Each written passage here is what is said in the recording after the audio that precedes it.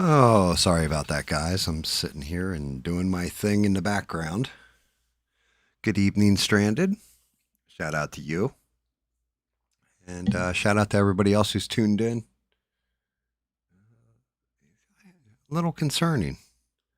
Now I'm seeing this. Has anybody seen Eugene?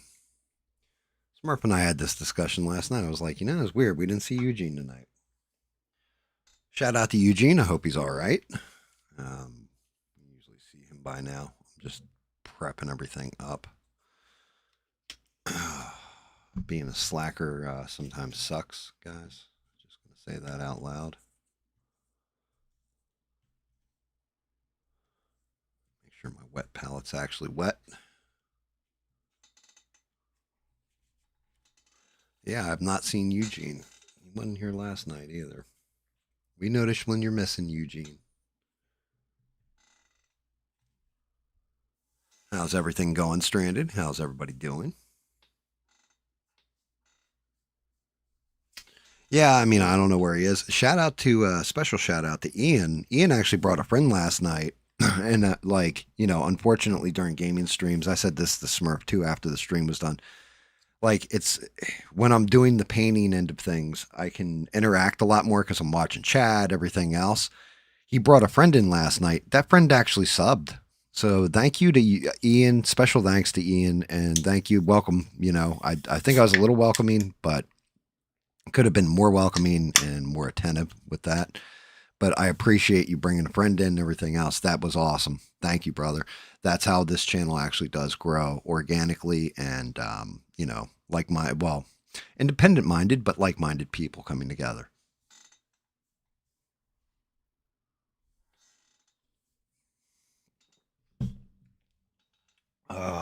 So back on to the punishment that is Galactus for the most part.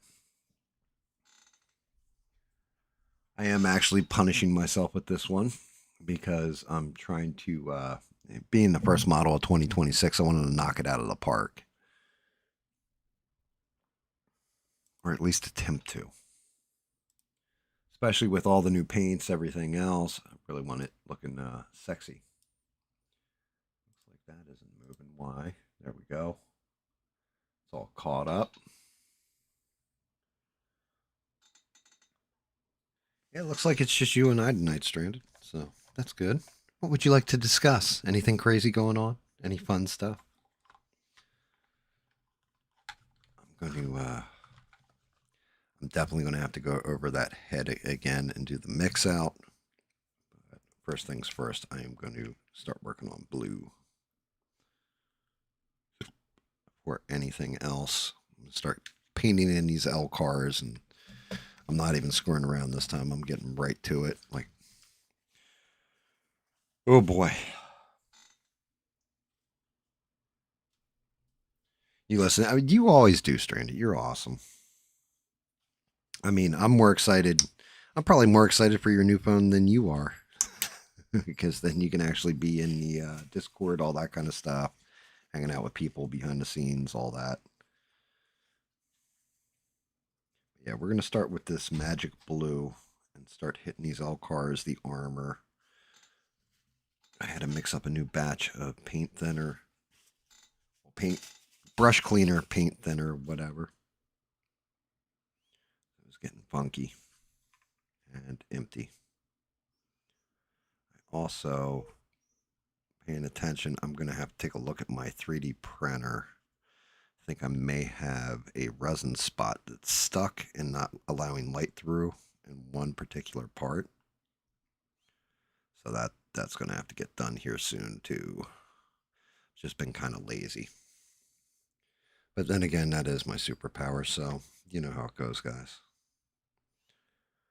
Start playing a game or, bullshit and all this kind of stuff and start to get lazy. So I definitely need to look because I think I'm getting close to having to change out the FEP in my printer too. Which is always a fun pain in the ass. I know they sell something where I can put this like cartridge in there with the FEP, and it makes it where I just like click a bunch of things and it pops out or whatever. But they're like $100 some odd, and I'm gonna hold out on that for now. I've got all the tools to rip the damn tank apart, so I can't justify spending an extra $100 or whatever just so I can make that faster once every like 3 months or whatever, 2 months, changing out FEP. Oh, I don't doubt that. Yeah, thank God it is Friday for you. That's awesome. I'm glad to hear it. Um, you know, work going back to work sucks. I'm at that point myself where it's like even streaming 3 nights a week is rough. Shout out to SE, by the way, ever since we moved Fridays. I think I told you this. SE actually messaged me and let me know, hey man, are you not streaming Fridays anymore? That was the only time I could watch. So I'm pissed off about that one because I always enjoy SE being part of the show, being here, having a voice on the channel too. Considering he's not, as far as I can see, he's doing like videos here and there, but I haven't seen him actually streaming.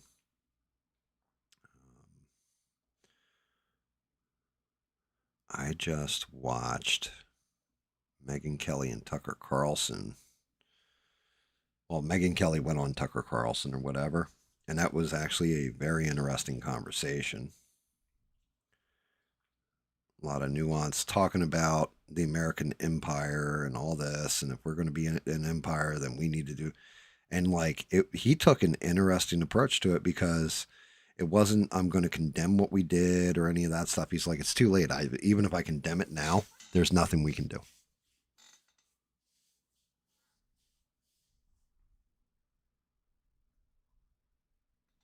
Really? I mean, hey, look, I'll tell you what. So what Stranded just said about SCOTUS, if that's true, SCOTUS is taking a case where they're looking at possibly banning anybody with dual citizenship for running for political office. That should already be in our fucking constitution, in my opinion. Because when you are a dual citizen, that you basically, look, I'm America, America only. Not America for America only, right? So my loyalties will always lie to my nation that I live in. This is where my house is. This is where my kids are raised. This is where my family's from. My grandparents and other people in my family have fought for the freedom of this country, maintaining it across the world. I don't think it's right that, I don't care if it's France, Belgium, England, Venezuela, Israel, Iran, wherever you're loyal, you can't have dual loyalties and hold political office because then you're going to favor the other. That would be the thought is that, well, you're swearing an oath to the other nation as well. So that actually makes sense. I can see that getting through SCOTUS actually pretty fast. I don't think they're going to have to deliberate too much on it. I think they'll just look at it as like, I don't even see that as a nuanced problem. You know? I think the political left will still disagree with it, though. Oh shit! What's up, Rogue? Hold on a second. Let me get these damn earplugs on. Go ahead. Say that again. I said, well, the political left will take disagreement with it just on the principle of it being a conservative talking point. Yeah, I mean, but it's not. I don't even see it being a conservative talking point. I just see that being a I'm, an American I'm just saying citizen. that that's You know. Yeah, I mean, I don't disagree with you. They're going to complain regardless. they, they just tend to be contrarian just To for the be principle of right, being contrarian. right. Yeah, you're not. You are 1,000% not wrong. I mean, this is bad news, though. This means that David can't move here and become president one day. You know, Maybe for the better. well, he couldn't become president anyway. You have to be natural born, I think, to actually run for Well, president. he would have quite a little while. He's just a youngin. He's not anywhere near 35. Did you just call him a youngin? That's Hey, he's one of them yeah. there youngins. Yeah, it was definitely Southern Rogue. Yes, Knee it's high to a it's Rogue. grasshopper. Yeah, knee high to a Hello, hello. grasshopper. Yeah, that's some craziness. I mean, where are you at with everything going on, Rogue? I know you pay attention to this stuff. You talk about Well, well, I mean, I've paid. If you talk about the Venezuela situation, mm-hmm. uh, I mean, I'm kind of conflicted on it, to be honest. Yeah, On one hand, that's where I was at. I kind of always tend to lean towards we need to get out of other people's business country wise, unless it's going to directly affect us in terms Right. of being attacked. On the other hand, he kind of asked for us to come and get him. Yeah, I mean there is He that. did, You know what? That's one part I never addressed, but you're 1,000% right with the dance and like I ain't worried about you and all that kind of shit. and they all, I mean, they were allegedly sending all kinds of drugs, flooding it into the U.S. Wasn't China and Russia also like in talks with them in some way or form? Okay, so Russian and Chinese that's the part technology that where was this is. So there's two things there, right? That you just said. it's Um, also our back door down. So damn, Rogue, you're cutting in and out. But so yeah, there's a couple things right there you just said. The big thing for me was stop saying narco terrorism, narco terrorism, narco terrorism. Right? Just tell the fucking mhm. truth. It's okay. You can tell the truth that Russia and China were making deals with them for their oil on the cheap, right? And And they also had their technology and stuff for their defense, right, you airspace. start if you're letting China move in, then they are technically, like you said, right on our back door. Like this is so. I don't. Do you know anything about the Cuban Missile Crisis? Not near enough to speak on it. Okay. Do you know the roundabouts of the Cuban Missile Crisis? like what it was about and everything It, else. It's the closest we ever came to nuclear assuming, war. yeah, But I don't know what you do know, what you don't know. not very much, to be honest with you. Okay. It's been a while since I So, read anything on that topic. so back in the day, we tried to pull all kinds of shit with Cuba to overthrow their government because it's a communist run government, right? We didn't want communism in the West. So our CIA went in and did all kinds of fuckery with Cuba, trying to, get uprisings. Basically, like how we do regime change wars in like Libya, stuff like this. They tried to do that in Cuba. Well, the Cubans got close with the Russians because of it. It was then revealed, and we're going back to like, I think, whenever Kennedy was president, John F. Kennedy was president at the time. So whatever era that is, the 60s. I think that's the 60s, right? But what ended up happening was Cuba said, okay, set up nuclear missiles. You can put your nuclear missiles in Cuba. And they started building out the bunkers and everything for the nuclear missiles. So this way, if we got into a nuke fight with Russia, Russia could strike us before our missiles even launched. And everybody came to, oh, well, you motherfuckers get that shit out of our hemisphere. Both sides in the mainstream, like, going publicly on TV and talking shit to one another, like Russia and America. And it was getting to that point where you either get those missiles out of there or else we're going to get into a nuke fight. Like, well, we might as well just launch our missiles now if you're not going to get those missiles out of there, that kind of thing. But what ended up happening was whoever was running Russia at the time, I can't remember the dude's name, and JFK, neither one of them wanted to get into a nuclear. They knew that would pretty much be the end of everything, right? If either one of them launched a nuke, and neither of them wanted to press the button.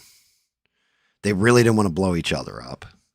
They went through back channels and talked basically behind the scenes. So without the press around them, in front of the cameras, they were talking shit to each other. Behind the scenes, they're like, look, man, we need to work this shit out because I don't want to nuke you. I don't want to nuke you. And they came to an agreement and they moved the missiles out, everything else. But yeah, it was the closest we've ever been to nuclear war. So that is one of the reasons why we hate Cuba so much, is because they allowed Russia to put nuclear missiles on our doorstep. Now, with Venezuela, them selling off the oil, all this stuff, they're doing it under the guise of narco-terrorism. If you're really talking about narco-terrorists, I'm not going to say drugs don't come out of Venezuela. They do. But not like Mexico and not like Colombia. Colombia is fucking just 1000% cocaine fueled. They got factories building, you know what I mean? Shit like this there. And then it's been well established that China sends the precursors for fentanyl, which is the one that's basically ending the most amount of lives, to Mexico. And they're mixing the precursors together and making fentanyl and then smuggling into the U.S. So those would be way bigger fish to fry, so to speak. But with Venezuela, what they have a lot of is silver and oil. What China's been doing is, and it's why, like we see Greenland in the news, all that stuff. And Trump's like, hey, we need to take Greenland. It's a matter of national security, all that bullshit. Yeah. The reason why he's pushing so hard with Greenland is because China has most of the rare earth minerals. So one of the main earth, which Venezuela is also rich in rare metals, especially gold. Which one? Pretty sure Venezuela has a pretty. Venezuela has a ton of silver, which is a rare earth mineral. So it cuts China off from that rare earth resource, right? On top of it, the oil, securing the oil. Watching Tucker Carlson, one of the things he said, and I completely agree with him from a logistics standpoint. If you're about to get in a war, there's certain things that you do. Those certain things are you start setting up where your supply lines are. This is just, what's my favorite book, Rogue? Do you know offhand? Your favorite book? My favorite book of all time. My favorite book that's ever been written. Do you know by chance? Bible. The Art of War. One of the main things you must establish is secure and solid supply lines. Right? So if you cut the enemy's supply line off, you know what I mean? You cut off food from the troops, what happens? You start demoralizing your troops, like the enemy's troops. If you, in this day and age, you cut off an oil supply, well, now you're starting to cripple their ability to move larger war machines around. Tanks, what I mean? It's got to be converted to diesel, all that kind of stuff. And yeah, so you're cutting things, you're cutting them off from having a supply chain by taking Venezuela and taking that oil back. That one of the big arguments is, well, Chevron and this company and that company, they build up all that oil infrastructure. That's technically American oil, and they reneged and screwed us over. Well, you know what? Cost of doing business. You bet that Venezuela would stay friendly to the U.S. You invested in infrastructure, you built out your rigs, and it didn't. So, unfortunately, yeah, they can steal your shit. Like, that's just how that works. You know what I mean? Unless you're going to take action. But you took risk and reward, right? So we didn't technically take back what was ours. We did to an extent. We took back shit for private companies, but that's no reason to institute our war machine against the country. You don't see them like, hey, like all this shit over in Iraq, and we built up all these cell phone towers and stuff back in the day, and now, and like the Iraqis, took it back from us. Well, we just left that shit there because it's like we're not going to get in another war over there. But in this case, it seems like, this is just what I'm perceiving. I think what Trump's trying to do is shore up the Western Hemisphere. And then there was an announcement either today or yesterday, I'm not sure which, but apparently he's adding $500 billion to the Pentagon's budget. So they're at $1 trillion right now. He just bumped it up to $1.5 trillion. The only reason why you would increase a budget to a place that's just for war is because you're planning on getting in one. So this is worrisome. I worry about guys like you. You're a younger dude. I don't worry about my son. He's already past age, But I do worry about, there's people out there that have kids or grandkids even that are in their 20s, their teens in their 20s, and they're going to get pulled in. And, if it goes to a draft, they're going to get pulled in to go fight in a war.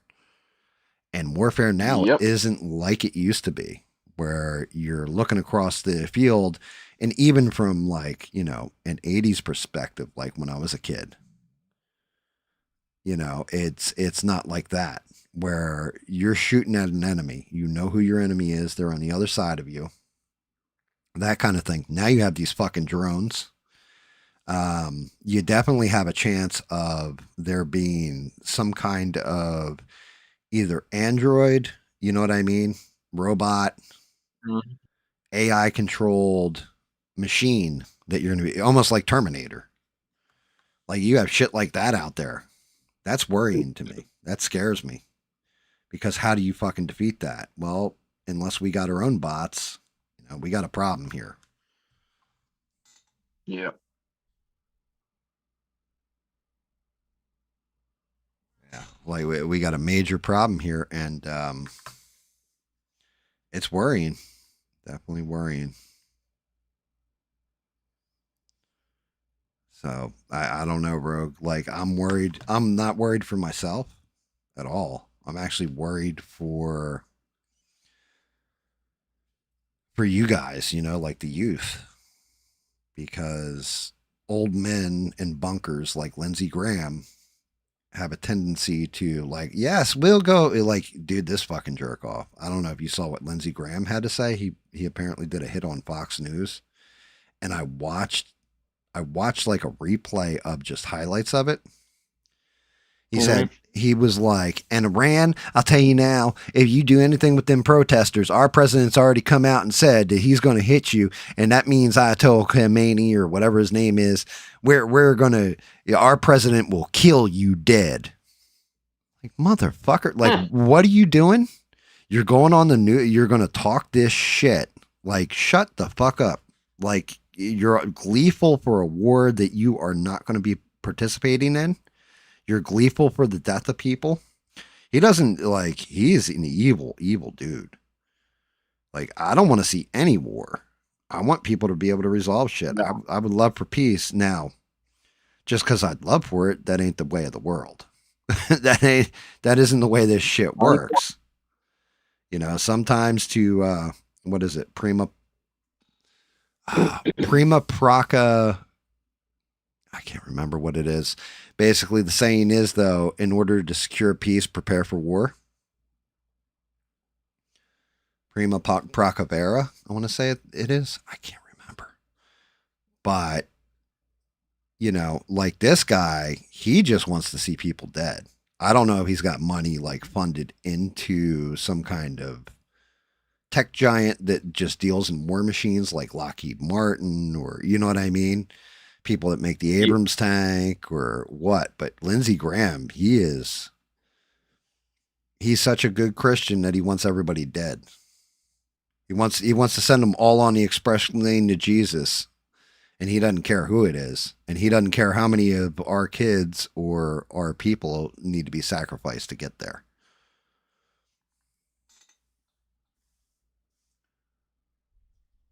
He may claim to be Christian. Stranded has an interesting. Fruits. Stranded just said something very interesting and very telling. Right? Think of 2020 when they said our population needs to be cut. Like, we need to cut the population down by, what'd you say? About 1 billion people? What better way than World War III?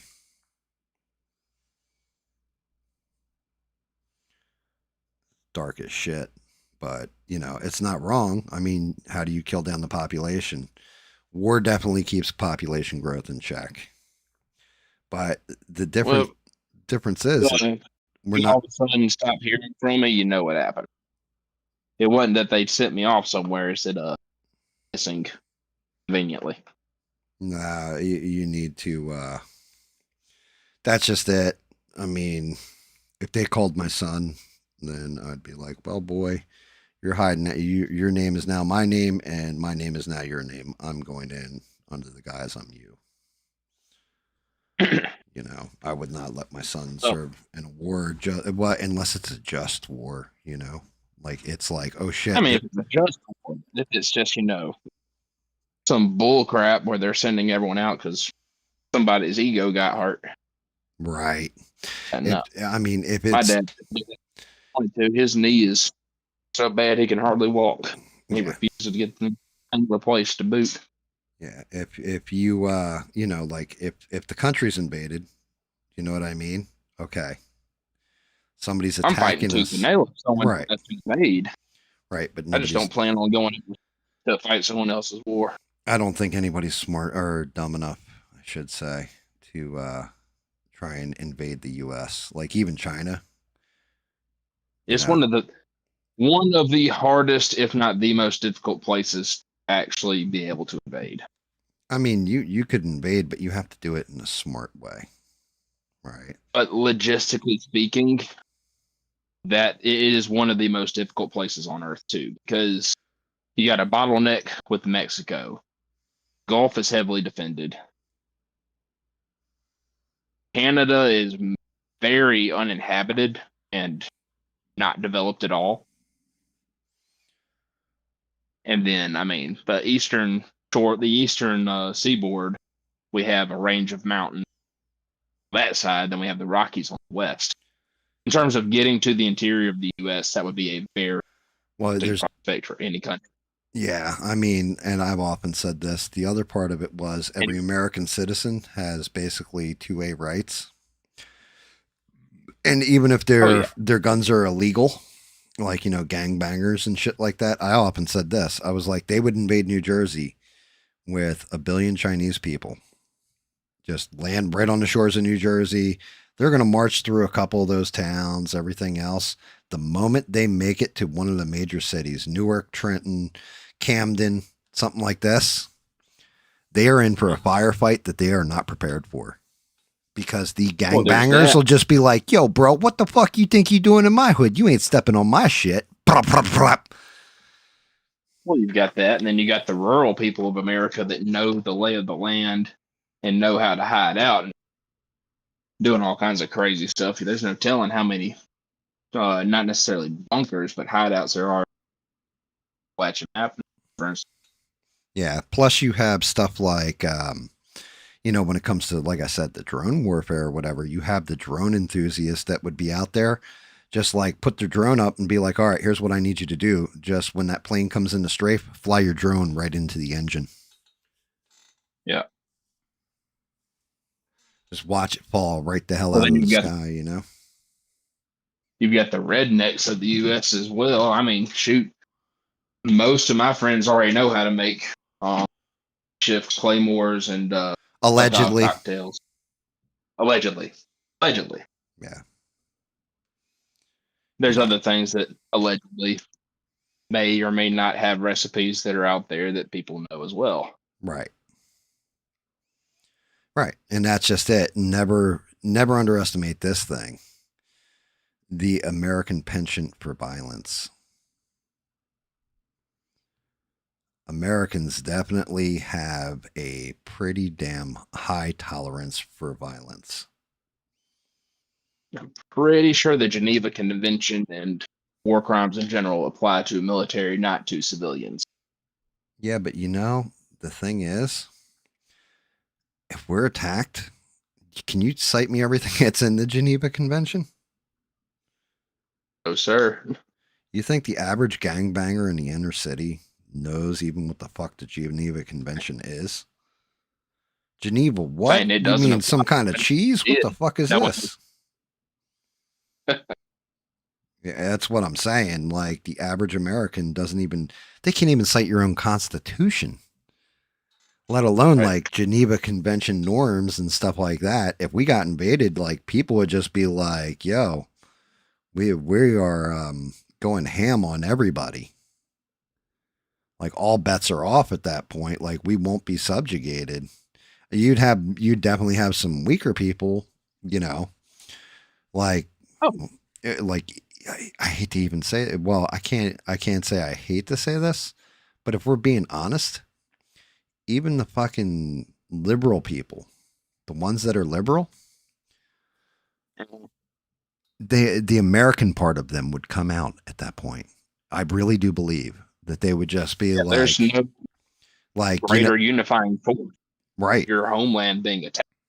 right. I could see even the libs that are like, oh well, stop Israel type crowd and all that, just being like, fuck that.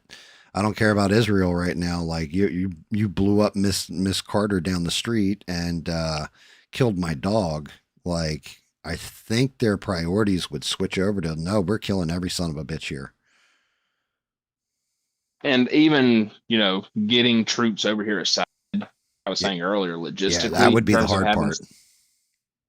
ammunition and supplies and such, even if you could get a foothold on the coast, the difficulty it would take to get the resources over to keep their war machine going to invade the U.S. would be very, Expensive. very difficult, if impossible. Because you would also have to get that over here without being destroyed by our Right. military force. Oh yeah. Yep. You're not wrong. And I always say this. Britain has a bigger threat of being invaded and overtaken because their citizenry, what are they going to do? Use sticks, stones, and sharp, pointy objects? Here, like you go somewhere like, where I'm at or where you're at. I don't know if constitutional carry is a thing, but you see people all the time just walking around with that shit strapped right on their hip. It's constitutional carry, and I know more than a handful What's of up, bub? people that if I need to be armed, it won't be difficult. There's someone that I go to church with. He has a safe, a gun safe that is big enough that you can walk into the thing. He probably has 400 Dude, guns between handguns, brother, shotguns, and rifles. I know somebody that probably has 200 to 300,000 rounds of ammunition, 2 walk-in closets full. Like we But have people that would have a big enough of an arsenal to arm the entire county. yeah, Entire county. but now hold on. Here's I agree with you, but you know what my problem is, right? How many people do you arm that actually knows how to use those weapons? Around here, the majority. Right. But now take a place like New York, New Jersey. I would say the best chance you would have, the people I would want to arm, probably the smartest ones to arm would be gangbangers. Oh yeah. You know what I mean? Like if we're being actually honest, our criminal element is probably the best one. You know why? Because one, they don't play by the rules, but two, Two, they have practice. right, they already have practice at either shooting people or being shot at. And I mean, I say that like that's a shame that it's like Alleged. that, but no, not even allegedly. Like I'm sure if we ran the numbers, that's what it would come up. No, So I was just reading Stranded's comment. She's allegedly. Allegedly. and there's Ian. Ian, shout out to you. Special shout out to you, man. Thank you for bringing a friend. He subscribed, all that stuff. I felt bad because we're playing a game, so I didn't get to interact like I normally do on a paint stream. But I just wanted to tell you, brother, I appreciate you. Thank you for helping the channel grow. I really do appreciate it. So shout out, special shout out to you, and shout out to your friend too.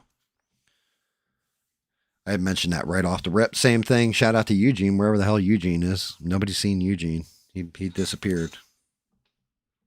Hmm. I don't know. I'm guessing that Steve Kerfuffle still hasn't been around. Nah, I haven't seen Steve. Hopefully he comes back eventually. Shout out to Steve. We miss him. Hopefully him and the dogs are all right.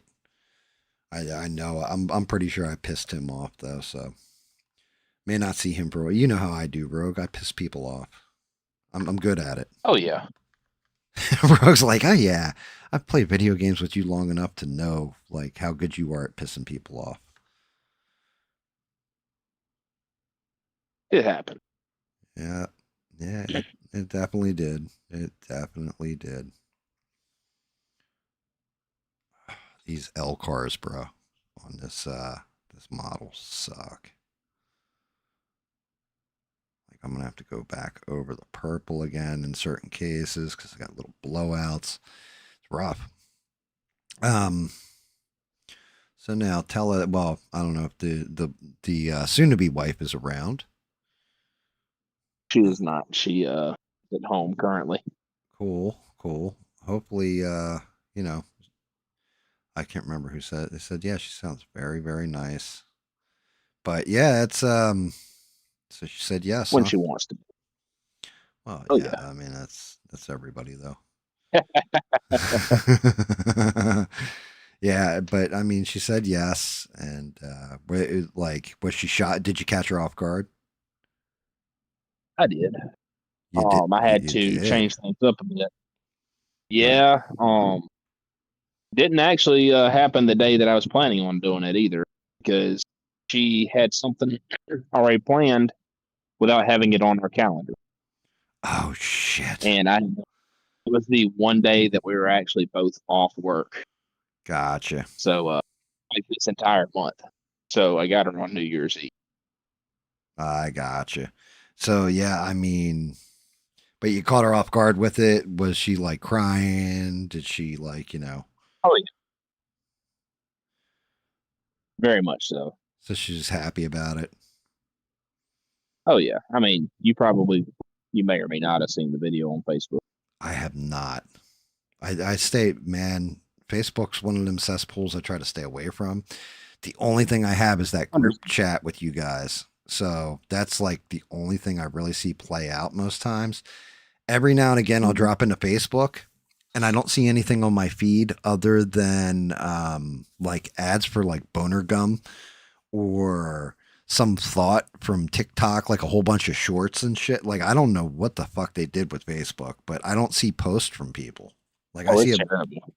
it's just like, what is this? Nothing but garbage. Hmm. Eugene just dropped in the chat. We were worried about you, buddy. You got gout pain. Hey, Eugene. That's a rich man's disease. How the hell did you catch it? Too much beer drinking?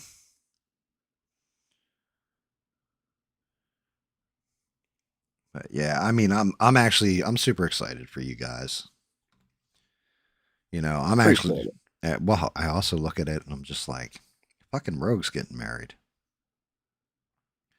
I This know, is, hard to believe. well, yeah, this is a guy when I first met him was just kind of like, yeah, need to just roll my own path and, you know, women like, yeah, I like girls, but I fucking don't have time for that bullshit. You know what I mean? You're just like, yeah, I'm just too busy building a career and working hard. If it happens, it happens. And then next thing I know, now you're engaged to be married. It's like, well, that escalated quickly, Rogue. Time flies, sir. It's not like we've known each other for 6 years now. Uh, Rogue, I Six, fucking, 7 years. you think time's flown for you, right? You're what, 28? 27, 28 this year. Okay. Yeah. So let's see, 24. So 30 years old. 6 years would be 1/5 of your life or 20%, correct? Yeah. I'm 50 years old. So for me, 5 years is 10% of my life. 6 years is like, I don't know, like what is it, 11.5% or something. So I want you to think about that for a second, right? So for Mhm. 20% of your life, you've known me. It's the Scary same. thought, sir.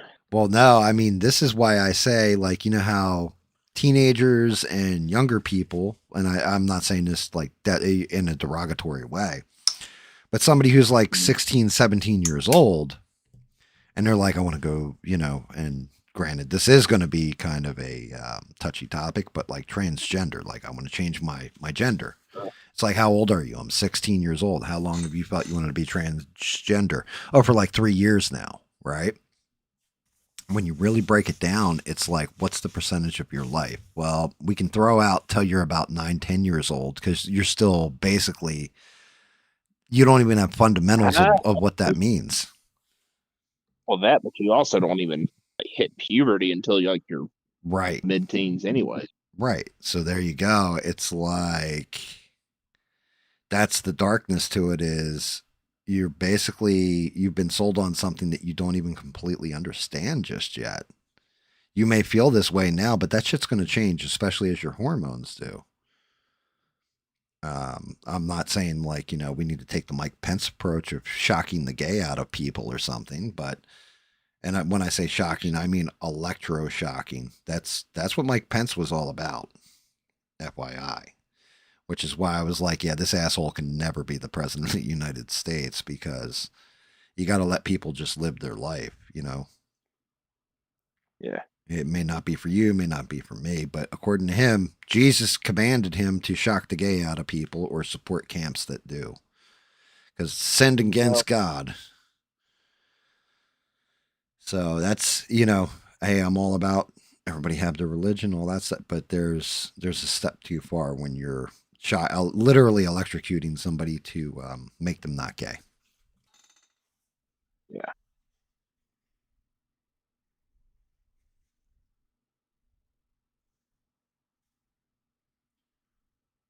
Gout? Gout's not usually weather related, Eugene. Well, I mean, I guess it kind of can be. It's usually from, it's almost like a yeast infection in your joint, if I remember correct. Hmm. Like you usually get it from consuming large amounts of alcohol, like beer specifically. And the only reason I know this is because my buddy And shout out to Ian for having knowing his nickname is Bones too. But my buddy Bones, he got gout like constantly, but that man drank like he just poured beer down his throat for what seemed like a fish trying to drink water.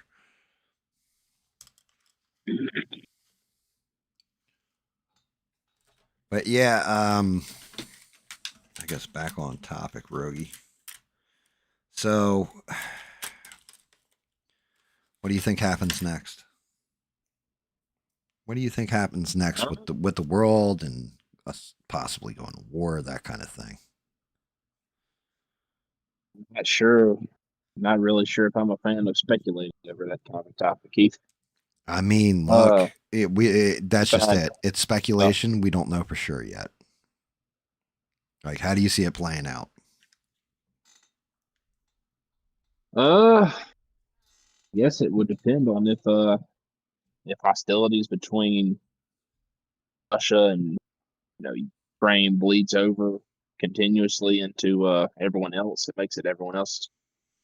If China continues to ramp things up,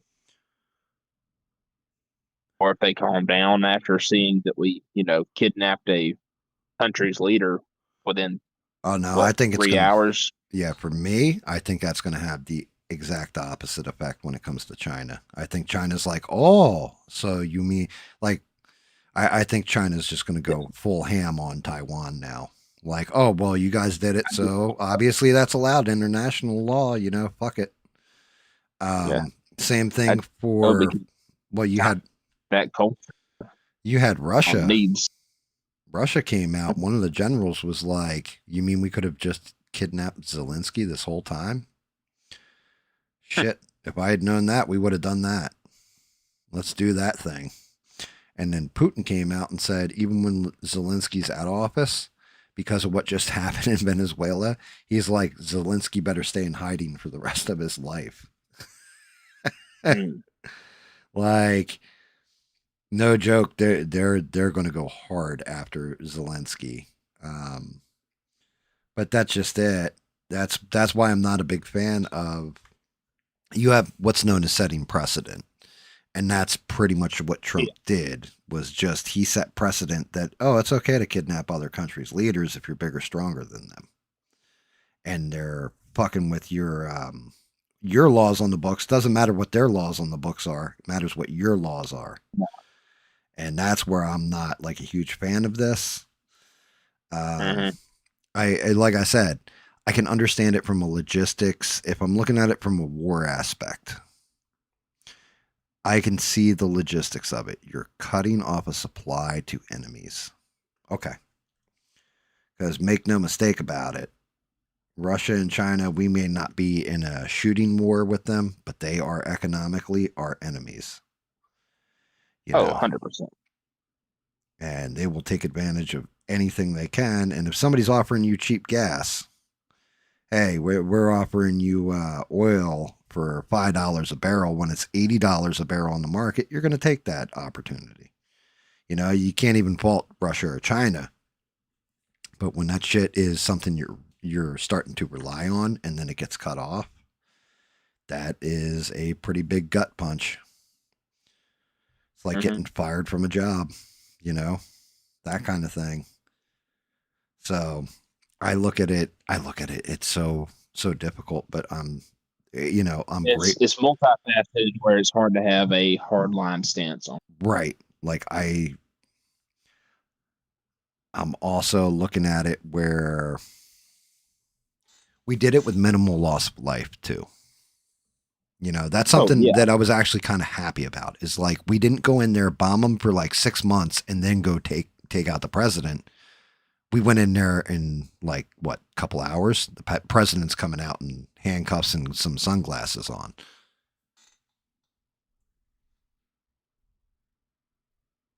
I mean it was what less than 4 hours that the entire thing took.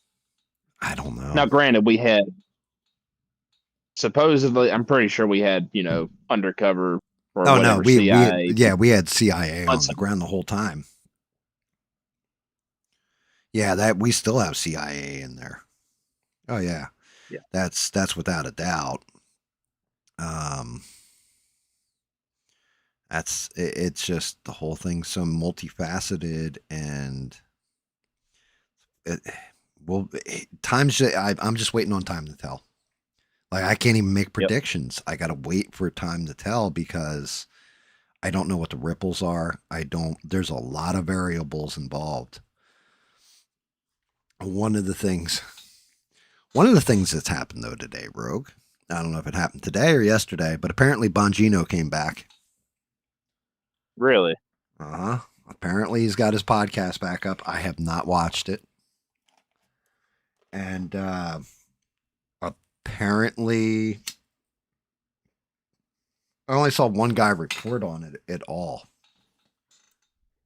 Hmm. Shout out to him. That's Luke Rakowski over at We Are Change. He is the only one I saw do any kind of reporting on Bongino coming back. But apparently, Bongino said all the black pillars and stuff are the reason why Trump's going to lose the midterms. And like he can't. Everybody was expecting him to come out and said, "Look, it can go either way. We'll give Bongino a chance." Is he going to come out and say, "This is all the shit I saw behind the scenes, and this is why I couldn't say certain things and stuff like that," or is it going to be a bunch of rah rah propaganda? And apparently, it's rah rah propaganda. Hmm. So Yeah, I always liked mine. I liked his stuff before he went in. Yep. Before he had to stop. Yeah, you know what? I like Dan Bongino until he actually revealed who he actually was. I'm sure. I'm sure you're in that position. I mean, look, I didn't expect him to tell us the dirty, dark secrets of that position. I really didn't. Hmm. You can't. There's certain stuff, like here you go. Here's a for example. Let's say over in, well, no, we won't even say. We'll just say Los Angeles. Los Yep. Angeles, the feds take down a fentanyl ring, right? 6 of those drug Right. dealers were shot to death immediately, but they never report on that. They just tell you they got the fentanyl ring. With minimal casualties is the way they phrase it, right? They don't tell you about the 6 that got shot to death, how the FBI agents did everything, all that kind of stuff. But maybe they didn't even have guns on them and the FBI agents shot them to death. Well, they're not going to tell you that. You know what I mean? Because what is it? It's 6 bad guys that were killing people, shot to death. So there's certain things, but are the streets safer, cleaner, and everything else for those 6 deaths? Yeah. Are they going to tell you that? They can't, because that person that was in that position had to make a very hard choice. And when thrown out to the public, people judge it off of their own experience. You know what I mean? Yeah. So some stuff they have to keep close to the vest. I understand that. It's just the way it always works. It goes back to the whole, oh God, what's his name? Jack Nicholson and Tom Cruise scene. You want the truth? You can't handle the truth. Because I have to do dirty shit constantly to make sure that your little ass can go to bed at night and not even know it happened.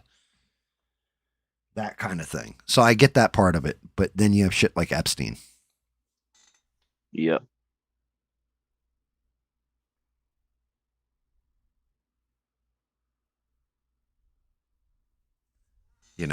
Look at Epstein. How many billionaires were just protected because they're billionaires? That had been GAM and Rogue the Leaf on that list. I'm pretty sure we would have been paraded in front of everybody, thrown in the darkest hole that the universe has, or the Earth at least has, and tortured to death for being complicit in that shit, right? Yet Yep. these motherfuckers did horrific things, and hey, he killed himself. Hey, so right there, it's like you lost a lot of credibility. And I think the only way to win back that credibility is to get out of there and say there's stuff with the Epstein files that I can't even talk about. I'm not allowed to talk about. I said what I said, but yeah, and just Shore up your position, but let people know that you couldn't talk. Most people would understand that. Yeah. You know, like most people would be like, yeah, I get it. They told you shut the fuck up or else it's your ass. And, Bongino, he had that opportunity today and didn't do it. So I don't know. I don't think his show's going to go anywhere. I think he's going to crash and burn.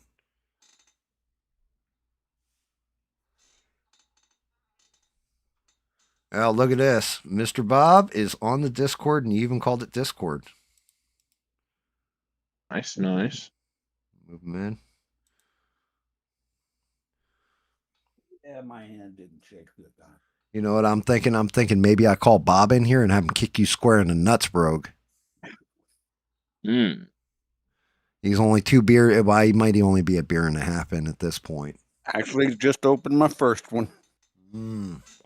You're in. So we got. Let me go break the bourbon out then. Yeah, it's Brogue of the Leaf. Oh, Rogue Leaf, how you doing? I was actually I'll be back, but I actually need to go shower off. I jumped in. I thought I would just jump in for a minute, turned it into an hour. Well, that's usually how that goes, Rogue. Yeah, well, I was in an attic in a bunch of insulation for the last hour of, so I'm That nice and itchy. fiberglass. Yeah, that fiberglass will get you every time. Yep. Oh yeah, some nice seasoning for your nostrils as well. But once I get that cleaned off and get myself some food cooked up, I'll jump back in. All right, brother. No worries, Rogue. Catch you boys in a little. All right, go get your shower. Did I hear Smurf in the background? There's no Smurf here tonight, sir. Smurf's at work. He's at Amazon doing his thing. He's in his tester category. He had to put on his tester outfit and everything. True. Yeah. No Rogue tonight, just me and no Rogue. No Smurf tonight, just Rogue and I. Just me really flying solo, trying to get this paint job adjusted. Fucking trying to knock it out because Galactus definitely, I thought he was going to be real easy and fast, and it's turning out to be harder than I thought. I didn't realize how most things do. Yeah. Yeah, he's starting to turn into a peace treaty between Russia and Ukraine. Good luck with that. Exactly.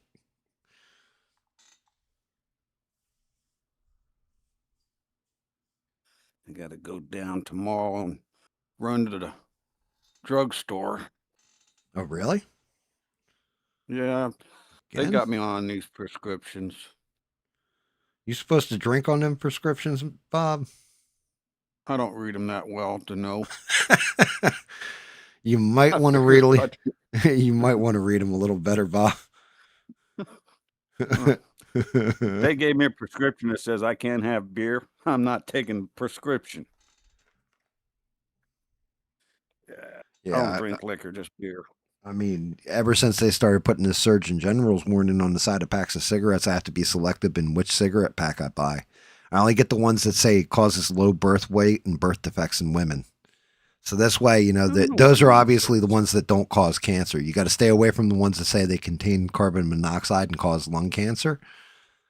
You know, if you buy those cigarettes, you're obviously poisoning yourself. But if you know, I'm not a woman, so it doesn't affect me. Mine just says, what does it say? General smoke, cigarette smoke contains carbon monoxide. That's all.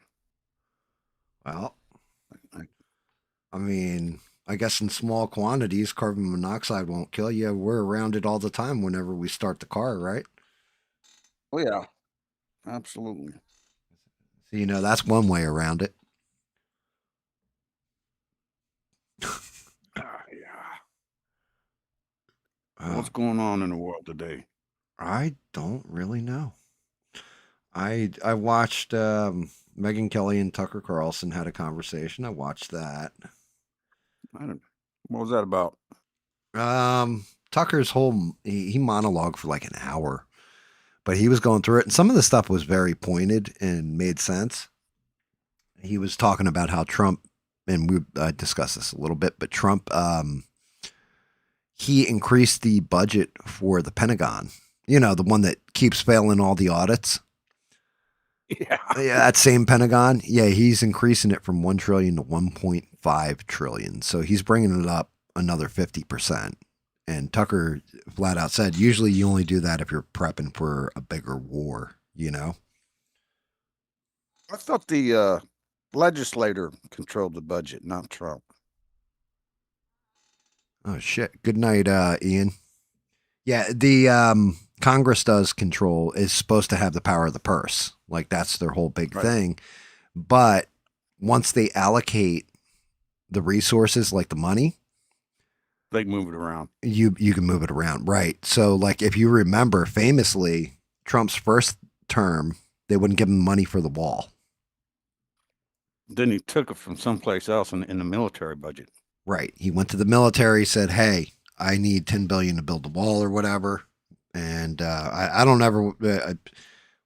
Who even remembers that he was going to build a wall? Because they're like that shit's gone right out the window. I haven't seen anything to do with building a wall lately. Like, yeah, Trump just completed the border wall or some shit, or he's just put in miles and miles of it.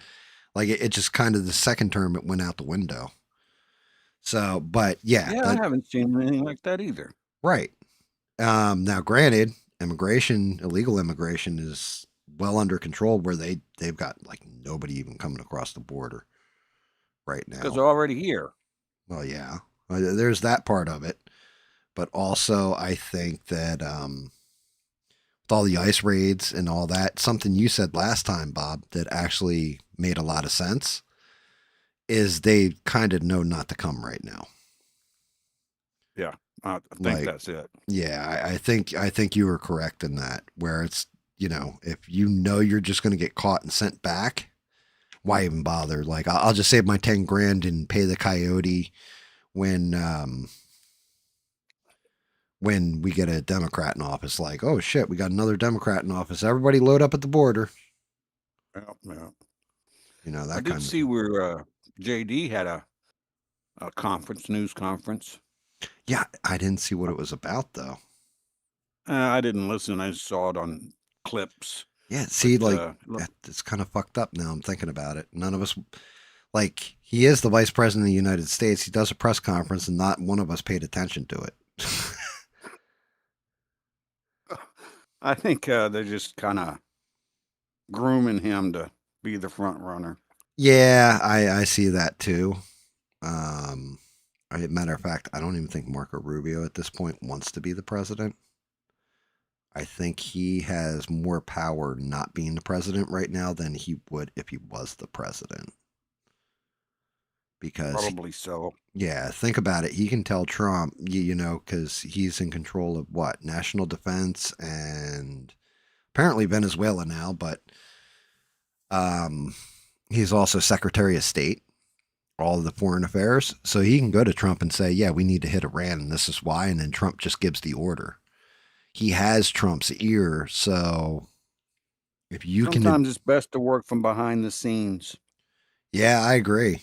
1000%. Sometimes it's better to be the villain in the background that nobody sees than to be the villain up front that everybody's throwing bullets at and slings and arrows and all that fun allegory. You know, sometimes it's better to hide in the background and impose your will from the shadows. I understand that perfectly. Yeah, That's how I was most of my career. It sounds like the safest place to be, you know what I mean? Because then you're not getting blamed for shit when everything goes wrong. You still have a good amount of influence and control over stuff. And yeah, I think that is the way to do it. And plus, look at we haven't crushed out our deep state. Like, that was one of those things. We need to eliminate the deep state. Yeah, we haven't eliminated any kind of deep state. Like, at all. When I was a first class in the Navy E6, I was my lieutenant, female lieutenant, put me in charge of docking and undocking for the Navy. Avondale Shipyard was the one that actually did the docking of the ships. And the very first female captain in the Navy was on the Cimarron, USS Cimarron. And she hated my guts. Just, it's one of those things that people develop around me. They either like me a whole lot or they can't fucking stand me. Yeah, No in between. I'm kind of right there with you, Bob. So when she found out I was going to be her docking officer, even though I'm not an officer, or I wasn't an officer, she went to the captain. The captain was in charge of Ship Soup New Orleans, and Lieutenant Gwynn, Beth Gwynn, was in charge of jumblization of the AO project. So we had these oilers that Avondale had built years before, and we brought them in and we cut them in half, and we added 108 feet to the midsection, and then we welded them back up and sent them on their way. Well, when she found out I was going to be in charge, from the government's perspective, of undocking her, she had already been docked and cut in half. Right. But she complained, and the captain she went to basically says, Lieutenant Gwynn runs that project. If you have a problem with who she puts in charge, you need to take it up with her. Well, Beth Gwynn is nothing but loyal, okay? Okay. A lot of other things about her, but she is loyal to a fault, as long as you don't cross her. And so she basically said, look, petty officer such and such has been put in charge. I have confidence in him. Go undock your ship. So I'm sitting on the docking wall. It's a floating dry dock. I'm standing up there, and basically, they sink it down a little bit to a certain level, and then they do leak checks to make sure none of the valves that go to the outside aren't leaking. Yeah, you don't want to just kick that shit out in the middle of the ocean and be like, there it goes. Oh, well, it's sinking. Yeah. Well, it's actually not the ocean, but it is the Mississippi River. And so we go down, we do the leak checks, everything checks out. The problem with the Mississippi River is, particularly if it's been raining, that thing runs about 7 knots downriver.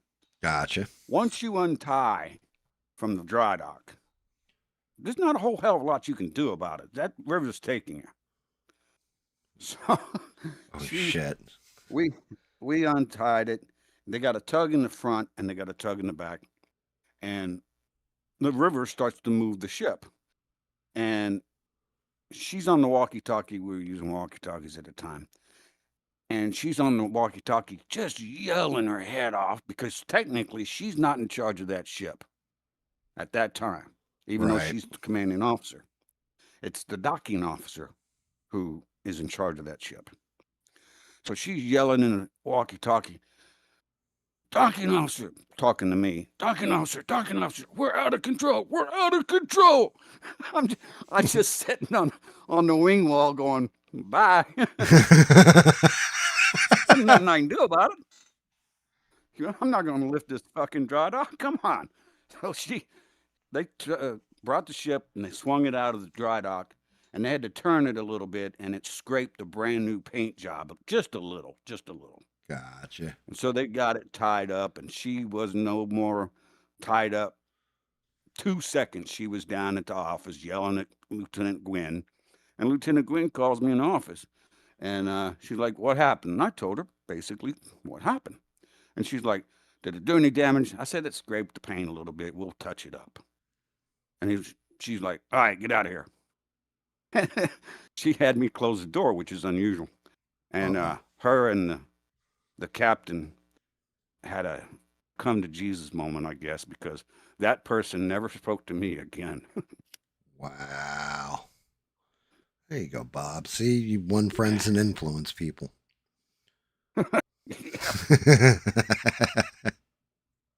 Yeah. Actually, her overhaul coordinator years later, smoking hot lieutenant. What was her name? She became the chief of naval operations. She was the boss years later. Wow. I mean, can't remember her name. I can find it out though real quick. I've got You're pictures fine. of her. CNO. Female.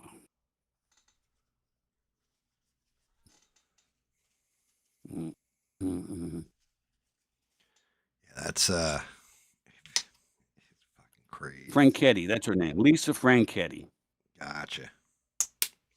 And we used to watch her. She would jog up and down the levee at lunchtime, and we'd go down and eat our lunch at the pipe shop and just watch her jog up and down the levee. She was smoking. She never figured out what we were doing either, I guess. Or maybe she did. I don't know. Maybe she did, and she just like enjoyed it. We Some thought do, she some was gay, don't. but she ended up getting married and having a couple kids. Yeah, I mean, I used to think the same way about Rogan. He's engaged now. Joe Rogan? No, I said Rogue. Rogue the Leaf that was just in here. Rogue. Oh, Yeah, like we used to. So that's one of those things. Remember, I told the whole story about the guy who ended up marrying the tranny. Like, and we used to tease him all the time because we're like, maybe Rogue's gay. You know, I'm like, I don't care. He's a good guy. I was like, I don't think so though. He's too pure of heart. I think he just honestly doesn't even see what's going on. So we'd have those discussions like, maybe he's gay, and now it's like, nope, he definitely 110% wasn't gay. We thought Lisa was, but it didn't matter. She was still smoking. Yeah. Goes back to, have you ever seen the movie Dodgeball? No. I mean, I've seen clips of it. So is that the one with the comedian in it? Yeah, it's a comedy. But they bring in this guy, and I'm trying to remember what his name was. I can't even remember what the guy's name is, but he's played by the actor Rip Torn. Do you know who he is? Mm-mm. He was on like he's an old school actor, and he's really gruff. He was on the Gary Shandling show, not Gary Shandling. I don't know. There was a show with Gary Shandling that was on HBO, and he played like his agent or whatever. But anyway, they bring this guy in because he was like one of the premier dodgeball players back in the day. And they bring him in, and he's in a wheelchair now. And he's their coach. And like the shit that comes out of his mouth is hysterical. So like, he's like, if you can dodge a wrench, you can dodge a ball. And he starts throwing like pipe wrenches at him, making him jump out of the way, right? Stuff like this. And then he's like, you couldn't hit water if you fell out of a boat, he says to the one guy. Well, they bring in this girl that wants to be on the team or whatever. And he's like, she comes in, she's like winging the ball, and she's just nailing everybody, right? She's throwing the dodgeball, nailing everybody. And like the one guy's like, yo, I think she's gay, right? And the fucking coach turns around and he's just like, I don't care what she is, but that dyke's got a hell of an arm. Yeah, if it's going to be good for the team, you don't really care who they're sleeping Right, with. right, exactly. You don't care who they're sleeping with if they're, But it was just hysterical. He played Patches O'Houlihan. Yep, Patches O'Houlihan. That was his name on He the was show. in something else. Oh, he's in a lot of stuff, actually. Yeah. He's an old school actor. Mm-hmm.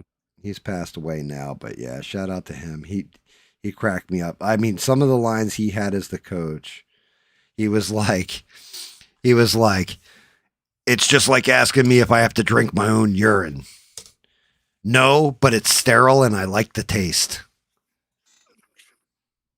That's not good.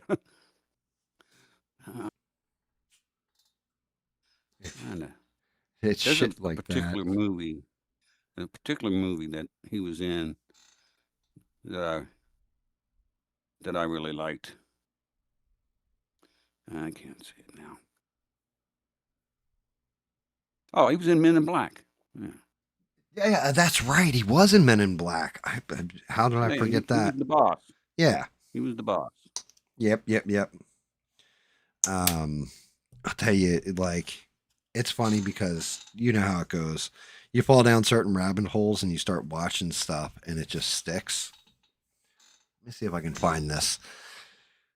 Um, there's this woman, and her name is Carissa Cordell or Codell. I can't remember.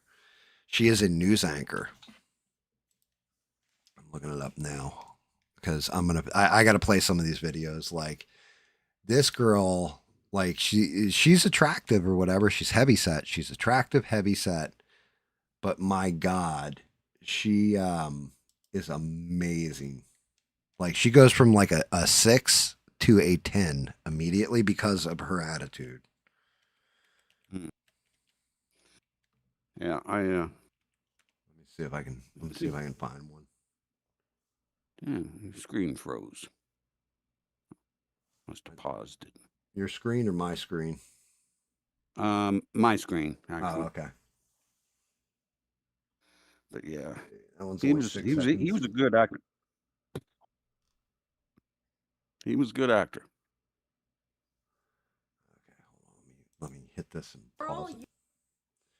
Make sure you guys can all hear it, see it, all that kind of fun stuff.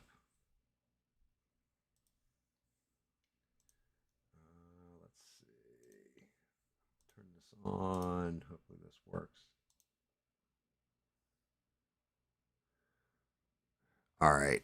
Yeah, it looks like I can. I just need to blow up this window capture real decent so you guys can actually see her. All right, here we go. Window capture. Let me make sure the volume's up.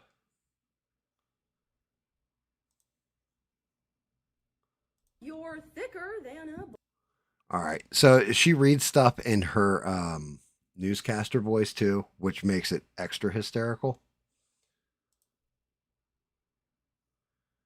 I just want my volume setting. I'll tell you what, going from Windows 10 to Windows, Windows 11 to Windows 10 and all this kind of stuff sucks. I don't even know what version of Windows I have. And I'm an IT guy. Dear Lord. All right, here we go. Hopefully you guys. So let me know if you guys can hear the first one. I'm going to hit play now. Bowl of oatmeal. I can see it. I can't hear it. Still can't hear it, but I can see it. Girl, you're thicker than a. She's bowl of oatmeal. she's a big girl. Right. But now the whole thing is she's reading mean comments about her. And I'm trying to boost my audio on it. I'm not seeing it. Let me see if I can find it in here. Audio input capture mic, no. Shit. Let me see properties.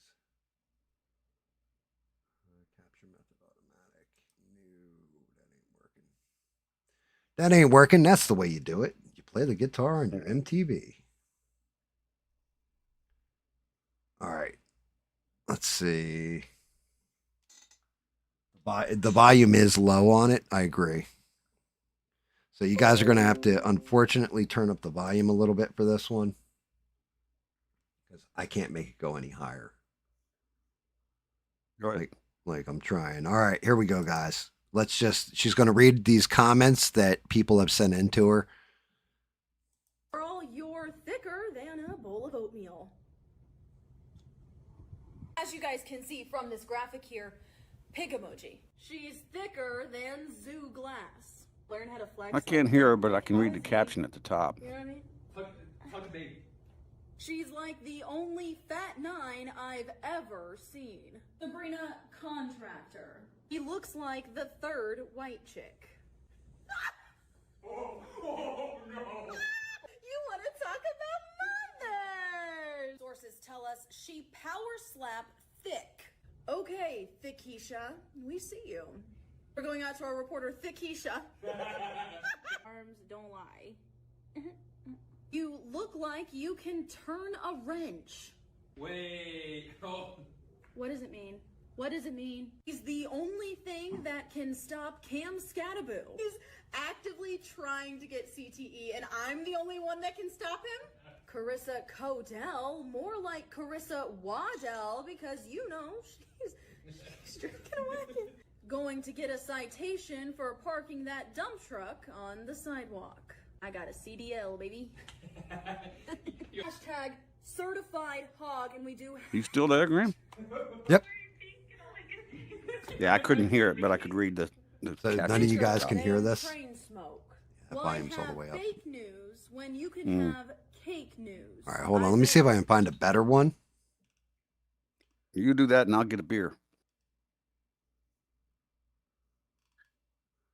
I'm going to find one where it's a full compilation of them. These are all just regular.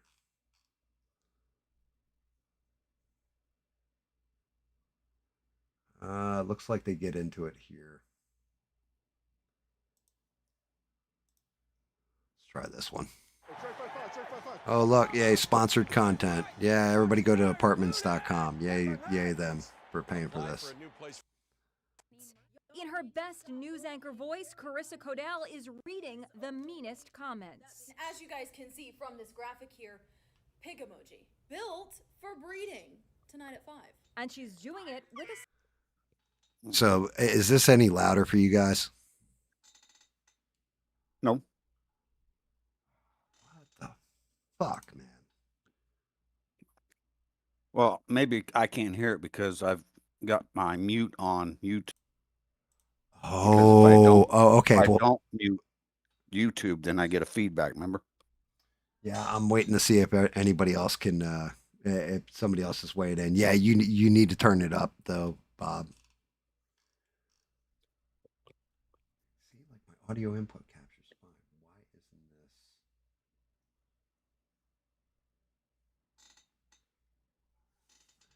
isn't this? If I crank this up, let me see. Let me see if this works a little better. Tell me if it increased the volume at all. sense of humor.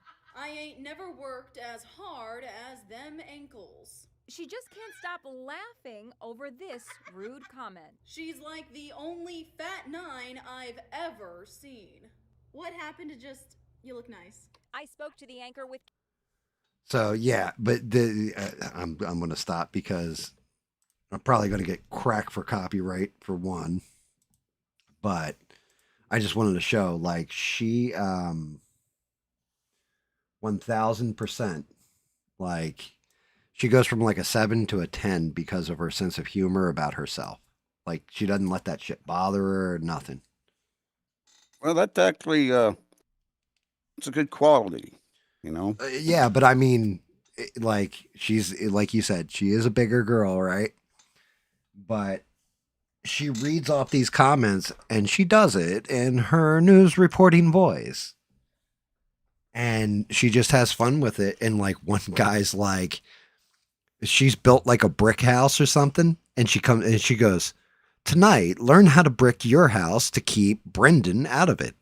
Like, because the guy who commented was Brendan. But she's like, she's hysterical. I'll have to look her up after the stream. Yeah. Definitely check her out. Her name's Carissa, not Clarissa, but Carissa Cordell or Codell.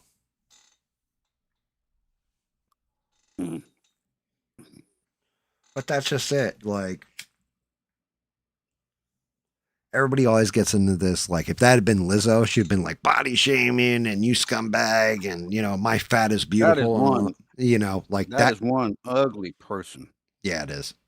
But that woman becomes more beautiful because she can joke about it. And I mean, she's like laughing hysterically with the shit that's being said. She actually does find those comments funny. Probably makes life a little better. I mean, what can you do? and I've seen video of her when it was like a few years before, she was like 40 pounds heavier.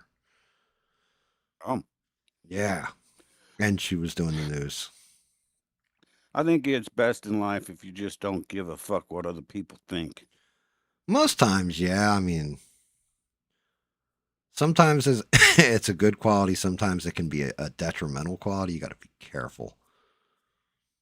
Like if you give Yeah. like certain people, you got to give a fuck what they think. Like, you go to work, you kind of want your boss to think better of you. Otherwise, you eat shit for a while till you get a new boss. Well, Yeah. I worked project work, so I was kind of my own boss. We'd have a project manager, and but I worked on my own timeline, and I was always done before anybody else was done. So as long as you were on schedule, then he pretty much couldn't bitch at you too much. Yeah, I mean, for me, I did contractor work for a minute there, and it was always whoever signs my check, you're my boss today. Well, I looked at it a little bit different because I'd go through, I was an independent contractor, but I would go through these different companies. They'd have a requirement for somebody with my specialist, and they'd sign me up for a particular project. And it might run, 8 months to 5 years. I did one project 5 years out in California. And it was just, they kept adding plants. We'd add plant and add a plant, add a plant, add a plant. Yeah. That was a utility project. Well, shout out to Eugene who just posted. Hey, Eugene. Hey, I can see him. Yeah. Trump came out and said he's banning corporations from buying single family homes. Well, that's targeted to BlackStar or BlackRock. BlackRock, yeah. And because they've been doing that for years. Right. That's what's been driving up the housing prices. So, in a way, he just did something to help us domestically. Because 1000%, if I'm selling my house and I sell it, hey, Bob, I'm going to sell you my house for $200,000. You're like, okay, you go to the bank, you get the loan, everything else. And then BlackRock comes in and says, we'll give you $400,000 for it. Well, now you're priced out of the market, aren't you? Absolutely. That's how it's been working. Yeah. I get freaking shit in the mail and stickers on the door at least once a week. Hey, this is so-and-so. Can we buy your house? Yep. Because all the houses down here are established, and it's in a great school district, by the way, which is why we bought this house. And they just keep wanting to buy them up. I don't know why, because now they're starting to rent out the houses that used to be single owner. Right. So there you go. You got it in one. That's why.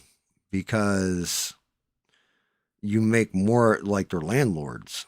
You can make more off of somebody coming in than you're going to pay in your mortgage. Yeah, I guess that's good business if you. Yeah, well, think about it. You buy a house. Let's say you paid even $200,000 for it, right? Which is nowadays is low end. But you spend $200,000 on a house. We'll say your mortgage is $1,500 a month. You then rent out that house for $1,700 a month, $1,800, hell, even $2,000 a month, and somebody's going to pay it, right? Because they can't afford the down payment on a house, so they give you that $2,000 a month. You pay off the mortgage on the house, you pay for the insurance, everything all in there. They're paying for their own utilities, all that kind of shit. All you got to do is pay for basically upkeep in your mortgage and the land taxes, and it's all coming out of that rent. Plus, you're making a little bit of money on top of it. And then what my daughter does, right? And then what happens? Now your house is getting paid off by somebody else. You ultimately own that property at the end of it, and eventually you get the right owner or the right renters in there, and they're there for a while or what have you. You can then be like, well, the house is now on the market for $400,000 and you guys have enough for a down payment. You know what? I'll cut your rent for 6 months. You guys build up a down payment, buy this fucker off me. The house already paid off and now you're just clear profit. It's a business That's what model. she's doing. Yeah, that's what she's doing with her house. She's actually renting out. She's got 2 master bedrooms upstairs, and each one has their own bathroom. So she rents out the extra master bathroom to traveling nurses. So She's been doing that for years. Stranded just popped in. You need to regulate rent costs. I don't agree with that one. I think the free market regulates the rent cost. Because I can get a house down here, and this is a very high, high, people want to live here, but you get a lot of turnover because of the military. So you get a family that comes in, and maybe Right. they rent it for 2 years, Right. and then they transfer out, and you get another military family in. Right. So the reason why I'm against regulation of rent costs is because what happens when cost of living goes up or you have to make a major repair. In the scenario I gave you, you're walking away with a couple $100 a month, right? Yeah. At that point. Now you own a whole bunch of properties, it's a couple thousand a month. But if you only own the one property and you're renting it, maybe it's your family's land, whatever. If you regulate that rent and say, okay, well, we understand that every other property in, we'll say Virginia is on the market at right around $2,000. In South Carolina, that same property is renting for $1,200. So we're going to regulate Virginia's rent down to $1,200. That $800 difference is for land taxes, everything else. So now you're coming out of pocket to put somebody up or let them rent. What happens then is you can't afford the mortgage, you can't afford the taxes, you end up defaulting on the property. It then goes back to the bank. And they either auction it off. And buys it. Right. They either auction it off and BlackRock comes in and buys it, or else now you've crashed your housing market. You have to be careful with that kind of shit. You have to be careful with over-regulation. My place is been paid off, but the freaking real estate taxes just fucking piss me off. And I understand them, okay? I get them. So, Jesus Christ, that's a hit. So, Stranded, this is the funny part of what you just said. You would agree if you're a renter and half of your monthly, try 3/4 of, actually, let's put it this way, 100% of my paycheck went towards my rent. 100%. And then my wife's paycheck paid for the food, the electricity, and some of it got squirreled away so we could save up to buy a house. That's how that worked. That's how I got my house, is because I was able to carry one of us, either myself or my wife, their paycheck was able to carry the house that we were renting with 2 children. The other person was able to cover like electric, food, or whatever. And then whatever money we had left over, you guys hear me light up cigarette after cigarette. There's a point in time where to afford cigarettes, we either had to find couch change or, hey, look, that coin jar over there, let's cash that in. Hey, I got some video games here I'm going to sell off. And then you'd get a pack of cigarettes and make it last 2 weeks. Like we would say, there was days where me, my wife in particular, or I would not eat because it was like, don't break that budget for buying the house. Could I do it again today? I could if I needed to. Would it be if I had to buy the house flat out like I did with this place? I don't know if I'd be able to get together enough for a down payment, if I'm being honest with you. Instead of 3 years, it would take at least 6 because of how the housing market is right now. It's fucked. But yeah, we just sacrificed. And like, that's when I say my wife had to drive the boat. My wife had to drive the boat because I was like, oh no, well, that's bullshit. Why are we doing this? Why are we doing that with the finance? Just trust me. We'll have a house. Trust me. We'll have a house. And I trusted her and we have a house because of that. But yeah, so I get it. Over half your money's going to rent, the other half's going to living expenses. I 1,000% get it. My wife was very good with money, fortunately. So everything I own. So, and Stranded just said it. If you look at what she said, average income is $30K a year in Ohio. Average rent cost is this in a not good neighborhood. You know what and if I were in New Jersey, average home prices at that time were right around 250 to 300,000. Average income, and I would have made more money in New Jersey. I would have, instead of making like 40K a year at the time, I would have made 60. Right?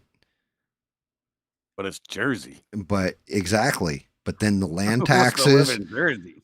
just the land taxes alone for the year on a house of this size, like the property I own, it's right around $9,000-$10,000 a year. South Kakalaki, it's $1,000 a year, $1,200 a year. So that's just it. Did I stay in New Jersey and keep it? No, I moved to a place where I could afford it and we could build something. I had the choice too. My wife, when we got married, was like, do we live in South Carolina? Do we, because she was living down here. Or do you want me to move to New Jersey? I said, we're fucking moving to South Carolina. I was like, let's look at financially where it's at. And financially, it made more fiscal sense to move down here and start here, start fresh, start anew. I had all kinds of connections in New Jersey, like any kind of connection I wanted. If I needed a job, I could make a phone call. If I needed weed, I could make a phone call. If I needed to borrow money, I could make a phone call. Down here, I had nothing at all. And I was like, nope, I'm going to restart my life. So I had to gamble, I had to risk. And I wasn't a spring chicken. It's not like, oh, well, in my 20s, I did this shit. I did it at 36 years old. So it can be done. It's just a matter of what you have to have a goal in mind of what you want. And even then, like I just said a little bit ago, I argued with my wife over it. Why are we doing this? Why are we doing it? Let me drive the boat. She gave me the finances 1 month, Bob, for 1 month. Man, I fucked that shit up worse than a kid with Down syndrome's 3rd grade science project. I mean, I fucked. Holy shit! I had my kids looking at me like, "Yo, really, dude? Really?" I had fucked it, and I gave it back to my wife, and because I told her from the rip, I was like, and my wife were listening to this, she would come in here and just start laughing at me and pointing, because I flat out told her, I'll never own a home. I'll never have a house. I'll never have this. I'll never have that. And she was like, you will, but you have to be smarter fiscally, and you have to do it. You have to learn how to play the game and build. You're doing it wrong. Okay, well, if you know so much, then I'll let you drive the boat. She drove the boat. I have a house. Yeah, my wife drove the boat all the way up until her last year, I think. And I had to take over the finances, and I couldn't do it. I had to call my daughter in. Yeah. And my daughter came in and basically had to go through everything. And she's like, yes, you own that. Yes, you own that. You got to pay these taxes. You got to pay this. And she's like, I can make it come out of the bank account automatically where you don't get any bills. Right. And I'm like, set it up. So she did. So yeah, all the bills come out automatically. The only danger with that is you need to always be watching to make sure everything balances at the end of the month. Like, you're not, like, I got double charged for this. Like, that happens sometimes. Sometimes no fault by anybody. It'll just happen. So you have to always be checking that stuff. The whole thing was when my wife took back, started steering the boat, she taught me how to steer the boat. So am I better than I was? Yes. Am I as good as my fucking wife at it? Not even close. She can still, like, juggle a ball in the air, like keep all the balls in the air and everything paid, like, basically ahead. Yeah, when we got married, I told her, I said, look, you're going to run the finances. I said, I'm not any good. And I knew I wasn't any good at it. And I said, make sure all the bills are paid. I don't want any late notices. And whenever I want $300 in cash, for whatever reason I want it, you just give me $300 in cash. And that was the deal. And we had that deal for almost 38 years. And Right. everything worked out, as financially, it all worked out just okay. And the Stranded just said, she's like, it's nice you had somebody to carry you. Not everybody has somebody to help carry them. You're not wrong. But guess what else? I had to carry 2 other people. So it wasn't just me and my wife fighting it out. We also had 2 children. That's the sticky wicket. Kids are fucking expensive. Damn straight they are. Like, I think they are more and trust me, I love my kids. I'd sleep in a tent. But, if I had to put a roof over their heads, and granted, I was fortunate too. My kids did the right thing. They listened to me when I said, do not do what I did. Stuff like this, but carrying 2 other people that aren't working, that's 4 people on 2 paychecks. It's as good as having 1 person carrying 2 paychecks, or 2 people without a paycheck. So it was rough. Because, you're talking about quadruple the food. Each time one of my kids moved out, like, true story, Bob. I don't know. Well, you still have your son living with you, right? But, when your daughter moved out, for example, right? Like, my son was the first one to move out. And my son actually moved his fiance, and we let him, because he was buying a business, all this kind of stuff. That had to be uncomfortable. No. It actually wasn't. Perfectly fine. My kids could come live with me whenever they want. She's good people, like real good people. Man, I love her. I legit call her like my daughter, even though make sure the headboard doesn't bounce against the wall. Yeah, they're across the other end of the house, so we didn't have to hear that. You know what I mean? Yeah, no. Yeah, they're the other end of the house, so we were good on that part. But it's one of those things where it's difficult. It's not easy. Like, it's not like, oh, well, you just do this and all your problems are solved. It's hard. I'm not saying that shit's easy, but I'm also telling you that there's times where I didn't eat. There was times where it was like, oh shit, they might cut the electric this month. And that's why I look at it now. That's why I'm so empathetic to young people now that are trying to do the right thing, work a job, or, even if you're older, you're trying to work a job, you do the right damn things. Housing should be definitely down from where it is. You should be able to get housing at any given goddamn time. But at the same point in time, it is tough. Yeah, it's rough out there. And this is why I rail on Trump so much too, because okay, that's great. You got all this oil coming in. Yay. You got all this money from tariffs. Yay. Okay. You got all this investment in AI. Yay. Did that lower your rent cost? Right. Or your food cost? Did it make your insurance rates go down? My rates went up. Did it make everything you procure in your daily life, does it make it better for you? And this is why I get pissed off with Trump, because that's what he ran on, was making everything cheaper for us. And everything's not only just, like some cases, some stuff went up. Some cases, like eggs, for example, they went down in price. You got to give the devil his due when he did something, right? But at the same point in time, at this point, I would figure that we would have more Americans in jobs, which we're not seeing. There's a reason why the last job report, they didn't even put that shit out. That tells me the government shutdown. It doesn't matter. Even if you got a government shutdown, when the government opened back up, you couldn't pop the report out and say, yeah, this is how many jobs were generated. So you delayed it. Okay. You delayed it by a couple months. All right, fine. Bet. Now tell me, what did we do for jobs in October? Nobody can tell me. Don't know. Right. And that's a scary thing, because it's not the information they're giving you. That's what they want you to know. Sure. Why aren't you releasing a jobs report? What don't you want me to know? That's where you have to be worried. No, I agree. I'm not disagreeing with you, but I know, and we had a really good GDP report, right? Okay, that's great. I don't know how the GDP affects my bottom line, to be honest with you. It Does doesn't. it mean we got more jobs? Right, exactly.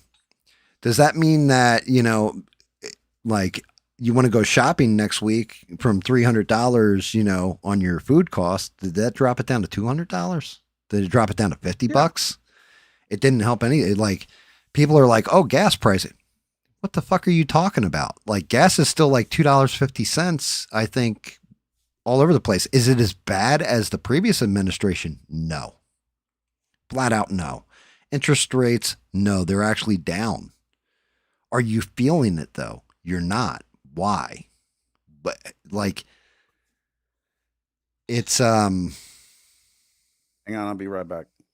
it's one of those things where I think we're at a point, guys, where we need negative inflation, and it's going to look like our economy looks like shit, but you kind of need the negative inflation to make the prices go down. It's the only way to you need an actual, for lack of a better term, we need a great reset on our prices, not in the, our world order or anything like this, but on our actual prices.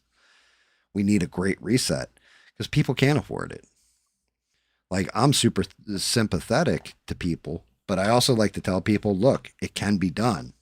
It's just not going to be fucking easy. You're going to own a home. Not going to be easy. I wouldn't, if I were in this environment right now with the mortgage rates, everything where they're at, the interest rates, I wouldn't be buying a house. Well, I think that's going to change next year whenever he replaces the Fed. I think they will lower mortgage rates. Right. But I want you to think what you just said. That's going to change next year. Well, the changes that they make next year won't take effect for another right. 8 months after that. Right. So, and here's the other part of it.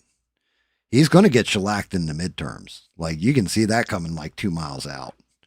Now, they might be able to hold the Senate, but I think they lose the House. So now the policies that you could have thrown in place this year domestically, because you're focused on domestic policy, you're good. The only problem is he's not focused on domestic policy. The first thing I've heard of him being focused on domestic policy is what Eugene put in, right? About like, basically corporations can't buy single family homes. That's about the first thing domestically I've heard in a while. Everything else has been foreign policy. I'm ending wars. I'm doing this. I'm doing that. It's not helping us. It's helping people abroad. It's also helping the billionaire donors that, shelled out money for them. Like Venezuela. If tomorrow, because he seizes all the oil in Venezuela, we'll say, gas prices drop to 50 cents a gallon. Okay. I understand. I really do. Now it's benefiting everybody. It's benefiting the American populace because our gas prices are fucking dumb low, right? But if all it did was drive up corporate profit at Chevron and everything else, they're getting that gas cheaper, and our gas prices stayed, well, right around $2.10. They went down by 40 cents a gallon. Yay. I want you to think about that. Who's actually fucking benefiting? Well, corporations always benefit, but if you can drive down gas prices, that makes trucking cheaper. If trucking is cheaper, it should bring down the cost of the goods that they're transporting. But I think what they're doing is the truckers, and I don't know any truckers, I think what they're doing is just pocketing the difference. So that way the goods prices still stay the same. No, I think it's Ian. Might be Ian. Maybe it's Mr. Knoll. I think it's Ian though. It's either Ian or Mr. Knoll are truckers. And one of the big things with truckers right now, actually Rogue was a trucker for a minute there. He wasn't like full CDL, I don't think, but he definitely was. I know he was driving for UPS or something. But I don't think they're so much holding on to it for themselves as the corporations already have their prices set. Well, if I can get $5 for this damn thing right here, right, that I just painted, let's say I can get $5 for it. Why would I sell you the whole model for $5? I'm already getting $5 for that. If I sell you the whole model, well, that's like, 12 different pieces or whatever. That $5 gets cut down into it. I think corporations are already making their money. Why should they pass that on to the consumer? You need to boost your board. You need to, show the board how you're Boosting profit, profits. right? You're constantly boosting profits. They always got to be higher than last year. They've always got to be higher than last year. This I learned, especially GameStop. That was their huge failure. Was so the golden year for GameStop was 2008. You had a perfect storm. The consoles didn't replace themselves. Right. Okay, GameStop is a video game place, A right? video game retailer. Okay. And they had their own economy with their games and stuff. And in 2008, Call of Duty was a huge thing. Yeah, the consoles didn't flip over like they normally do in their life cycle. You had like a perfect storm. They made record amounts of profits. You know what they did with those profits? Put They it in didn't. a bank? They didn't pass it on to the employees. They ended up checking the next quarter to see if those profits matched, and they didn't after quarter 4. So quarter 1 the next year, those profits didn't match. So what did they do? They started reducing the employee hours and putting more on their salaried employees, their store managers, because then they were making up the difference in profits through payroll. So then what ended up happening was they kept pushing it that way, and if you couldn't beat your numbers from the year before, or you ran dead even with them, then you were kind of okay and spared. I must have watched 8 different store managers that had been with the company since its inception, since it was like Games and Gadgets or Babbage's or what have you, like different little small companies that GameStop swallowed up. Oh God, what was it? Electronics Boutique, EB Games, stuff like this. I watched like 8 store managers lose their jobs on their numbers alone because they couldn't match their numbers or beat them. It So, was like that. and then Go ahead. as they got rid of them, they replaced them with somebody like, if I'm making, we'll say at that time, I'm making like 45,000 a year. They fire me. They brought in a guy and offered him 22,000 a year to do my job. So they started That sounds just a lot. wiping people. That sounds a lot like when I worked at Jiffy Lube part-time. They based their store profitability on the average ticket price. So, they advertise what, now I think it's $19.99 or something like that for an oil change. But the whole gig is they get you in there for the oil change, and then they do They the get inspection. tires and right. Rotation of the tires or a transmission fluid flush or a radiator flush. And so their average ticket or average customer price would be for that particular store, was $60, let's just say. Well, in the next quarter, if that average ticket was $55, then the manager, who was hourly, I'm sorry, salary, he would get called, get an ass chewing, And of course, he would come back and chew everybody else's ass, and they had to get it back up to 60 or 62. And that's just their whole corporation. That's how it runs. Yeah. I mean,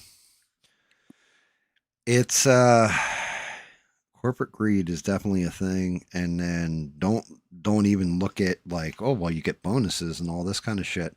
If you're a CEO, you're getting tens of millions of dollars in a bonus, and then they'll cut the employee bonus structure. But the CEO still gets the same bonus. Why doesn't he take the cut and pass that on to the employee? It's all fucking greed. And Stranded said if the midterms were held today, she wouldn't vote. I agree. I know a ton of people feel that way. Like, because the whole thing is, what are your choices? You vote for the Republicans, you get more bullshit. Or you vote for the Democrats and get even deeper, dumber bullshit. So, I feel you. I actually disagree. You do? And I have, yes, and I'll tell you why. The particular county that I live in typically votes blue, right? Okay. As far as the county goes, which is unusual for, Virginia. But I told my daughter, told my son, if you don't vote, you don't get to bitch about it. I like bitching. You know why I disagree with that statement? Go ahead. If you didn't take taxes off me, then you'd be right, Bob. But the fact is, am I paying my taxes either way? Yes, you are. Otherwise, you go to jail. Well, then I can bitch about the people that are making the regulations on my taxes. And even if you vote, right? So let's say you voted Kamala or whatever. You can still bitch as long as they're taking money out of your pocket for fucking taxes that are going to what? Going to what? What are my taxes going to? They're not going to maintain my roads. They're not going to maintain my forest. They're not going to maintain the wildlife refuges, the parks, the quality of my education here. None of that. You know where all that money comes from? The state. My state tax pays for that. That's not coming from the Fed. That's true. They may reinforce it with federal money, but that's not where the bulk of what makes the state run. And that's where I say, and hey, look, I might be alone in this, guys. You guys might hate me for what I'm about to say here, but fucking federal taxes are theft. Because what they use them for is to drop bombs on people. And apparently now, pay for Somali refugees to have daycare centers and shit like this that does not affect me in any way, shape, or form.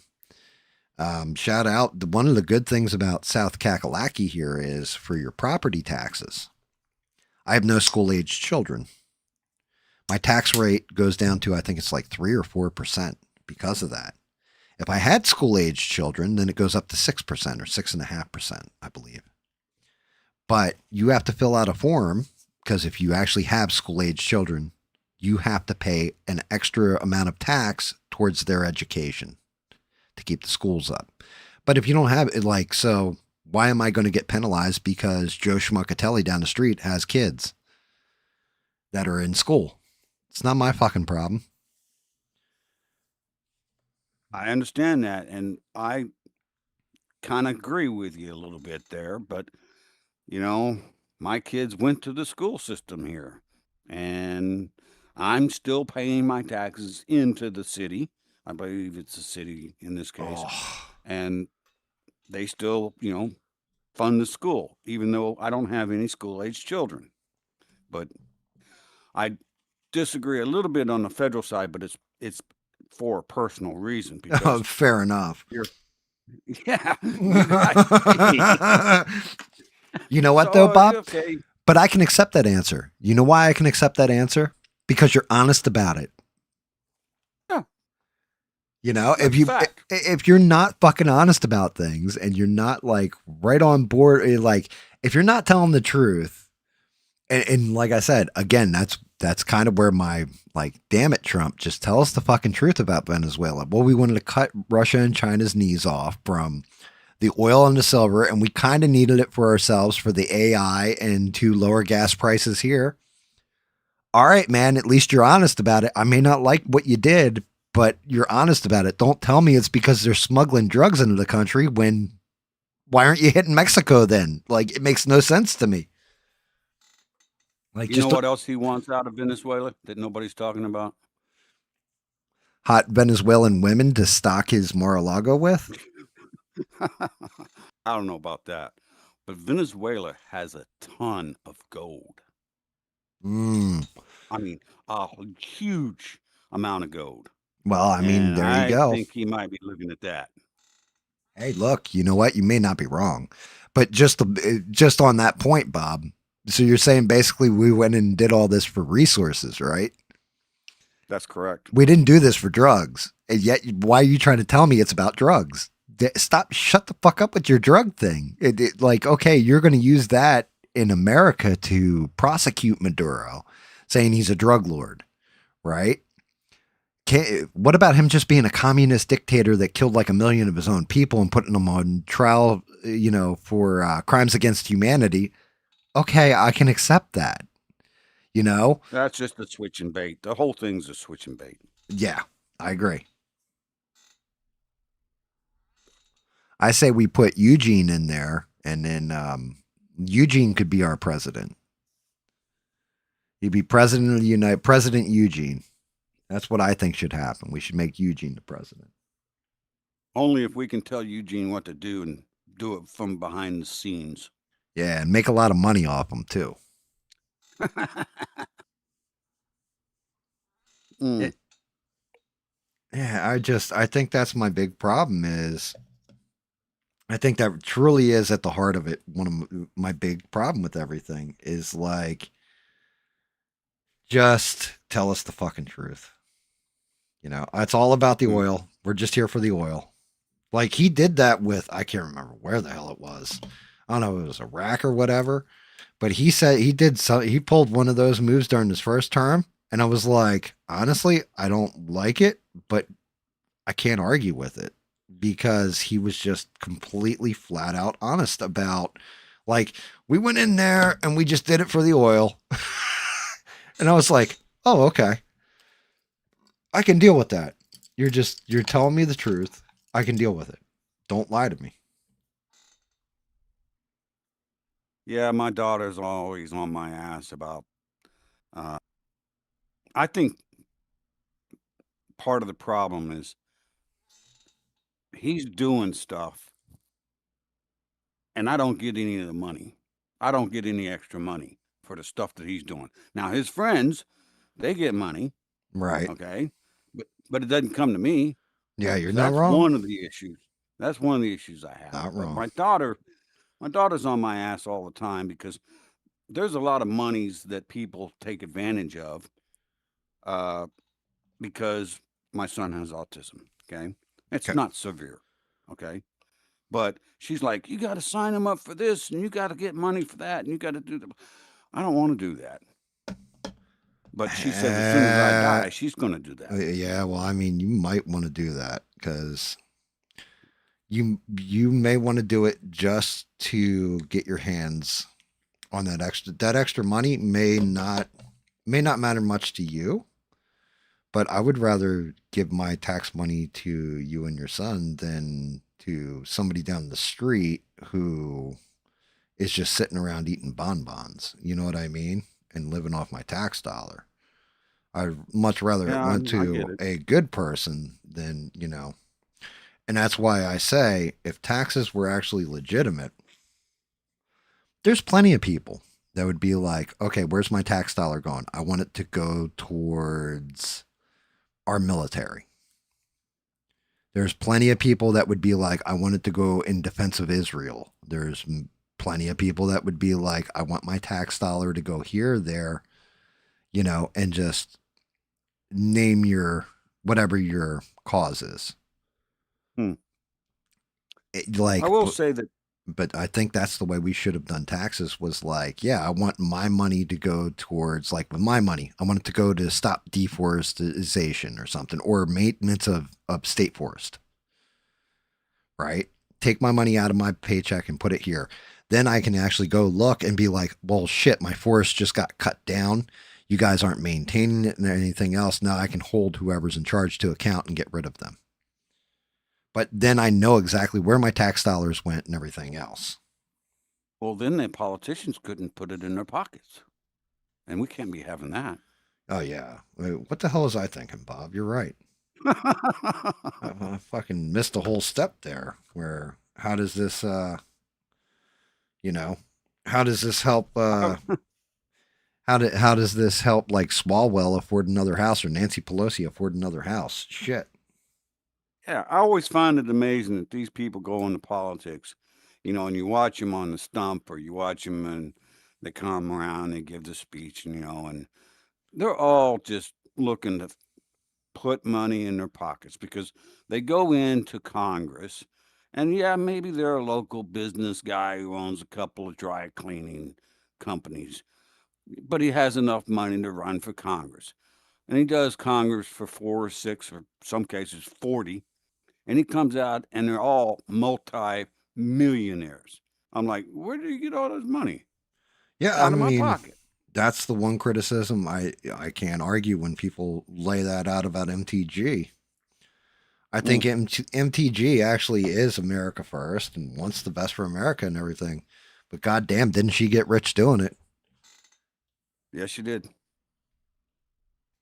I actually liked MTG. I still like her. I don't. Maybe I just don't understand her reasonings for quitting. Other than okay, maybe her and Trump had a spat. So what? Yeah, it was more than that. So the whole, and people like this. MTG was a ride or die, right? It really was a ride. Like when it was not popular, people were January 6th and blah, blah, blah, and all pissed off at Trump. MTG stood by that man's side, told everybody why he's the greatest president ever. Full bore, like, does he do wrong here and there, but he's not perfect. He's not God. He makes mistakes, all this kind of stuff. Stuck up for him, was behind him the whole 9 yards. What changed? The moment she went to him and said, because he pulled her in and Lauren Boebert and said, look, this Epstein shit, I need to kill it because it protects too many people. She said, Mr. President, I can't do that. I've met the women and all that other stuff. That's when he went on the attack with her. That's, if you go back and look at the timeline of events, it was when she broke and was like, no, I'm helping sponsor the bill for the Epstein files to be released. That's where it, and then all of a sudden it was Marjorie Trader Green and all this. And then next thing you know, her son got threatened. Her son's like college age. Somebody sent like emails and all that. Did they deploy the FBI after him? All that? No. Trump said, well, shouldn't have been a traitor then.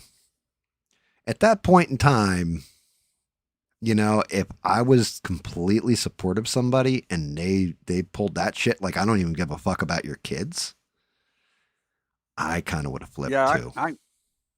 I understand that now. And to be honest with you, I think I remember when all that happened. But yeah, she was definitely hardcore Trump. I mean, she was. Yeah, I mean, she defended the shit out of him. That was the only thing she really broke with him on. And it's like, I think what it was, it hurt her feelings, if I'm being quite honest. I think you're right. I really do, because, at that point, she's like, look, I'm ride or die with you. I understand. I don't agree with you on this spot. But, then he started talking about he was going to have her primaried, all this kind of stuff. Yeah, it definitely got ugly. Yeah, it got real, real ugly, and it didn't need to. Like, I think she was just looking for a little empathy and a little backup there. And instead, what do we get instead of MTG? Standing behind the president's side while he's making these decisions and everything. We get Lindsey Graham. Oh, God. Somebody who never met somebody he didn't want to kill.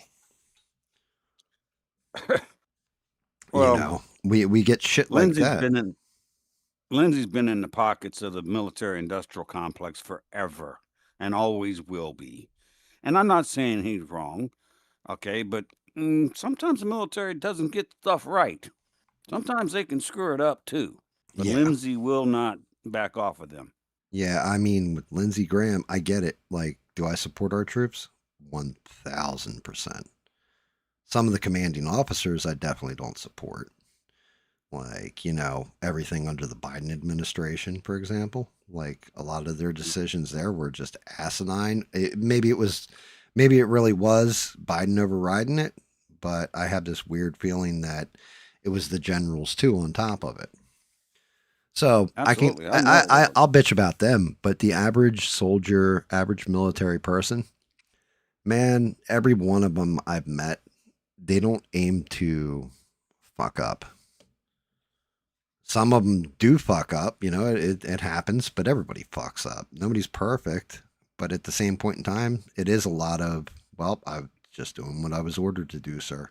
And that's honestly what a good soldier is. They have to respect their chain of command. They have to follow orders. Yeah, there's no choice there. I never hold it against them, Unless they explicitly give an order, and this is going along with what those dickheads did that little commercial on. Unless they give, like, if your commanding officer orders you to shoot an unarmed prisoner of war, or in my case, it'd be somebody floating in the water after we sunk the boat, that's an illegal order, and you have to reject it.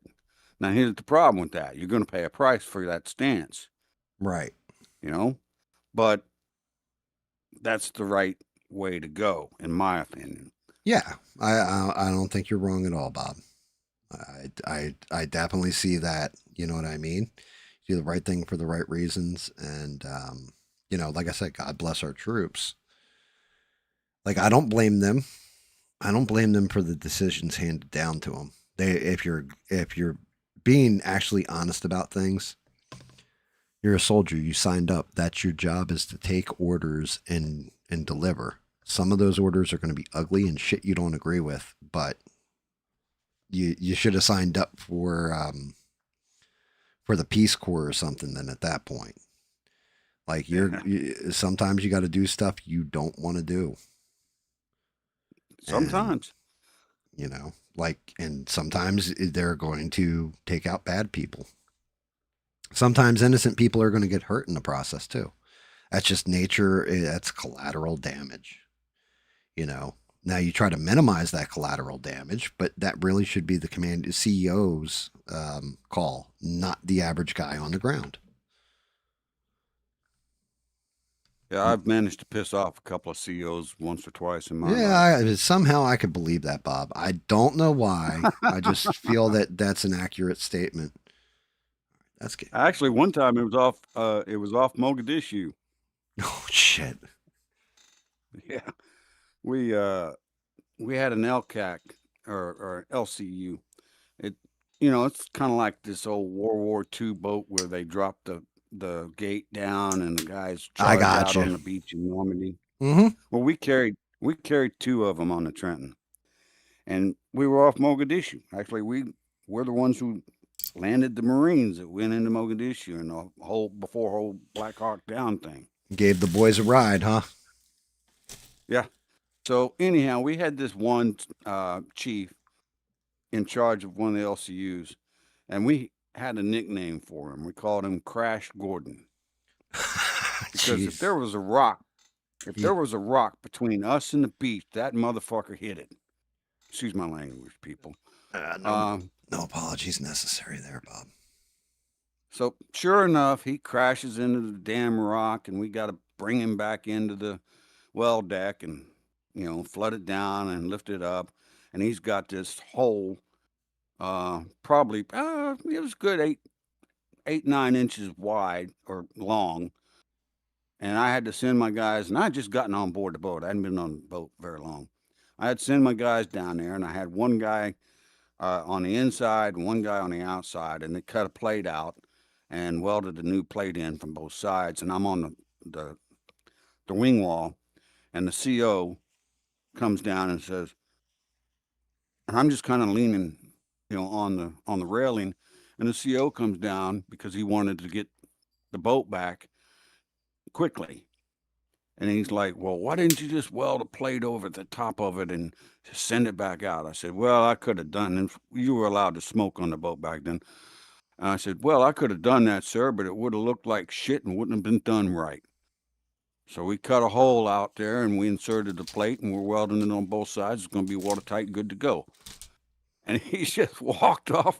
And my chief, I was first then, and my chief sitting next to me, he was just sitting there. When the captain walked away, he stood up, he looked at me, and he's like, you're not making any friends on this boat, are you? Oh, shit. I was like, huh, whatever. Yeah, I mean, We- sometimes you just got to tell them, though. Well, we had a change of command about 2 months after that. And that year, I became Sailor of the Year of that ship. Oh, really? Nice. Actually, I became Sailor of the Year twice.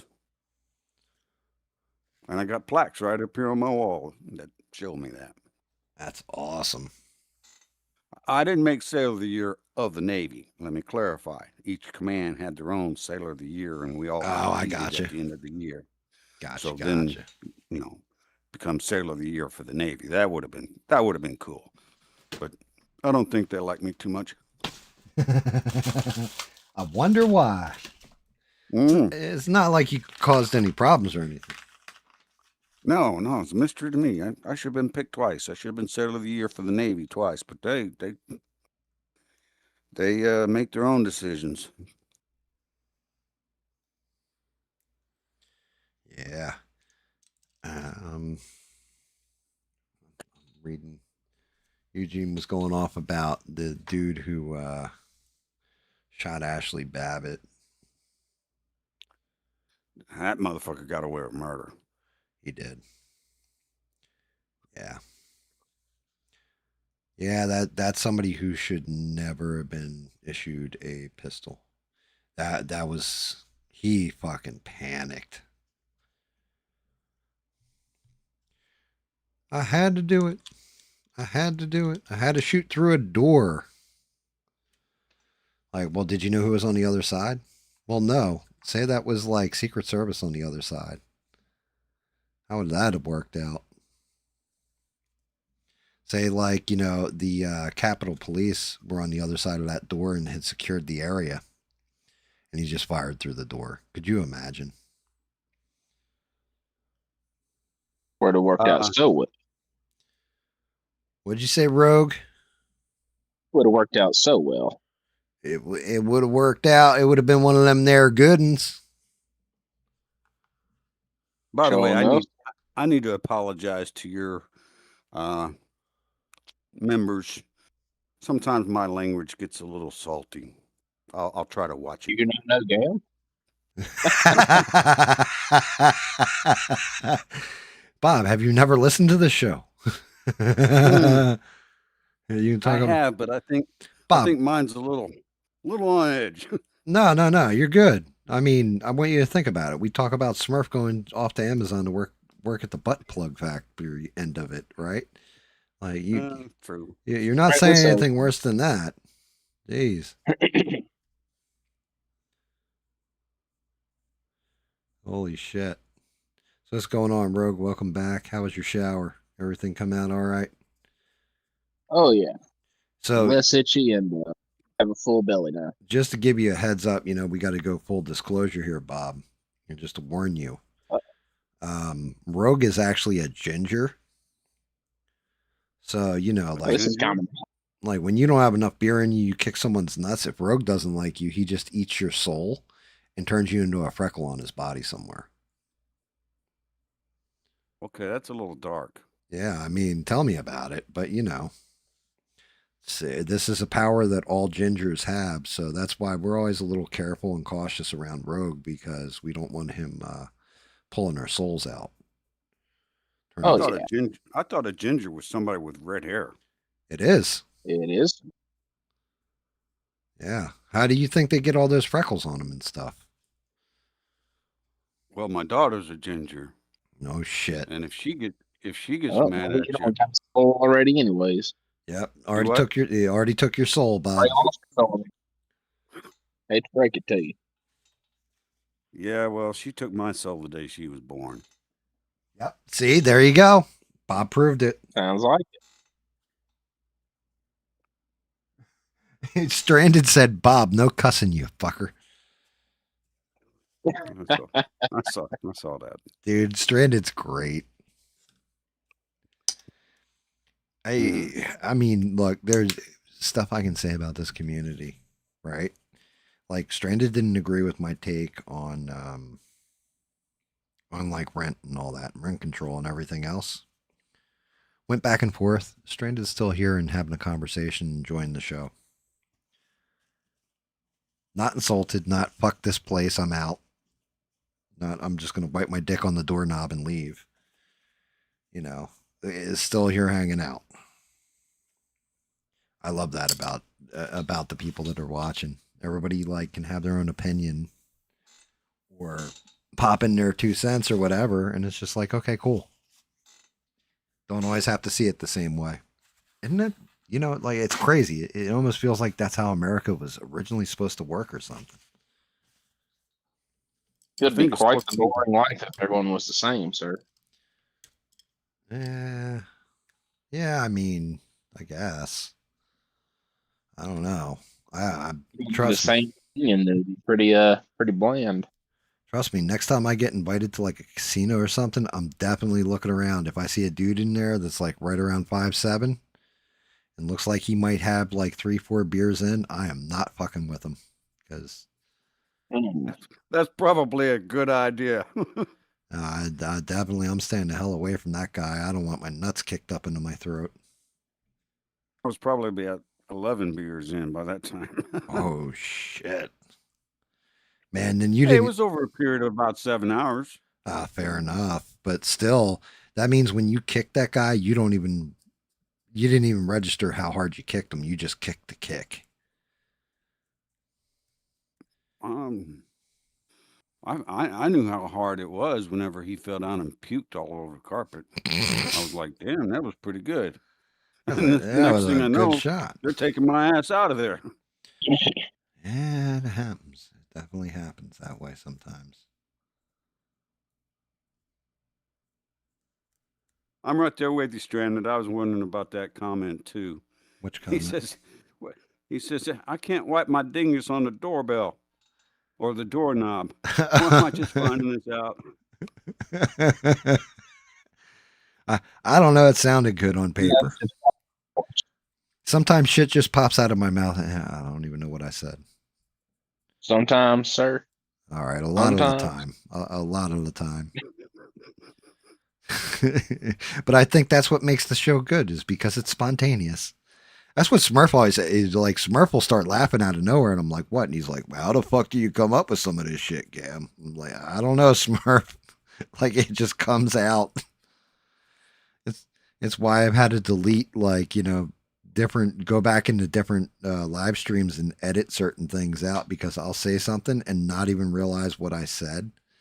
Like in particular, one comes to mind where we were talking about Robert Pattinson as the Batman, and I may or may not have called him a homophobic slur. And it just like flew out of my mouth, and I was like, oh shit. A homophobic slur. Allegedly. Yeah. What, you call him a faggot? Yep, that would be the word. Okay. Yeah.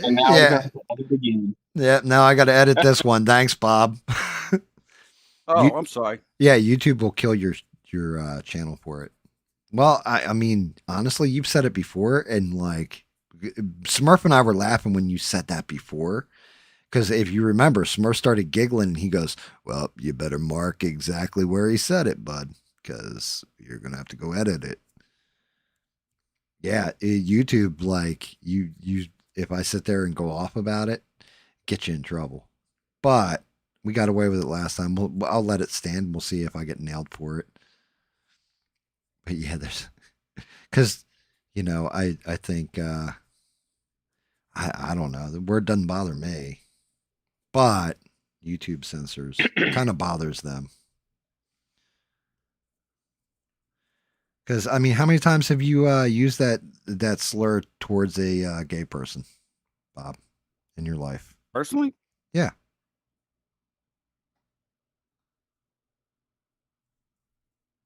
I don't think that I have.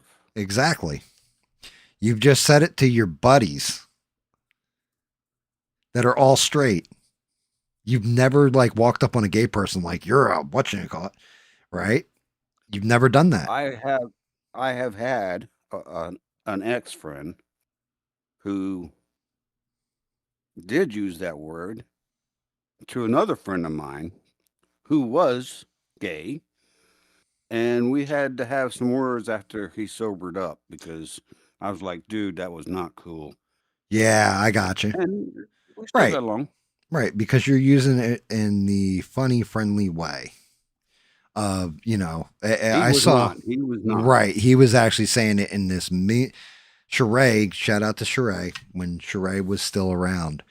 We had this conversation about like the N word one time on one of the streams. And my whole thing was, like you got all these people. I've never said the N word. I've never said the N word. Like I've said the N word. I can't even tell you how many times.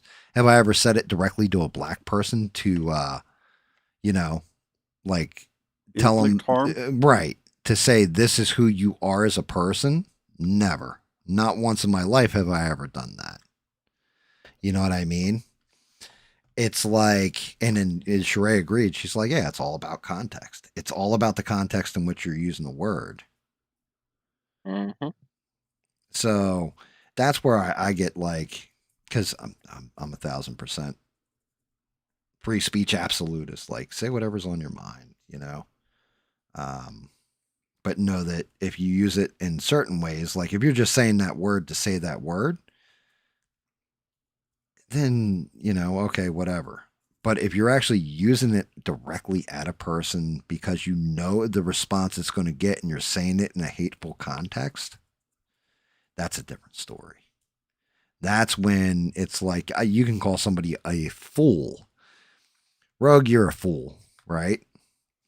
But you say yeah, but I mean, if you say it in a hateful context, that word can be just as bad.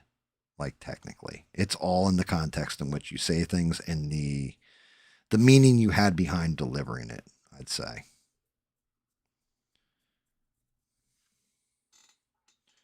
It's the same way, like we make fun of gay people, but we still hang out with David. David's friggin' man. That guy hasn't. Yeah. If he had as much dick coming out of him as he had going into him, he'd be a porcupine.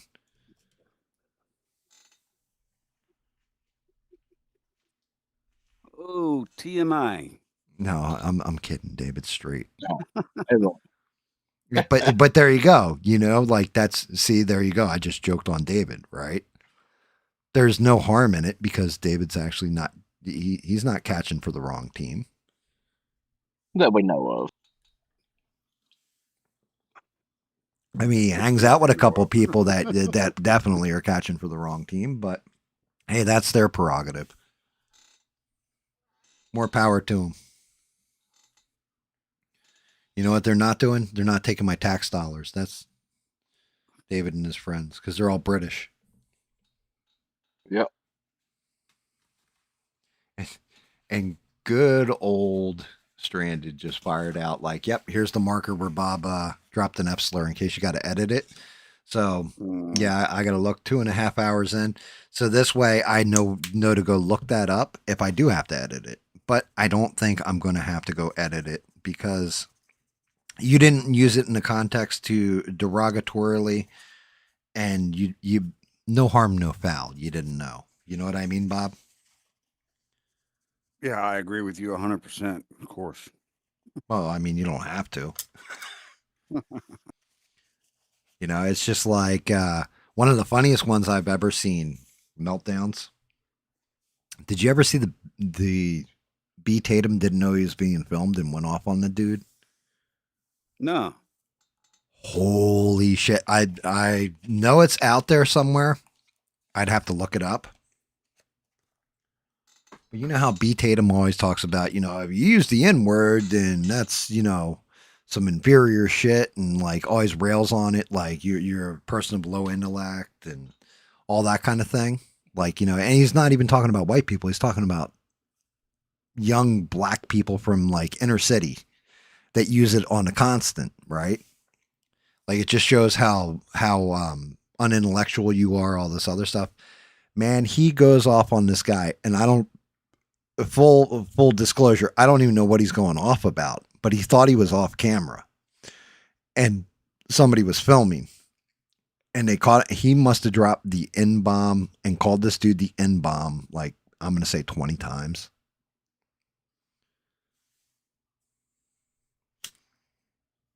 I personally don't think I've ever used the N-word. No? Nope. No. I definitely have.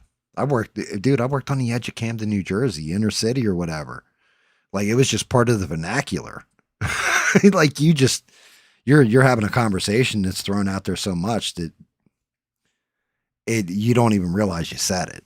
You know what I mean?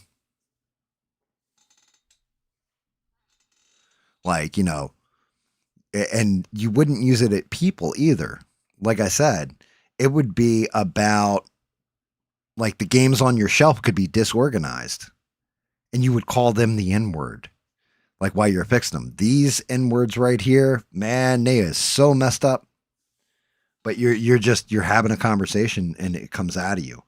Now, it also depended too if the social circle there accepted you or not. Because if they didn't accept you, you're going to get called out for it. And they're probably going to kick the shit out of you. But if they socially accept you, they don't even care. They don't. It's just like you're just one of the guys who's talking. Like they didn't even notice. I used to work with a guy who's like, dude, like you could use it right now, and like you're my brother from another mother. I'm like, dude, I ain't gonna. Yeah, exactly. Yeah. Eugene, have a great night. Hopefully your gout feels better, man. I'm happy to see you. I was worried about you there because I even said to Smurf last night, like, yo, where's Eugene?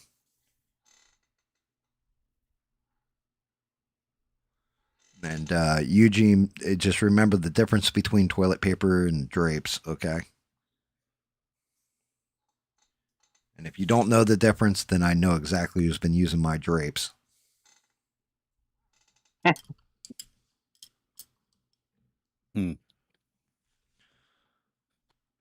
But yeah, I mean,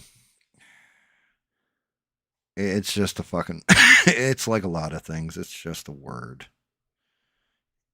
It's really all about Words only deliver you when you let them. Yeah. Now, like I said, it's also, I think, it's also if the society that word has been used more towards than anybody else,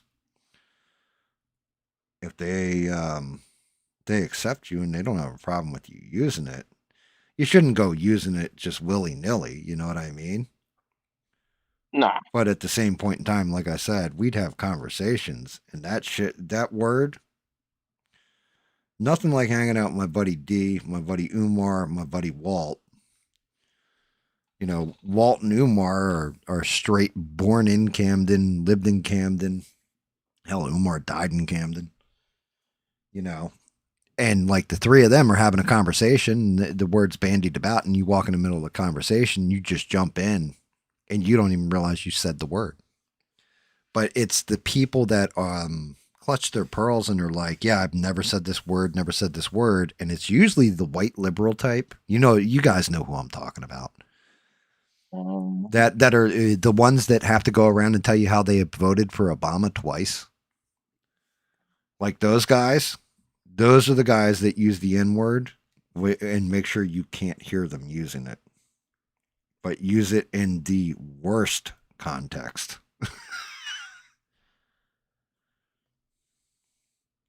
That's just been what I've seen or what I've perceived. You know, the ones that claim completely being virtuous. Like, yeah, I don't think I've used the word, but I also wouldn't say that I'm virtuous because right. I'm not even sure what that word means. Right, but the whole thing is what I mean by that, Bob, is like they'll tell you how anybody that uses that word should be, drug and quartered and like go off with it.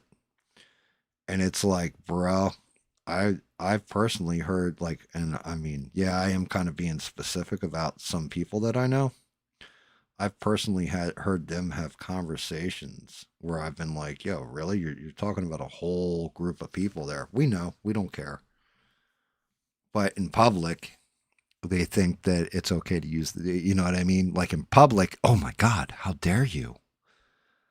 And you're like, yo, bro, behind the scenes, this is what you're really like.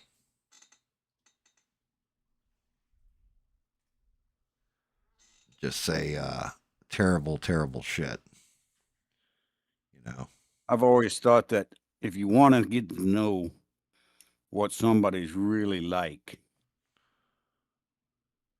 get a couple boozes in them. Yeah, oh yeah, you're not Because wrong. You're not wrong. After a couple boozes, they will tell you what they're really like. Yeah. To quote one of my buddies, yeah, I tripped balls with that chick. She's a complete fucking idiot.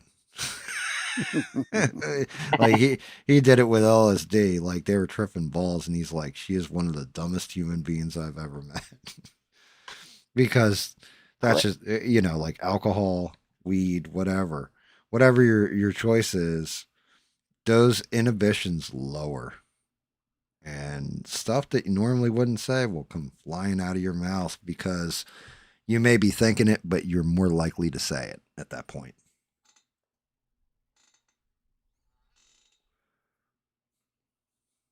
And yeah, you definitely find out shit like you definitely find out who somebody is. And you're right. I knew guys that were like that. You get a couple beers in them, and the shit that would come out of their mouths, you'd be like, "What? Like, is that really how you feel?" Yeah, that's how I see the world.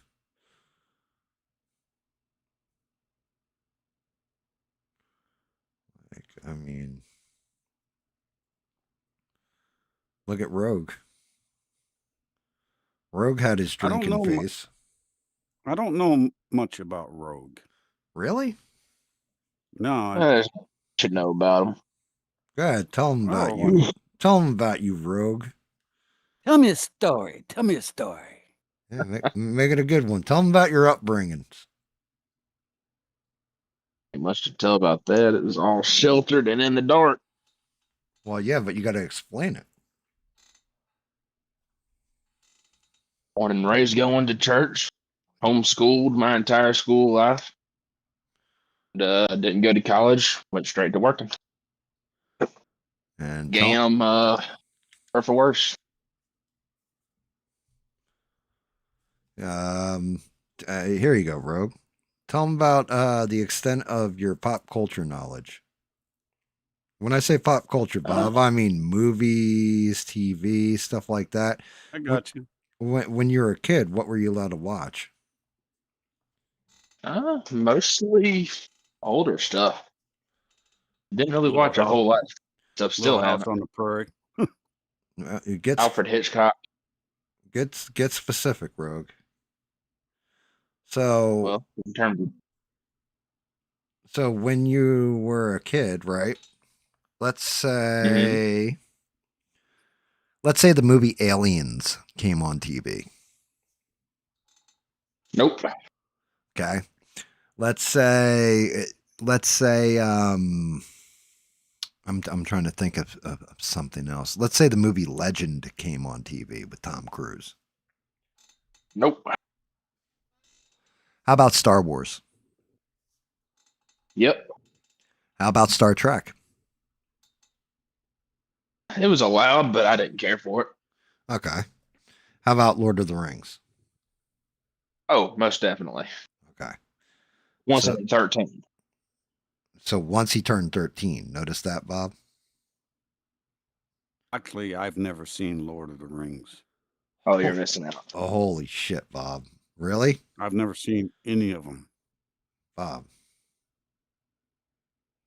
you're kidding me right now. No, I'm not. You're calling me uncultured again. Have you ever read the I didn't call you uncultured. I just said how much you knew about pop culture. Big difference. How about have you ever read the books, Bob? Nope. Holy shit, brother. You missed out. Lord of the Rings probably like watch and read. yeah, like you, It's the inspiration for the overwhelming majority, if not all, of current fantasy, anything in the genre. yeah, Sword and Sandal. Game of Thrones came from Lord of the Rings. Harry Potter, Lord of the Rings. Yeah, Bob, I'm actually dude, that actually is shocking to me. Never seen them. So yeah, like good lord, man. How do you explain Lord of the Rings to somebody who hasn't seen Lord of the Rings, guys? I don't think I haven't seen Harry Potter movies either. We weren't allowed to watch those either. That's a hysterical strand, by the way. So yeah, he I wasn't saw allowed to that. watch Harry Potter. Witchcraft, sorcery. All right. So Lord of the Rings is basically it's Well, it's Bob, good. are you familiar at all with Dungeons and Dragons concept?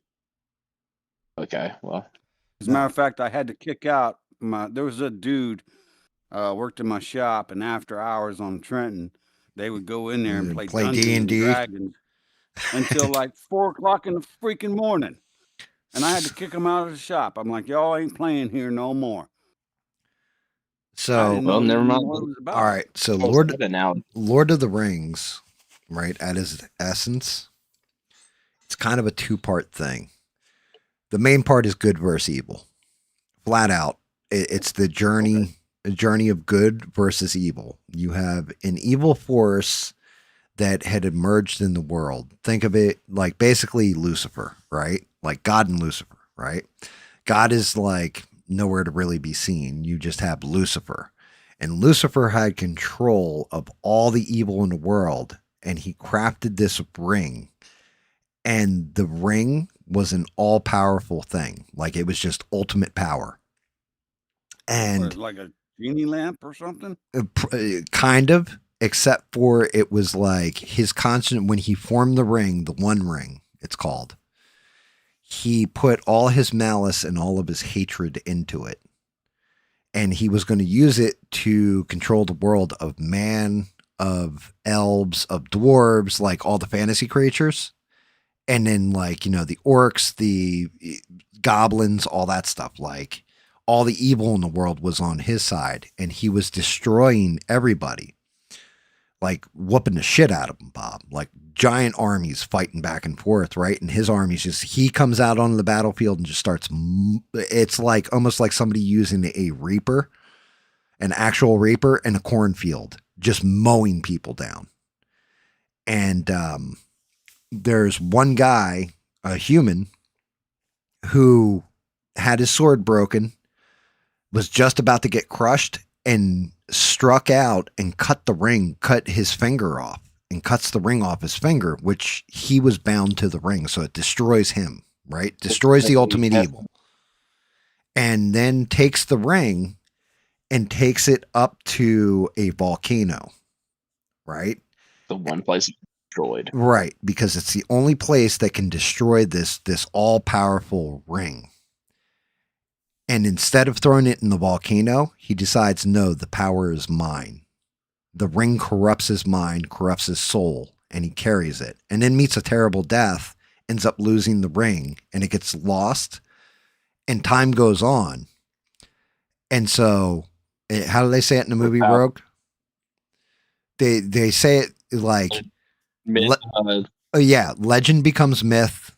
Myth becomes like fiction. You know what I mean? Like legend becomes myth. Myth eventually becomes forgotten or something like that. Right, yeah, myth becomes forgotten. Like everybody forgets about like because the One Ring has been missing up until this little halfling person, like a midget, right? Basically, there's this land of midgets, and they're like hobbits and halflings, right? But no, these are like absurdly short people. They're like 3 foot tall, right?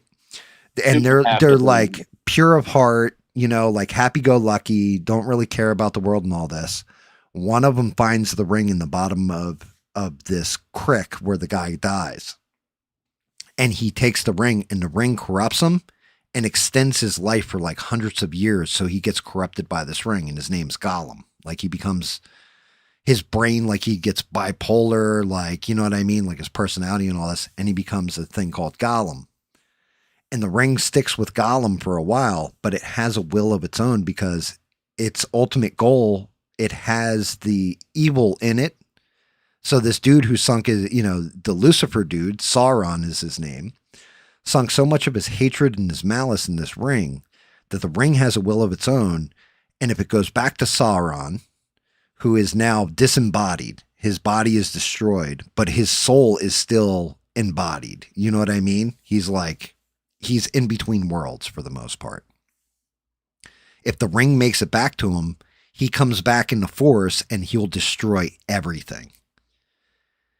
So Gollum ends up dropping the ring. And this other little midget called a hobbit named Bilbo Baggins ends up finding it. He has his own little adventure or whatever. And then it's like 100 years past where he found it is where Lord of the Rings takes place. Bilbo, it's extended his life. It hasn't corrupted his mind completely, but it's starting to. And there is a wizard, this traveling wizard that is as old as time itself, named Gandalf. Gandalf has formed a friendship with Bilbo. I almost called him Dildo. He formed a friend. Yeah, no, Bilbo. He's formed a friendship with Bilbo over all these years. And then he realizes that Bilbo has this ring and realizes what it is. He has to go research it and all this, goes for many months, goes researches it or whatever. And then tells Bilbo, you need to leave the ring behind, leave it to your nephew, a guy named Frodo. So Bilbo does what he's told, right? He drops it. He drops what Rogue? You're a little bit out of order. So he doesn't know exactly what ring it is. Right, but it doesn't matter. He still has a clue that there's something fucked up with this ring, right? He doesn't know it's the actual ring. But anyway, Bilbo leaves the thing for Frodo. Gandalf basically comes back, and there's another wizard that's friends with Gandalf or whatever. His name's Saruman, and he's been working with the evil side behind the scenes. Nobody knows that. He leaves the thing to Frodo. So now Gandalf gets Frodo to catch up with basically the guy who will be the king of man or who has the blood from the lineage in him. Elves, dwarves, and another human. And then a bunch of these little midgets, these hobbits. And he gathers, there's 9 of them, I believe, in total. I think it's 9, right, in the Fellowship. And they form a group that their entire job is to get Frodo, who is going to carry the ring because he's not being corrupted by it right away. Like he's slowly getting corrupted by it, but he has more resistance to it than everybody else, to get it to to that volcano, to toss the ring in, to destroy Sauron forever. And that's what the 3 books follow, is basically Frodo going to the volcano to destroy the ring. And then at the end of the first book, or the first movie in this case, they all kind of go their separate ways because people start getting corrupted by the ring. So they send Frodo off with his best friend to go to the mountain while they fight other wars and battles and all this stuff. And it covers all the battles that happen while he's on his journey to go destroy the One Ring. That's what Lord of the Rings basically is like, it's about how the smallest person of the purest heart can make a difference in a world full of shit and evil.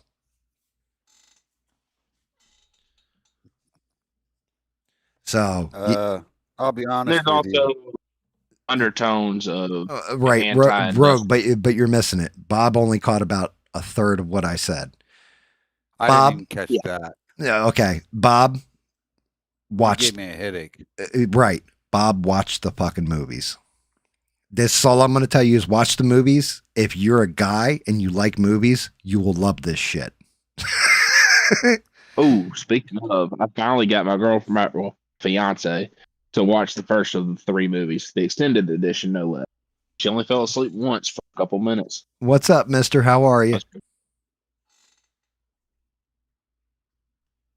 No. The lion the lion representing Jesus was the Lion, the Witch, and the Wardrobe. That's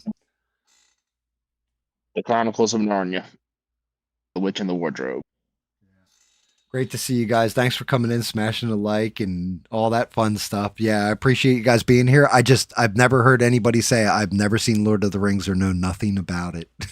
I've never met anybody. To be fair, Go ahead, Rogue. Narnia, I was just saying, to be fair, Mr. Narnia was written by C.S. Lewis, who was really good friends with Tolkien, who wrote Lord of the Rings.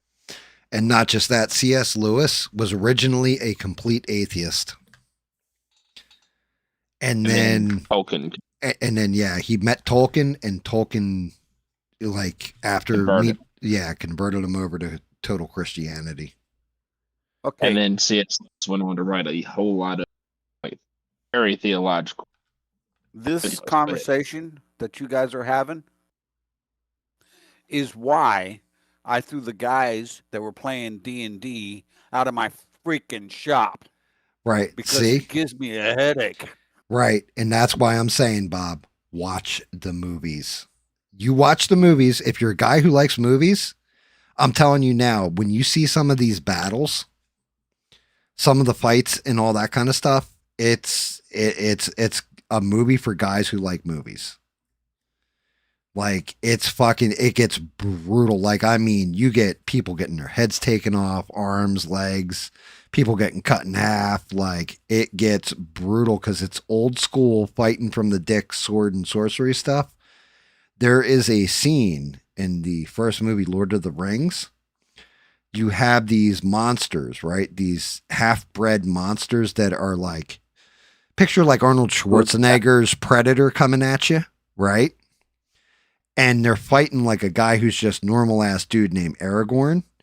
Well, in the scene, the monster throws a knife at him, and he swings with his sword and deflects the knife like perfectly off to the side.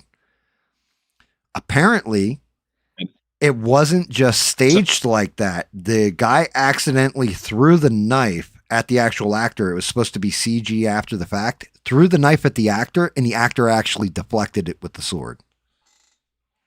The reason why he actually threw it, they had the contacts he had in for the eyes. He couldn't see out of them really well. And he went and licked what ended up being molasses off the knife, which that actor actually lived pretty much. He then went to throw it, and he was supposed to throw it off to the side. His contacts, vision off and impaired, threw it at Viggo Mortensen, and actually deflected the thing, and they kept it in. Yeah. So you got shit like that in there. But yeah, the whole thing is, Rogue, you have to. The problem is you're starting to go in because you've seen it and you know about it and everything. Bob has no idea what it is.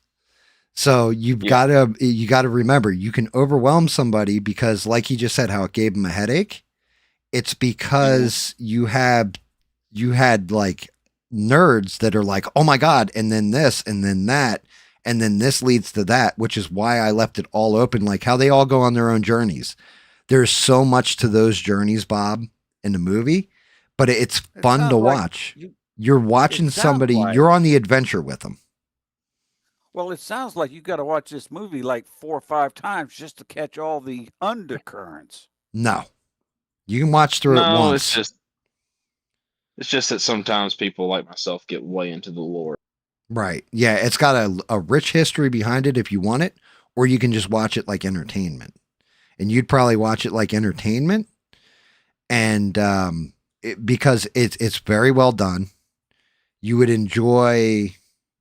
You'll definitely enjoy some of the shit in there, like the fights and all that kind of stuff, and like just when you watch the beginning of Lord of the Rings, the initial battle, you'll be like, "What the fuck am I watching?" And especially for the time, it was like groundbreaking because you saw these two massive armies. And like it's all like it was done with CG, but it's very well done. Even by today's standards, it still holds up. Way better than today's CG for the most part, in my opinion, because they also use like actual special effects. And Beans is not And, wrong. Girls actually like that. It like Lord of the Rings a lot Rings. too. See, when I hear Beans, and I saw Beans type that, but when I think about that, why? And maybe I'm just 100% off. When I hear girls like this kind of stuff, Mm-hmm. in my eye, I see a goth girl. Okay. So let me ask you this. Arnold Schwarzenegger, Henry Cavill, Sylvester Stallone, well, Sylvester Stallone and Arnold Schwarzenegger when they were younger, they took their shirts off. Do girls like that? I assume that they do. Right. You know why? Because girls are attracted to guys that do things that are strong. Right? I would say that's correct. Correct? Classical. Okay. masculinity. Now imagine a guy who his whole story is he's got to become king of the men, and he's in love with a woman who he's forbidden to be with. And yet he's still going to end up with her at the end of it and fight the whole time with her in his heart and his mind. That's like why Conan stuff. now Conan just liked to get a little. Well, no, remember his girlfriend died, and she looked after him. You're talking in the about afterlife. Valeria. Yeah, Valeria. Right. Yeah. The only thing is that was a movie, not the books. If you actually read the Iran, what's his name? Howard. Howard is the name of the guy who wrote Conan. Conan's more of a player than that. It had nothing to do with just one girl. She was a powerful warrior in the books because Conan's been everything from a pirate to a conqueror, just slave, a barbarian, a swordsman, like you name it. He basically put Conan in that set. So he always Conan just played the field basically. But if you're going by the Schwarzenegger movie, right?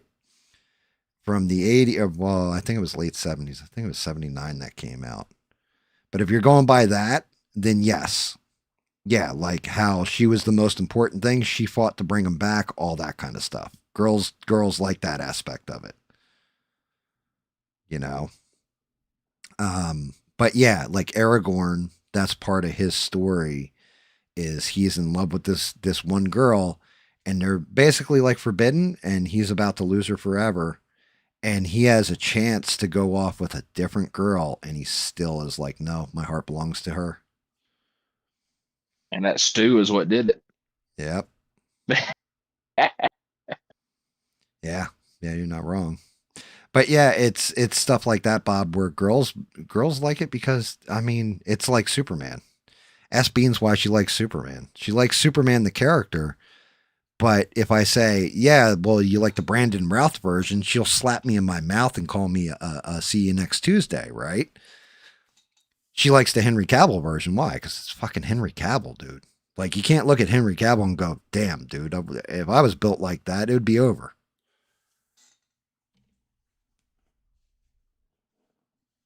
Bean's got to go back to work.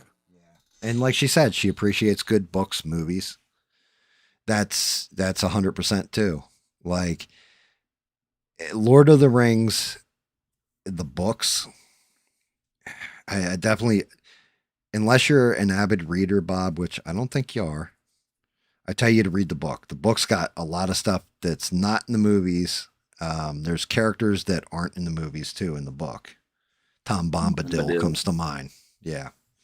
Man, that and the ending's different. But well, there's something that happens at the end that's different. Yeah, But the difference in the the ending's books, brutal.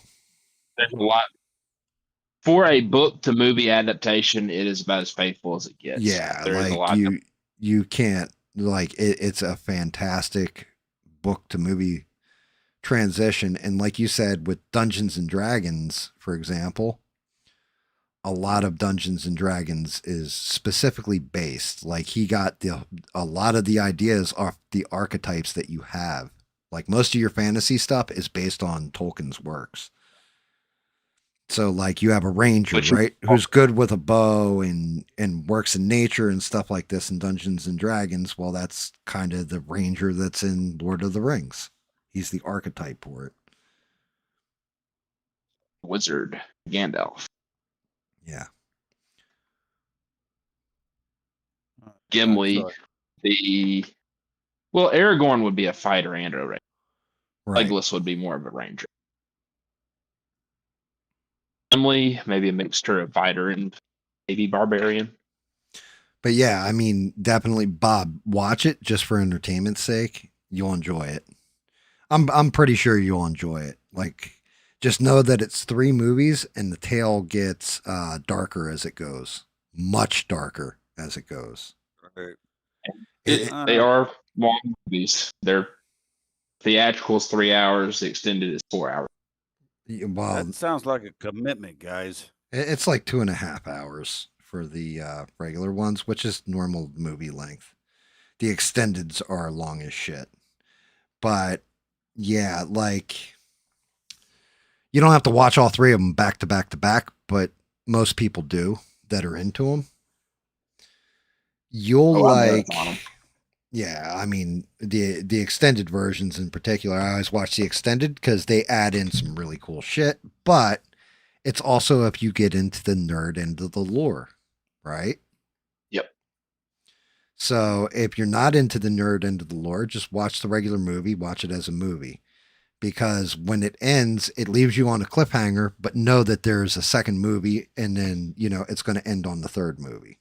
Like you can watch it straight through. Can't say that I recommend the Hobbit movies though. They go way off books. Yeah. For the Hobbit, you kind of there was an old animated cartoon back in like I want to say late 60s, early 70s by Bashki, and that one, like the Hobbit, that's the best version of the Hobbit that's ever come out. The Hobbit is a precursor story about the one character Bilbo and how he ended up with the ring, basically. But they go over it in the beginning of Lord of the Rings. Like they walk you through it. They just don't tell you the whole story right off the rip. Like they do it real fast. The only exposure I've had to this movie was when they had an episode on The Big Bang Theory. Yeah, see, like Big Bang. Hold on. Fuck it. I'm already going to have to edit this anyway. Why? Because somebody dropped an F slur on the stream, Bob.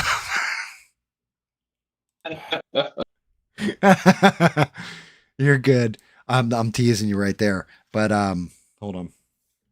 I'm looking it up now. Let me see if I can find the Well, I saw in the Big Bang Theory where they got a hold of one of the original props of this ring and they had to hang on to it for days and days. And that's really the only exposure I've ever had to series. So I'm gonna get nailed hard on this because the guy who put this shit up like legit even had like the copyright stuff in there and everything else, but somebody actually did a 4K version. I'm just waiting for this this fucking shitty commercial to stop so I can hit play. But it's like 5 minutes. I'll show you the first 5 minutes of the movie, Bob, and you'll understand a little bit better. So yeah, guys, this will get cut out of the scene. Stranded. Make sure you nail me with a note on this one so I can go back and edit it. It's like I'm at 11:04. I started at 8, so 3 hours 4 minutes in is where my cut line's going to be. Well, I don't want you to have to cut it all up. That's work. Bob, that ain't work. It's 2 clicks. That's what it is. Just get this centered in there. I gotta see if I got to shrink down the window or not. Make sure you guys are seeing everything.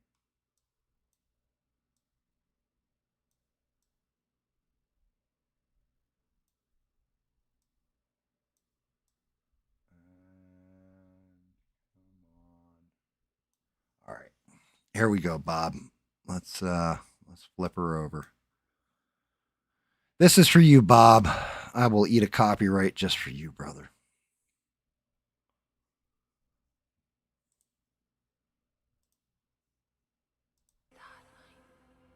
The world is changed.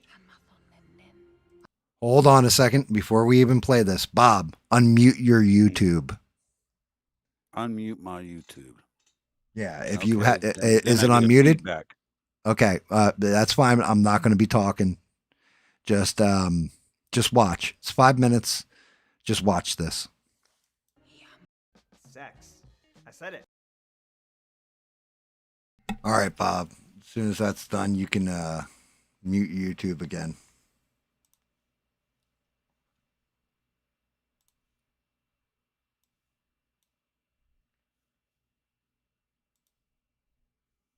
Well, I muted YouTube, but I can't hear you. Oh, how could you not hear me? Now I can. Yeah, there you Now go. I can. So there you go. Ugh. That's the beginning of it, and then it picks up from there. What happened to the ring? There you go. What happened to the ring?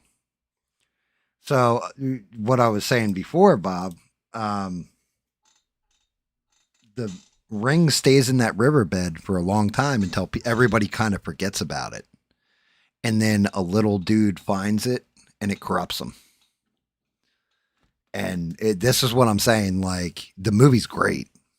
That's the first 5 minutes. That's the first 5 minutes of the first movie? Of the first movie. Okay. Well, you have to really like that. I mean, for you to watch, I don't know how long that movie is, but for you to watch that for 2.5 hours and then 2 more movies after that, that's commitment, dude. Yo, I'll tell you what, Bob. So the whole thing is, right? Like, the first movie is basically like character building. You kind of get a feel for the world, everything else. And then in the next movie, is the next movie Minas Tirith? Rogue? No, the next one, the Two Towers, has got to do with Helm's Deep. Helm's Deep. That's what it is. The So Battle of Minas then, Tirith then you get into where they split up and all that. And the rings, like the hobbits are trying to get the ring to the mountain, to that volcano to destroy it. Right?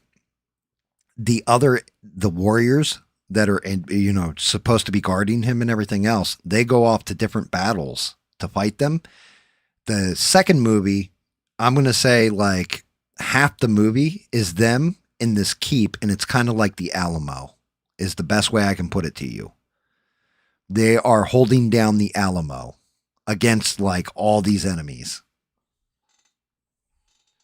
And it's what, 30,000 something? Yeah, like it's just an entire battlefield going on at all times and different stuff happening. There's a lot of humor to it, a lot of brutality, a lot of different like crazy little points. Like some people are evil, some people are good, stuff like this. But you just imagine like, think of an old John Wayne movie with the Alamo, but with 30,000 people instead of like 20. Now that was a good movie, by the way. Right. Except So he died in the end. right, and this is where I'm saying you'll like it. That's why you'll like it, is when they get to those bigger battles. You might not like the the lore and all that kind of shit to it. When you get to those big battles, like you just saw that big battle in the beginning, that happens through all the movies in different parts. And I mean, like the set pieces, the way everything looks, just the crazy shit that ensues. Like some of the battles, you'll be like, damn. Oh, it looked well put together, but I just don't get this whole Middle Earth kind of stuff. And some of the dudes, I think, had pointed ears or some shit like that. And it's just, So what you have is you have different races of people. So it's not just got that now. humans. Right. But you have different races. So you have humans, right? Are you saying they got aliens? That are just like us, pretty much. Like imagine them like aliens, right?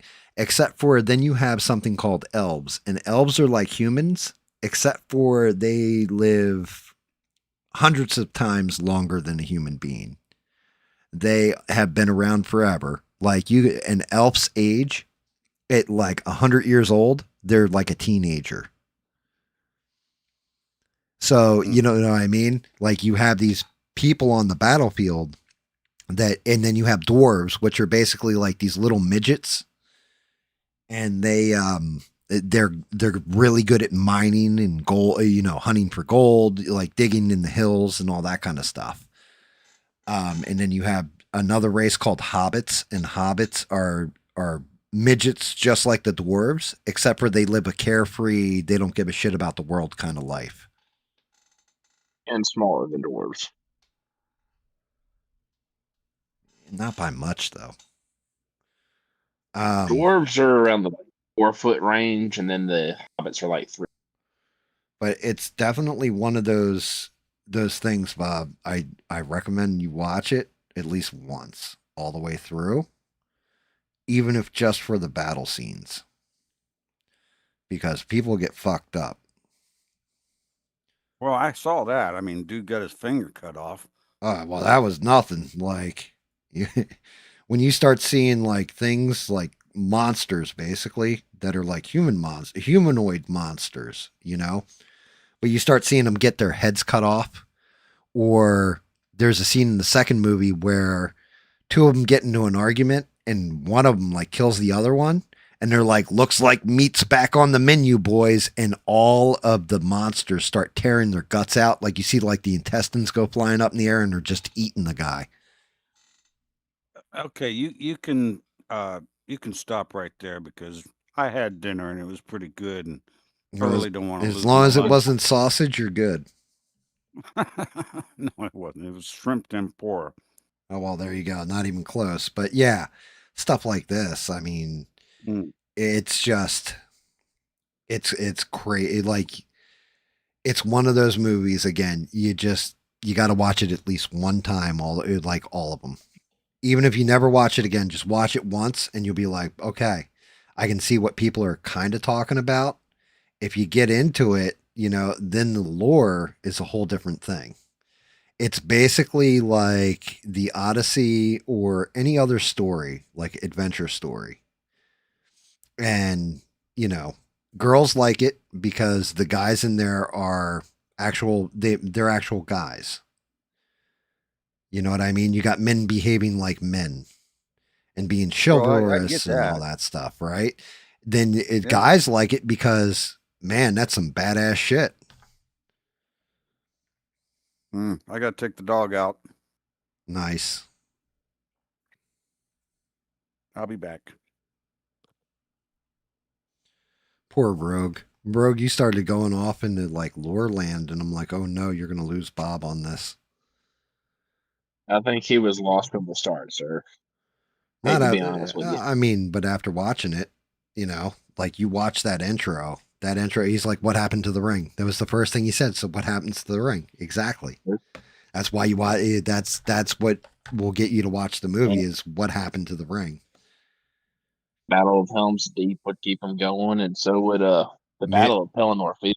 Would just the musical scores alone are enough to watch.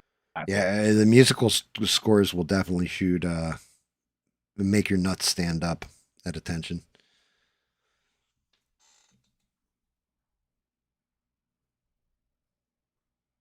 Look up Leonard Nimoy singing the Ballad of Bilbo Baggins. For some reason, I've heard that before. But yeah, like Lord of the Rings is just one of those, because Tolkien was so brilliant too as just a human being. He was a linguist, he was a historian, and everything else.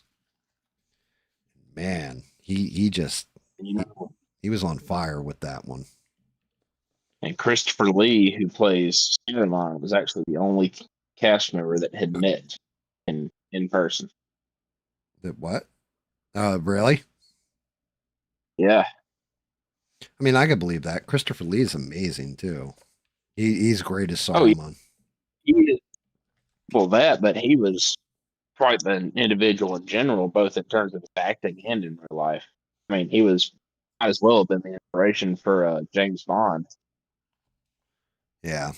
They literally down Nazis, almost married, I think it was like Dutch or something royalty, but then turned it down because felt like she deserved better than marrying an actor. Yeah. He actually he actually corrected what's his face that directed Lord of the Rings, Peter Jackson. He corrected him on how it actually sounds like for a man to be stabbed in the back because he had done that. Yeah.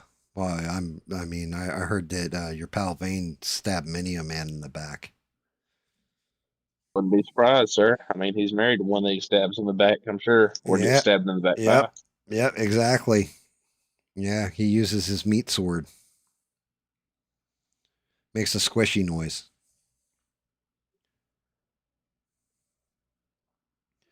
But yeah, it always blows my mind. It's the same way I meet people that are like, yeah, I don't watch, I've never seen Star Wars. It's like, how have you never seen Star Wars? Like, which one? Well, because I got to watch all that. It's like, no, there's only 3 Star Wars. Just watch the original trilogy, call it a day. And yeah, you can get into the extended lore and everything else. Just watch these 3. If you like them, then you move on to the extended lore. But if you can't get into the best of the 3, then it's kind of over. But it's definitely like one of those things you need to see it at least once. It's like Raiders of the Lost Ark. Yeah. You got to see Raiders at least once. Raiders of the Lost Ark is still my favorite movie, even though knowing that Indiana Jones had never gone on his little adventure and all that kind of stuff, that the movie still would have played out the same way with the Nazis getting evaporated by the fucking Ark. Right. like technically all he did was delay the inevitable. But Indiana Jones is a whole different category. And then, but those are just defining moments in cinema. Well, yeah. It's just Lord of the Rings based before thing. Right. But it was written, movies had technically been a thing, but not to the extent that he wrote. There's movies you need to see at least once. Is the overwhelming point here, I think. You need to have seen Lord of the Rings, like watch the trilogy at least once. Star Wars is another one. The first 3 Indiana Jones are must watch.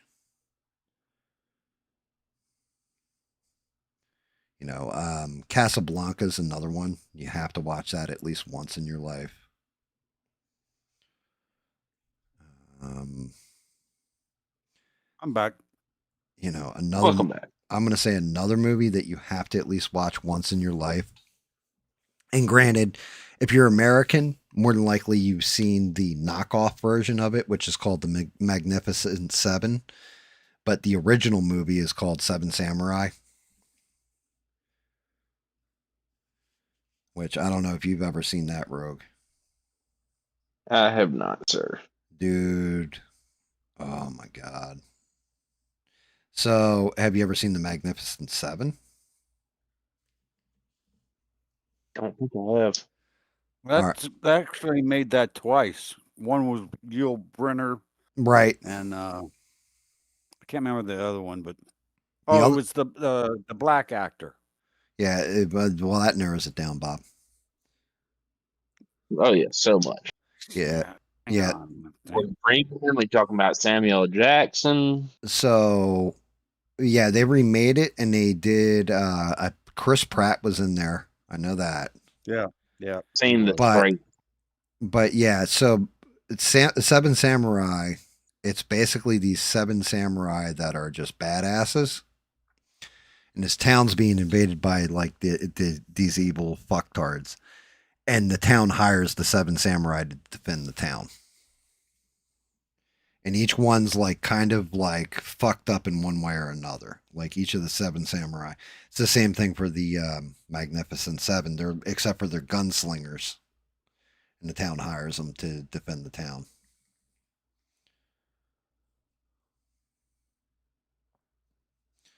Same way you got to watch True Grit at least once, I'd say. Fill your hands, you son of a bitch.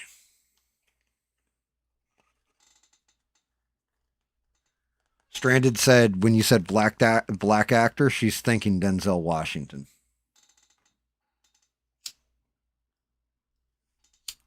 Well, isn't that who's actually in that movie? Mm-hmm. I think she's right. It is Denzel Washington. Look at that. Stranded's on the fire. remake. But yeah, originally it was Yul Brennan, and then they remade it, and it's Denzel. Another movie that is a requirement if you are male in this universe that you must watch is The Good and the Good, the Bad, the Ugly. It's like required for you to watch it, Rogue, if you haven't watched it yet. All right. And that Also, I don't know. it's 3 gunslingers. Clint Eastwood is the good. Lee is it Lee? It's not Lee Marvin, is it? It's not Lee Marvin. I can't remember the bad's name. Lee Van Cleef. Lee Van Cleef. Yep. That's Yeah, he that's plays the bad, and then the ugly. I don't know the actor's name. I never. yeah. know He's the actor. he's some Mexican guy. But like, it's one of those movies you have to see at least once. They call Clint Eastwood's character Blondie, Mm-hmm. and it's like it's required. Like, there because it's Old West. It's an old western. Yeah, they call it spaghetti western. Because it was filmed in Italy. Mhm. The what you call it though, the ugly. There's one part in the movie, Rogue. It's still like one of my favorite fucking things ever. He's in this like bathtub because back in like the Old West they had these metal tubs, and that's what their bathtubs were. And he's sitting there and he's smoking a cigar and all this, and a guy comes in and is like I know what you're starts gonna say. talking shit to him while he's in the tub. And the ugly's listening to him. And and then out of nowhere, the ugly just guns him down. He had the gun in the bathtub with him. And he's like, if you're going to talk, talk. If you're going to shoot, shoot. It's fucking like. You don't say it with the right accent. No. You're like, if you're going to talk, talk. If you're going to shoot, shoot. Yeah, dude. Like, it's a fucking epic scene, though. Like, he just guns him down. Yeah, that is a good scene. Because, I mean, it's the truth. Only It goes in. It goes into one of those things there, Rogue, where, you know, if you're going to get in a fight, if a guy's in your face and he's talking shit, and all this, right? He's probably not going to fight you. But if a guy walks up to you all quiet and punches you square in the fucking mouth, you know what I mean? If you're going to talk, talk. If you're going to fight, fight. Yeah. You'd be worried when somebody goes silent, not when they're like being loud and bolsterous. Most times they have no reason. They're not actually going to fight you. And it's the same idea here, but with guns. And it's a great scene. Just one of the. It's the quiet guy that walks up and doesn't say a word and just kicks you right in the nuts. Yep. That's the one you got to watch out for. Yeah.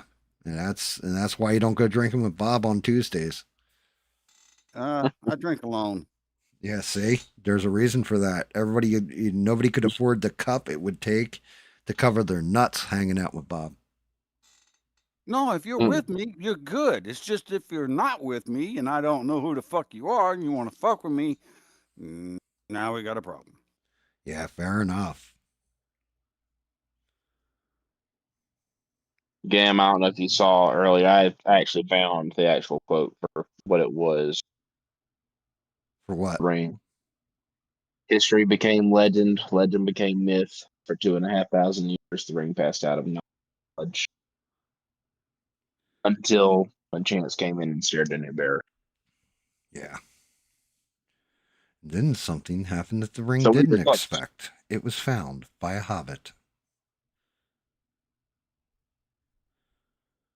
Yeah, Bob, that movie, though, it's definitely, like I said, I'm listing off all these old school movies, right? But just to let you know, like, that's where Lord of the Rings is just as iconic. Not just for nerds, just in general. It's that iconic of cinema that you should see at least once in your life. I will make it a point to check it out. And if you're a if you're a Game of Thrones person, that also takes huge inspiration from Lord of the Rings, No, including with the he's massive. not a Game of Thrones type person. The only reason why Bob ever watched Lord of the Rings was for boobies. They got boobies in there? Oh yeah, dude. Not in Lord of the Rings. Lots. Not in Lord of the Rings, but in Game of Thrones, yeah, tons of boobies. I haven't seen Game of Thrones either. Yeah, I kind of figured. Yeah, and it's okay. It's a great show, but it sucks. The ending sucks, so skip it.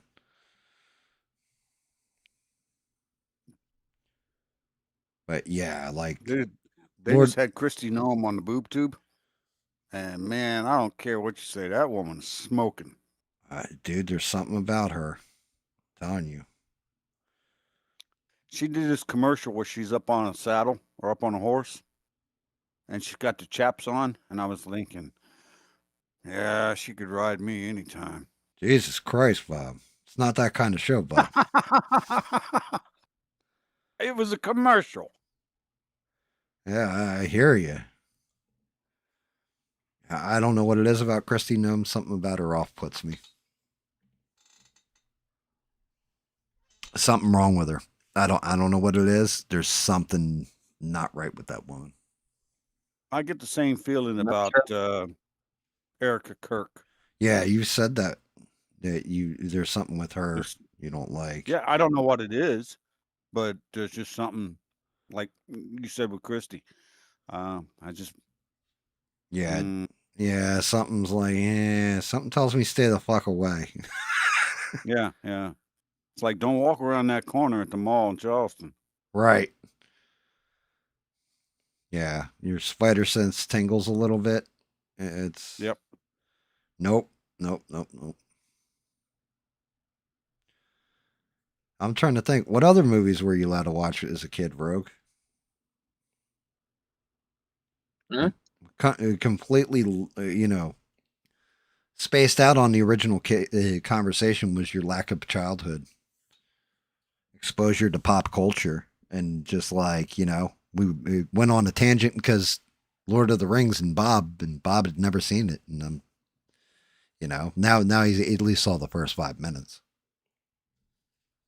but gave him a little taste, right?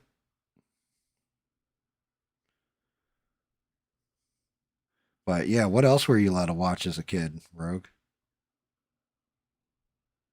Allowed or not allowed? Allowed. Yeah, dude, you weren't allowed to watch 90% of shit on TV. Well, there were a lot of contradictions. Like Star Wars and Lord of the Rings were okay, but Harry Potter wasn't. Space wizardry is okay, but not actual witchcraft because that's too close to the historical kind. That's what's funny about that? That's part of the reason why they took the Book of Enoch out of the Bible. I found this out recently. That's actually not why. Well, it's Book of not. Enoch. It's not completely why, but part of the reason they took the Book of Enoch out of the Bible was 100% because one of the Watchers taught mankind wizardry and witchcraft.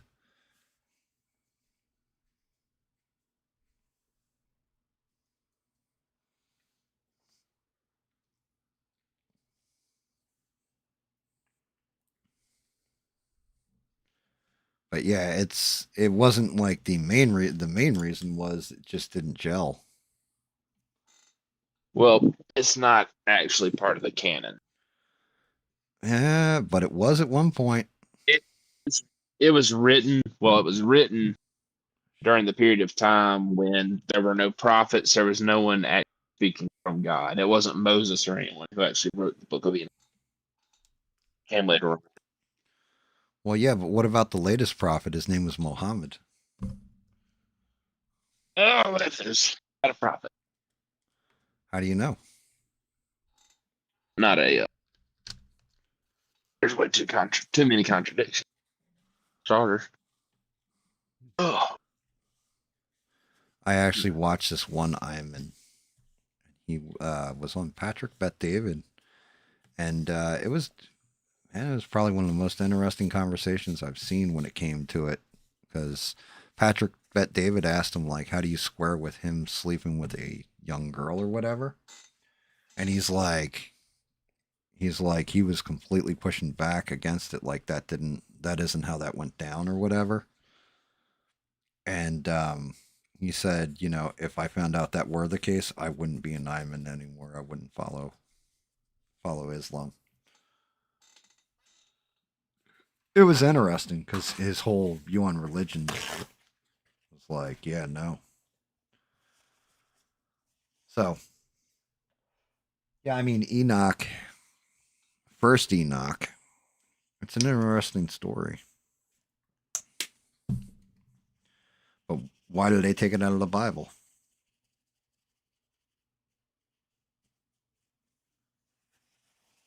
Rogue? I lose you? song. No, you didn't lose.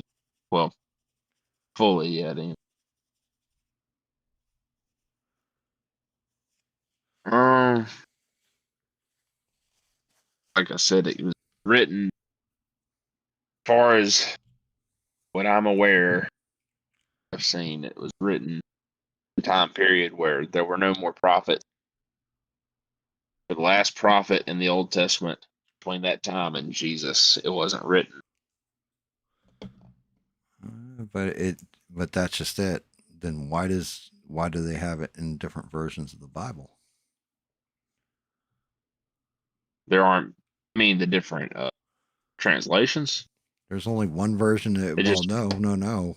The Ethiopians were 1000% have one of the oldest known Bibles, and it's in that Bible. yeah, but how many manuscripts do they have backed it up? I don't know. How many manuscripts, how many copies this Book of Enoch are there? Well, they were Attesting. also, remember, when they took it out of it, they destroyed them too. Became heresy. Teach Enoch.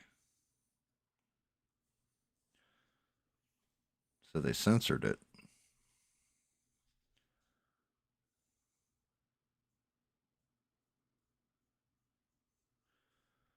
Yeah, they wiped it out. The only reason why it exists is because the Ethiopian Bible remains, for the most part, untouched. Weren't allowed to take stuff out. Goes back to what Bible is it? The Sheffield Bible? Which Bible is that, Rogue? You can tell me. The one that they changed Jacob's lineage to Israel.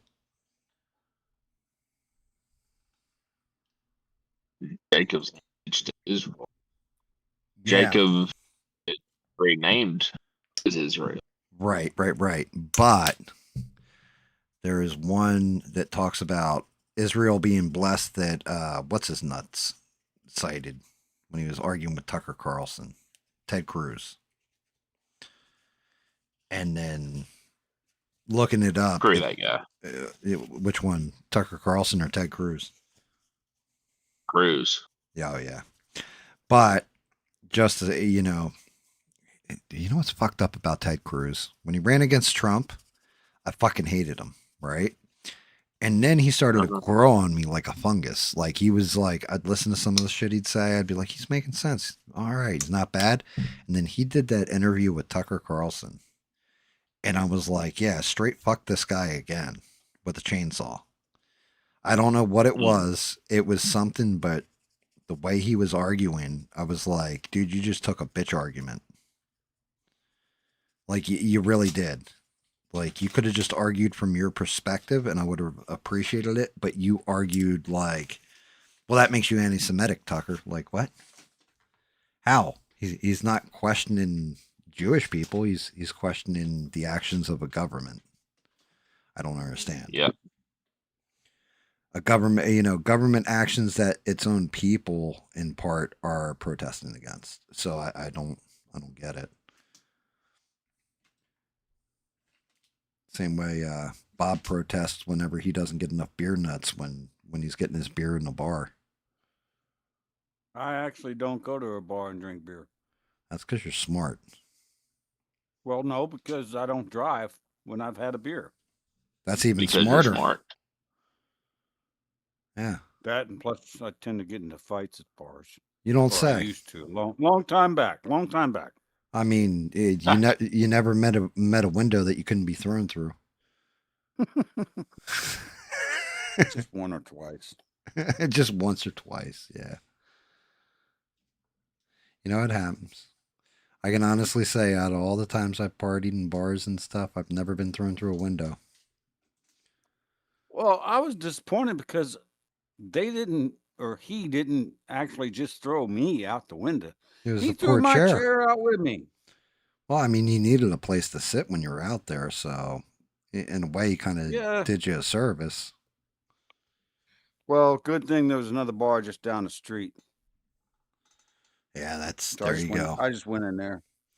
It's a way to look at the bright side, Bob. Yep. Well, back then, is you'd be underway for 2 or 3 months with no beer, and then you pull in the port. First thing you do is go to the first bar that you see, and that's where I was. Oh, and no tolerance. Oh no, no. Whoa. You could smell a beer and get drunk. Yeah, I was like that with whiskey. Now I smell. There's a point in time where I could just like hammer it. Like I'd go through 3/4 of a fifth a night. Now it's like I smell a shot of whiskey and my stomach turns to knots, and I'm like, oh. I can't drink liquor. Liquor makes me mean, and I'm actually not mean. I'm a pretty nice person on the most part. But liquor doesn't turn me mean. Okay. Let me rephrase this. Normally, I just mind my own business, go about my way. It just frees you up to open your mouth a little more. Liquor makes me go look for the big fat fucker who's going to piss me off. So I stopped drinking liquor a long time ago because smart man. It makes me go look for a fight. Right, I got you. When I'm normal, I don't look for a fight. If a fight comes to me, that's another thing. But I don't go look for it. Right. That's why I stopped drinking liquor a long time ago. Because I found out that even though when I was drinking liquor, I got into a lot of fights, I didn't win very many of them. Yeah, that's never a good thing. My nose is still broken to this day. Oh. Serious. I go to the doc, and the doc looks at my nose, and he's like, the cartilage on your nose is like 2 inches over to the left side when it should be in the center. And I was like, yeah, the last time I broke it, they just didn't bother to reset it. They were just like, screw it. You're just going to get it broken again. Yeah, that was a long time ago, but yeah, that's pretty much what they did. Yeah, I could believe it. Mm. Rogue had the same problem with his penis. I don't want to get into Rogue's penis. That's his business, okay? That's just Oh, now that he's off the market and selling it, you know, like he had a for sale sign up. He popped the question, and he got a permanent buyer. You know, hey, like that's her business just now. yeah, stay committed, dude. Just stay committed because it's going to cost you a lot if you have to get divorced. No, it won't. That's what prenuptials are for. We didn't have prenups back in my day, so Well, I don't know. Are you guys actually signing a prenup, Rogue? Nah. Yeah, I didn't either. Which, I mean, it's never going to come. Even if it were to come to that, I would be the one getting money out of it probably because it has a whole lot more than I got. Yeah, she's going to be the breadwinner, huh? Yeah, I'd like to be, but worried about it at the same time.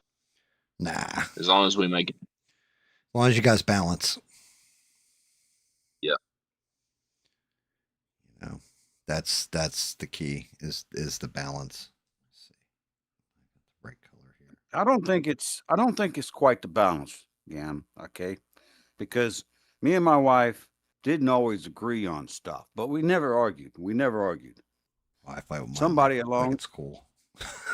Somebody a long time ago told me never go to bed angry. I never did. And me and my wife might disagree. Not one time. Not one time.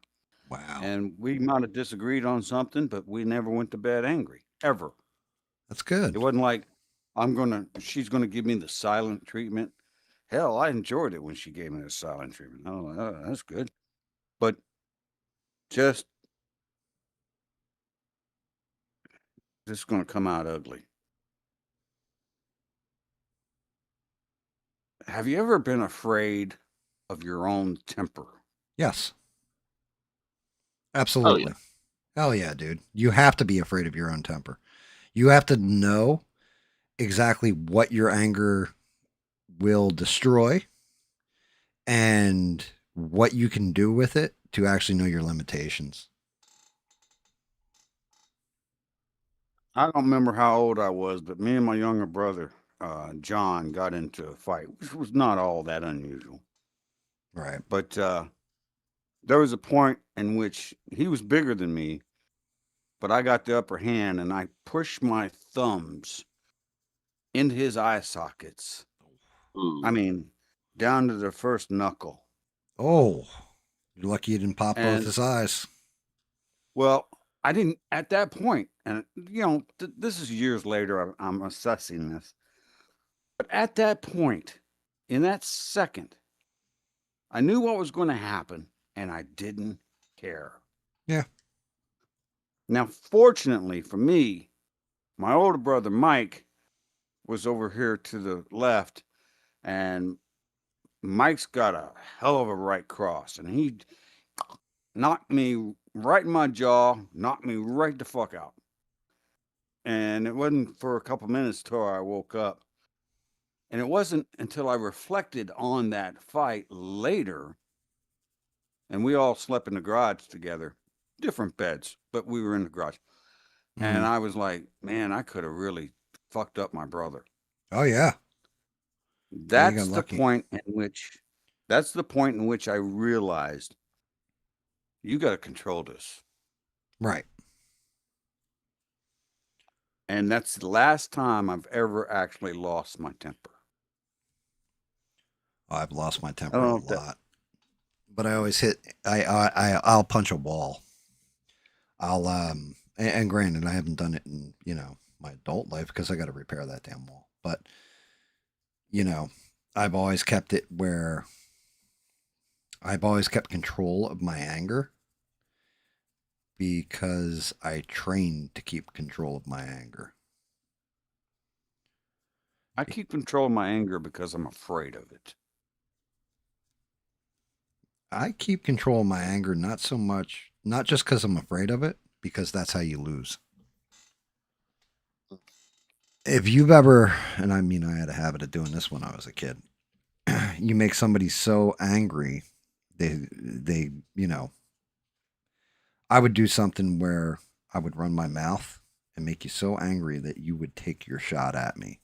But you were so angry that it was easily blocked, countered, and then I put you on your ass and then really embarrassed you because you didn't have control of that anger.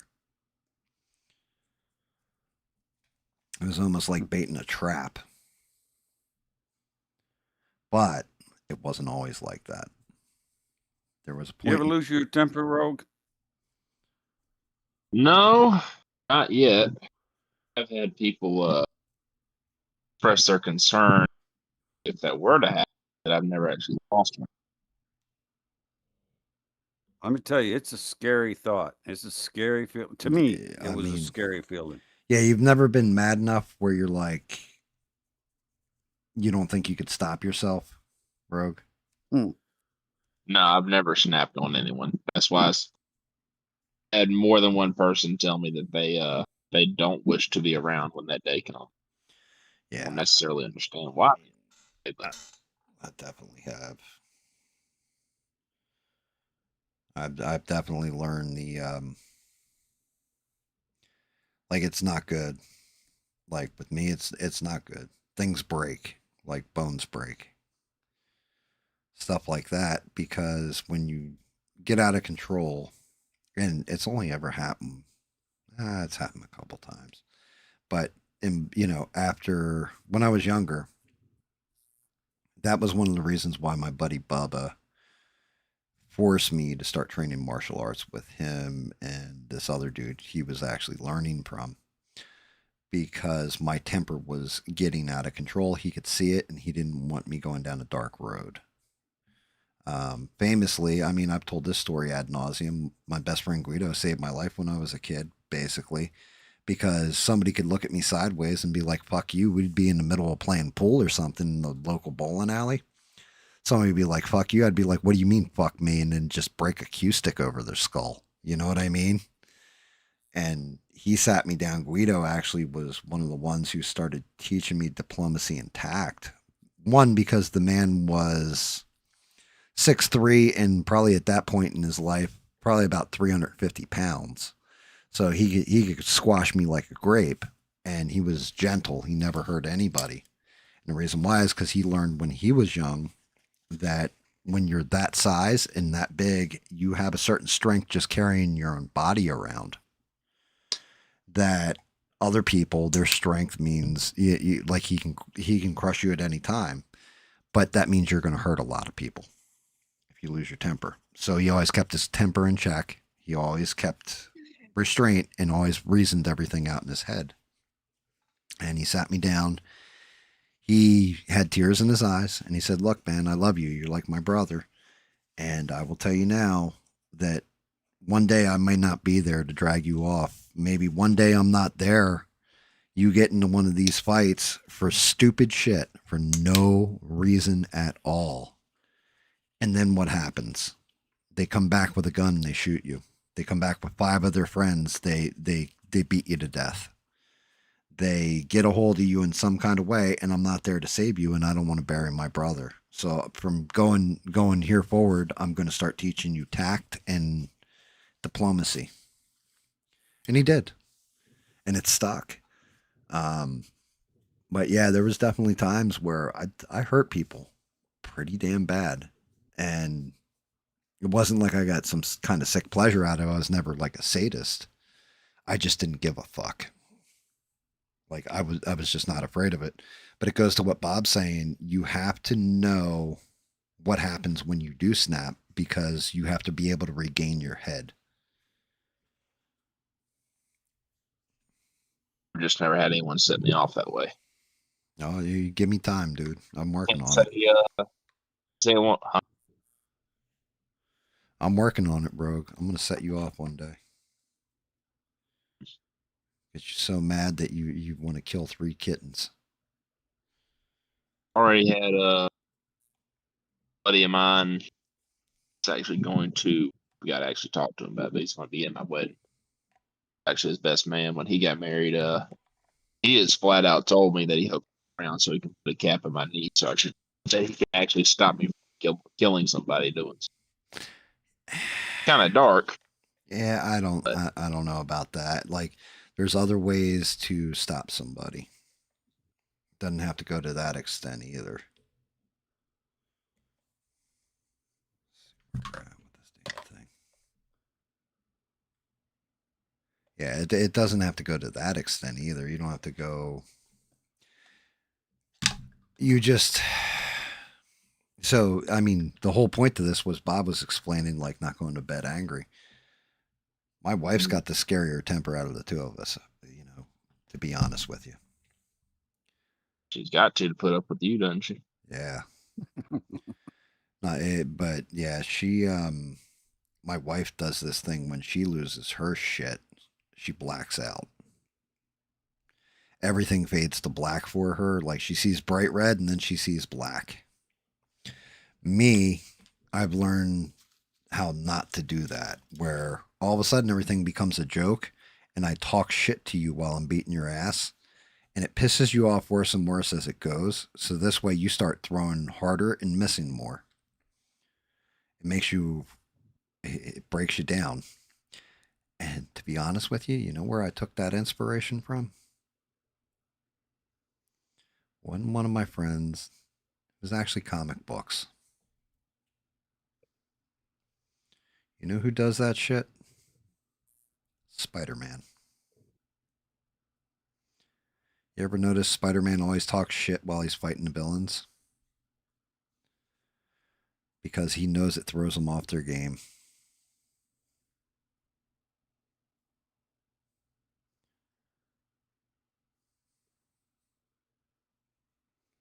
I don't think I've seen a Spider-Man movie since forever. It's been forever. Really? So you haven't seen like the new Spider-Man with oh God, what's the guy's name? Tom Holland? I don't know who that is. Younger dude. Pretty. Yeah. The new ones are pretty damn good. Like, you probably saw like the old Sam Raimi ones with Tobey Maguire. Tobey Maguire. That was the last one I saw. Yep. Yeah, it's going back a ways. Who's that girl? Who's that There's been chick? one between Tom Holland and him. Her name's Kirsten Dunst. Oh, she's smoking too. With her, she had her boobies on display in the one where she kisses him in the rain. Yeah, she needs a bigger pair, but they're not bad. Jesus Christ, Bob. I'm just saying. I mean, fair enough, I guess.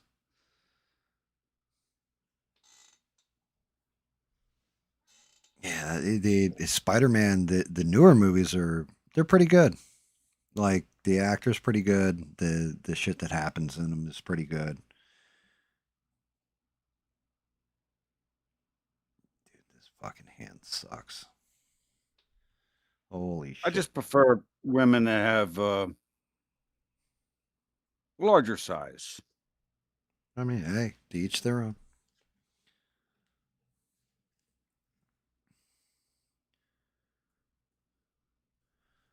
I mean, for me, I've always found that it's who it's attached to that's the important part. I would agree with that. That's a true statement.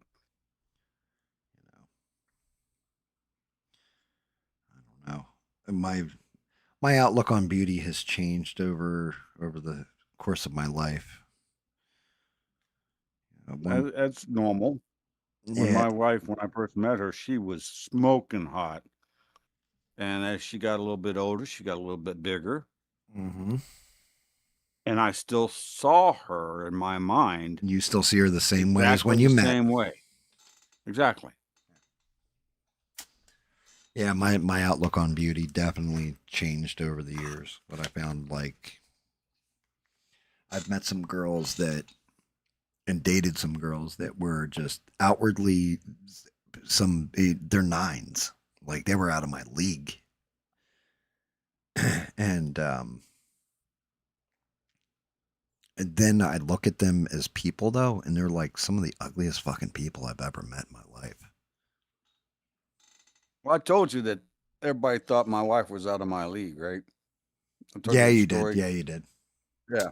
And guess what? They were right. That happens. But Sometimes, hey, it worked. I mean, Rogue's girlfriend's out of his, well, his fiance now is out of his league. Mm-hmm. And even Well, it's more, good that you know it. yeah, and she's not even related to him either, which is like a staple for Alabama people.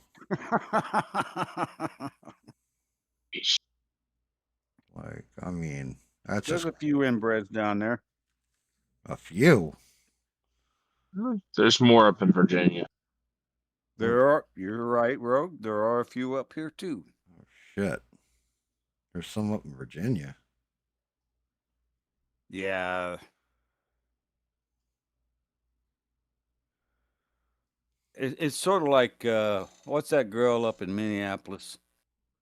Married her brother. Ilhan Omar. Ah, yeah, that's her. Yeah, but she did, well, honestly, seeing her brother, I think that dude's straight up gay. So, like, serious, I really, I believe he may be homosexual. But, Well, I wouldn't want to call him a faggot or nothing. You got to mark that one down too on the timestamp. yeah, I'll definitely edit that one out. Stranded. Actually, Bob, you hit it right at 12:01. Oh, my timing was always good. All right. But yeah, there's something a little odd about him too. Yeah, like I'm dead serious. He does look like he's gay. Like, I don't know. There's something squishy about him. Whether that's true or not, I'm not sure. But I think she just married him to get him in the country. And yes, hence immigration fraud. Yeah, well, I'm sure she's making millions of dollars from being a congresswoman. What does a congresswoman make or congressperson? 120K, something like that. It ain't 170,000 a year. no, it's not that much, to be honest with you. Not Well, as much as they're leaving with. That's my point, because for a lot of years I was making 225, and Jeez. I'm not in Congress. Well, if you had been, it would have been a couple million. Rogue posted it so that you can go back and cut that out. Nice. Beans, educational. I got a question for Beans. She says tonight's been very educational. I would like to ask, in what way? I don't know. Not to put your listeners on the spot, but I'd like to know why it's educational. Beans is pretty good about that stuff. Yeah, she is. I As like Beans. Yeah, as long as you're not personally attacking Beans, she's pretty stand up and will answer questions.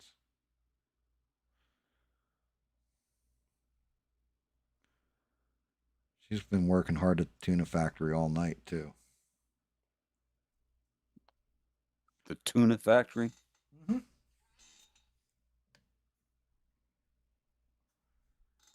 Yeah, she works very hard at the tuna factory.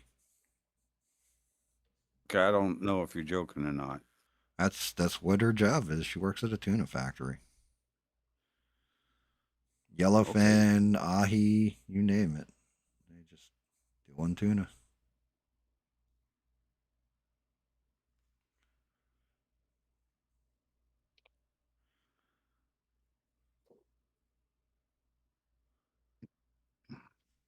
I personally don't eat fish. Really? You're I missing love out. Well, no, here's the problem, and I'm a weird dude. I love to go fishing, okay? Like when I was stationed down in New Orleans, my buddy Mike, he had a pontoon boat. We would take the pontoon boat down out of Venice and fish in the wagon wheel, which is basically the inland waterways. And we would stay on that boat all night and the next day. And we would fish and catch redfish or Red Yeah. snapper, very tasty. and snapper and what was the trout? Speckled trout. And Mike always liked taking me because even though I caught a lot of fish, I never wanted them. So I just give them to Mike. Oh shit. Happens that way sometimes. It's like if I ever went hunting with Rogue, he'd get to keep all the deer meat because I don't eat venison unless I have to. Oh, I love venison. Rogue loves I'm gonna venison send you too. some deer. I'm gonna send you some deer jerky, caught with my own 2 gun bullets. 2. Okay. I didn't mean to offend you if I did there, Bean. She's saying, from the smoke drops to the chicks riding Bob. Okay, that might have been a little Yeah, see, Bob, you didn't think about the way it sounded when Beans yeah. Beans swapped out and it threw him off. Okay. Forget I said that there, Beans. But I'm single now, so Well, there is that. any chicks out there that want to ride, let me know. Gracious. I full disclosure, Bob means in his car. No, you can come to my house. I own the house. Oh, Jesus Christ, Bob. Trying to save you here. Okay, I'll just shut up now. Bob's like, oopsie.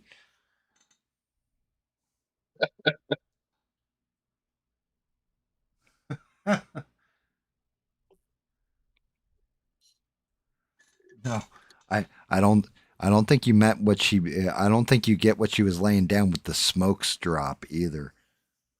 I don't. What do you mean by smokes drops? There's another word. For There's a more. slang word for cigarettes in the UK. Don't say the fags. word. Now, mark the timestamp so you can cut that out. Yeah, I know what they're called. They're called fags. Okay, mark that one too. Oh, I get it now. I Yeah, know what see? she's talking about. All right, it took me a minute. I'm sorry about that. Beans, are you fucking like dying laughing over there, or you're like, holy shit, what am I listening to? This is not safe for work.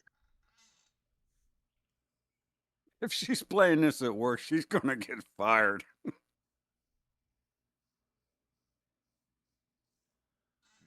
Dear Lord, give me 1 minute. I gotta grab a smoke pen. drops. Smoke drops. Yeah. Oh. You should not answer my phone whenever I call.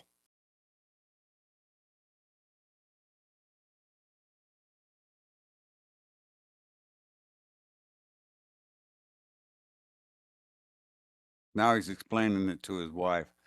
He'd be like Ivan. He'd be splaining.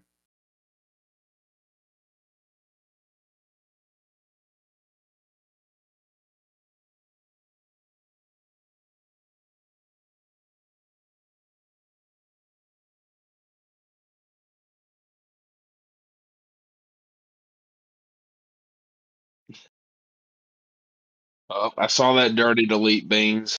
I did too. I saw it too. I wasn't going to say nothing. Go ahead, Rogue. You can chastise her.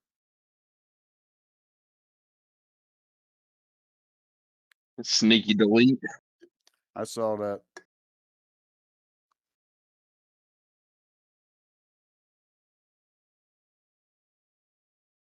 So, did you explain to your wife that Bob's just been drinking a little bit and saying stuff he shouldn't be saying?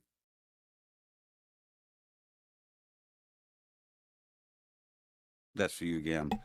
Yeah. So I think Beans he's is still at least talking to her. Beans is kind of laughing. She's still like, what the hell am I listening to? This isn't normal GAM programming. Yeah, I see that after you resent the message, Beans. Just making sure you weren't just dirty deleting, thinking that we didn't see you.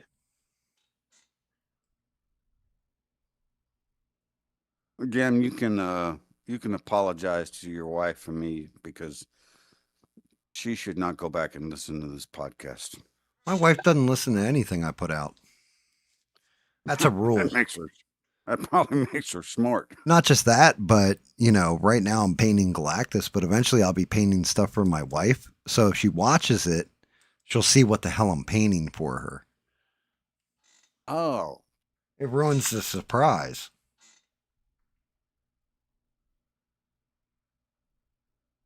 As is, you've got quite the line up waiting to get painted, don't you, sir? Man, I'll tell you what, this one is gonna get done and it's gonna get marked private.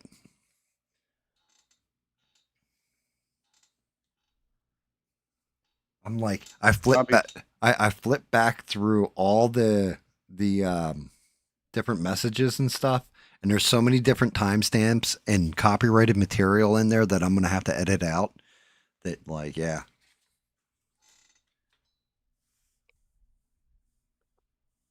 I hear you, Beans. The same boat with my job. They Yeah. can't fire me if they want to. Well, no, they could fire you if they want to. They just wouldn't because they pay you $10 less than everybody else around you. That's all. Well, I'm one of the only two people for 3 counties with coverage that actually does the work.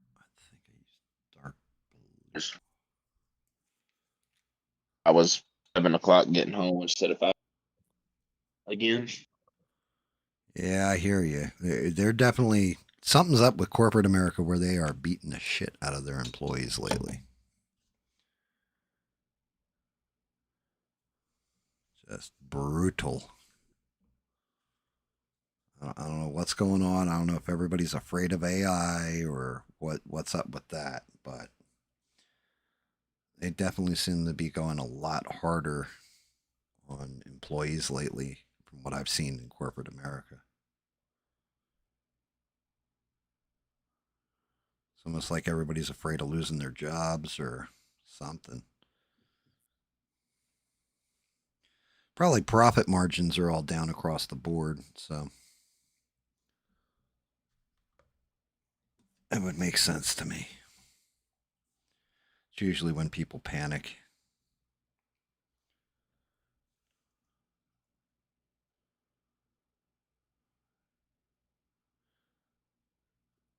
Beans was like, what an interesting stream tonight. Shout out to Beans too. Thank you for all the coin tips to The Witcher. I was explaining to Smurf last night about that, and he was just like, holy shit. He's like, she's nice as hell. She's nice as hell to you, Gam, okay?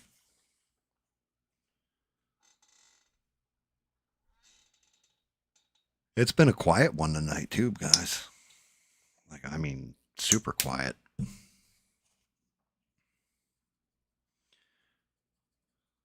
And I'm not talking about the conversation on stream. I mean the chat and everything else. Most people have already gone to bed. Like, Ian went to sleep early as hell. Eugene too. I mean, Eugene's fighting gout. Hopefully he feels better soon. I'm just happy to know he's all right out there. I think Stranded didn't say goodnight, so I think she's still kicking around.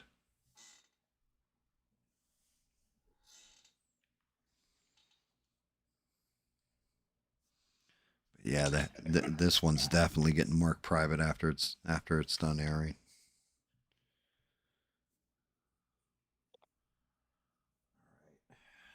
Here comes the painful part. I gotta not screw this up.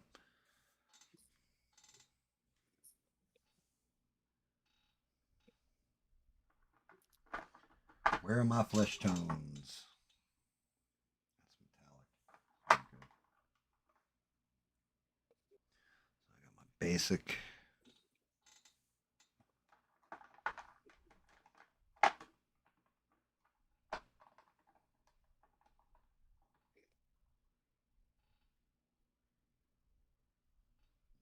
Green gray.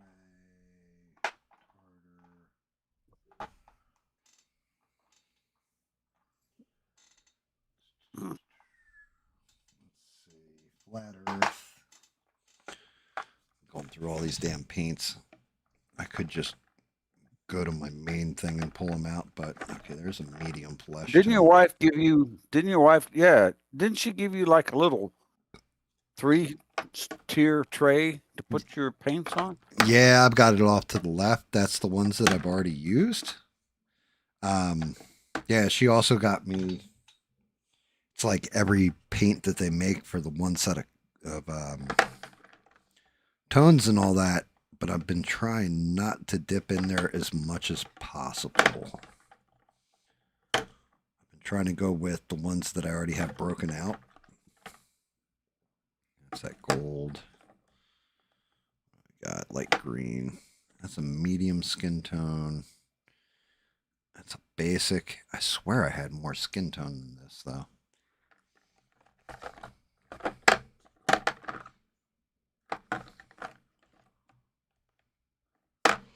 Yeah, I keep that one for the paints that I already have. That's how I knew what blue I used on his arm to patch the one spot. It's a dark blue. I had that one aside. Flat Earth. We got leather brown khaki. It's old gold. Should I got 2 khaki? Damn. I get my money back for that one. Alright, looks like I am going to have to go in. Looks like I only got 2 flesh tone for some reason.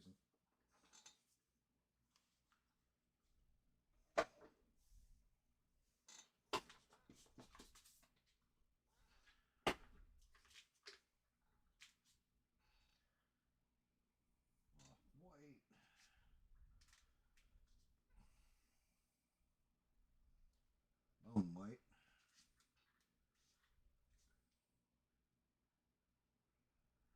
There's regular skin tone.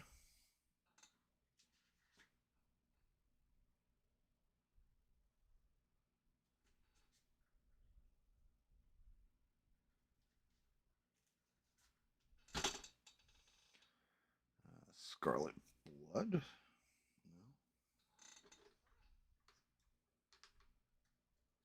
What's that noise I just heard? What do?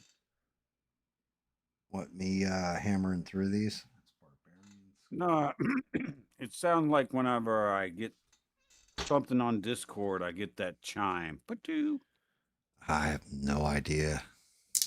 I think somebody new came on Discord. I don't know. It might just be somebody posted in Discord and it's a notification.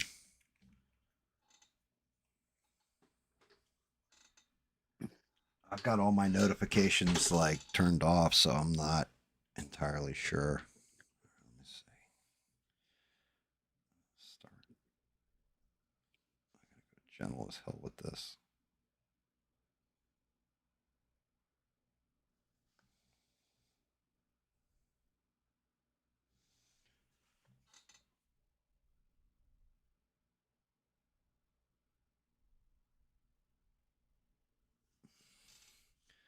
Matter of fact, I need to go to a finer brush too, I think.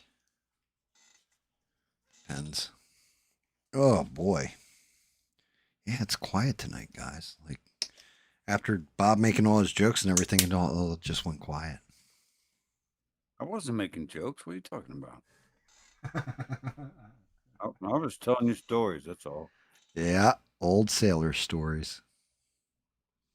They weren't even sailor stories. Sailor stories I can't repeat because you're definitely going to have to scrub it.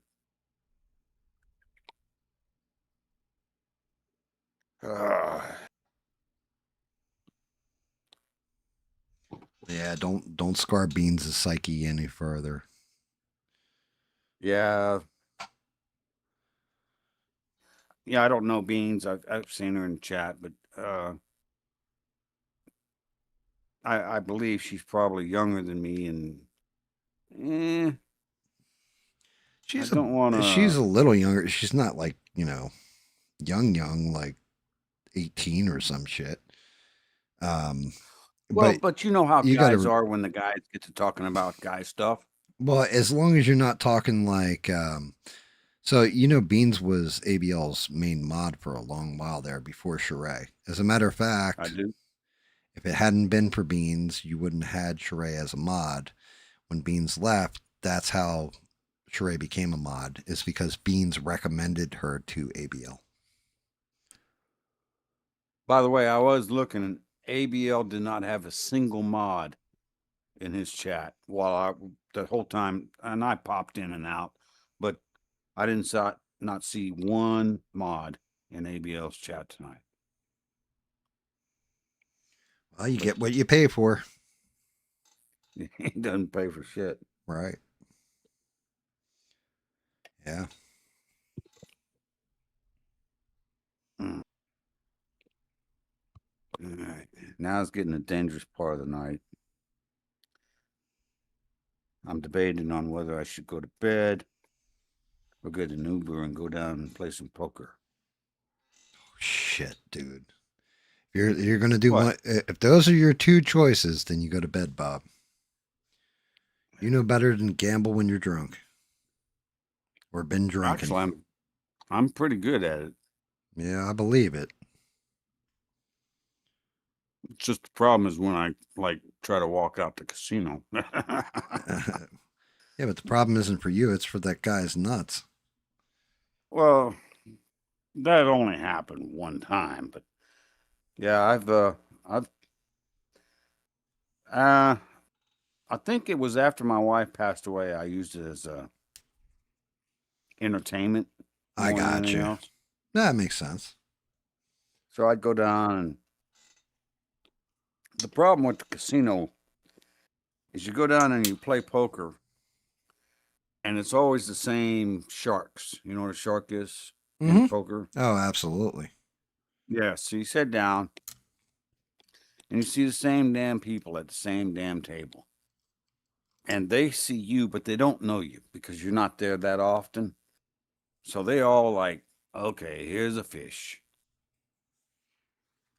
But most of the time, I'd say out of the last year that I went down there, I'd go in with $1,000 and I'd walk out with about 2,500. Nice, Bob.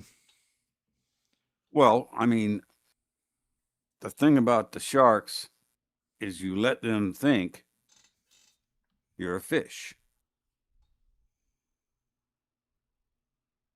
And if you really kind of know what you're doing, then you can win their money. And they don't like that, by the way. So they see you as a fish and you end up taking their money and walking out the door. And They get a little upset. they get a little upset, but they also put your face. A lot of these guys have what's that where you photonic memory or something, photographic memory. Photographic So the memory, next time, yep, there you go. So the next time you come in, they don't want to play with you.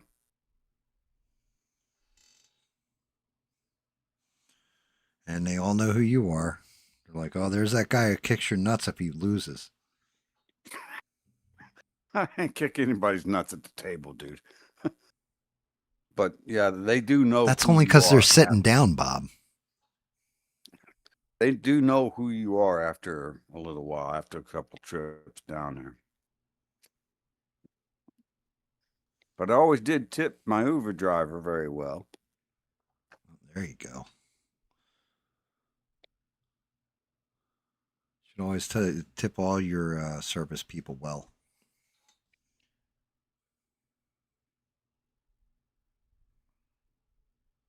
Did we lose Rogue? I don't. I'll have to look. I have to look.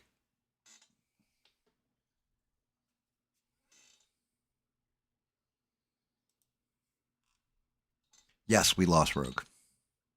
That might have been that sound I heard. Yeah, you know what? Probably was. Another one that's usually in the chat by now, and I haven't seen her. Well, I didn't see her last night chat at all. But shout out to Melissa Grunt Bucket. She's awesome too.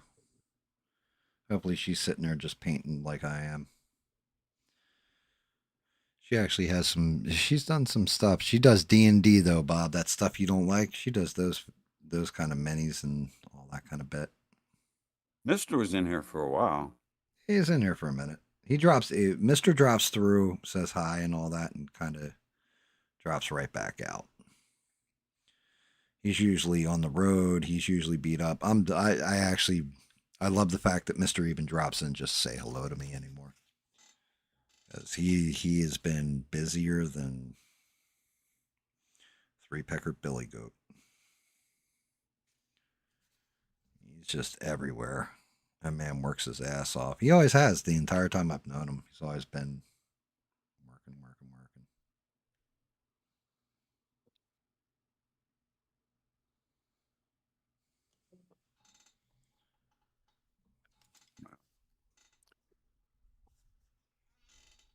I think I'm gonna Think you're gonna go play some poker. Don't get yourself in trouble, Bob. I make no promises I keep. That's fair. That's fair enough. I don't know though. The couch is looking pretty freaking sweet. Yeah, just remember wherever you go, you got to get back. So, Well, I just take Uber everywhere I go. Uber sends me like emails like, "Oh, you're such a loyal, consumer. Your next drive or your next trip is 30% off or something like that." They send that shit to me all the time. nice. Yeah, you gotta love that. I've never had an Uber ever in my life. Ever? Ever. Shit, I took an Uber when I was working. Actually, I was working in MIT. I took an Uber every day, twice a day, for 3 years. Yeah, They actually got mad. They got mad for what? Because you're Well, there was a particular Uber driver. Can't remember his name. Good kid, black guy. And he knew when I was going to book an Uber from my hotel to the office down at MIT, and he knew what time I was going to book from the office at MIT back to the hotel. So he would always be like the closest guy. Oh, I got you. You tipped him And well. he's a great guy. Yeah, I tipped him well. And he told me that he got suspended from driving Uber for like a week because he was always driving Bob. So they thought something was going on, like I was paying him under the table or something, which I was not. So I was just like, okay, this is bullshit. So I just stopped. I got his name in my phone. I just, stopped telling him, he already knew what my schedule was. But yeah, I think he was getting in trouble because from MIT back to the hotel was a certain route, a certain amount. Right. But I would have him go like 3 blocks away and stop at the liquor store because it's up in Massachusetts. You got to go to the liquor store to get beer. I'd have him stop at the liquor store and I'd get a 12-pack of beer, and then we would go to the hotel, and that's the way it was. I think they thought we were doing something fishy under the table with money, okay, and suspended him for a week, which was that's his livelihood, right? Right. So he's like, we can't do this anymore.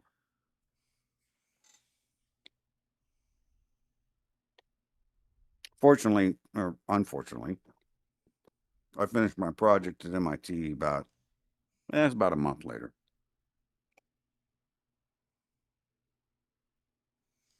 But you still got his number in case you need to go there and get an Uber.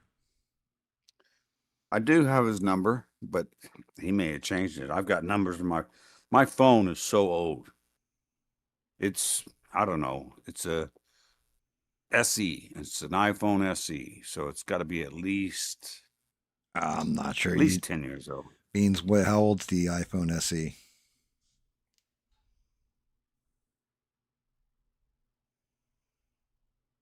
I've only ever had Android phones, so I'm not Mm. sure. Like I can't I just can't do Apple tech. People swear by them. And by the way, I just checked, and I'm running Windows 11. So how far back is that? That's brand new. It's the latest one. Oh, is it? Yeah. It must be updating automatically, and I don't know. Oh yeah, dude. It does it all the time in the background.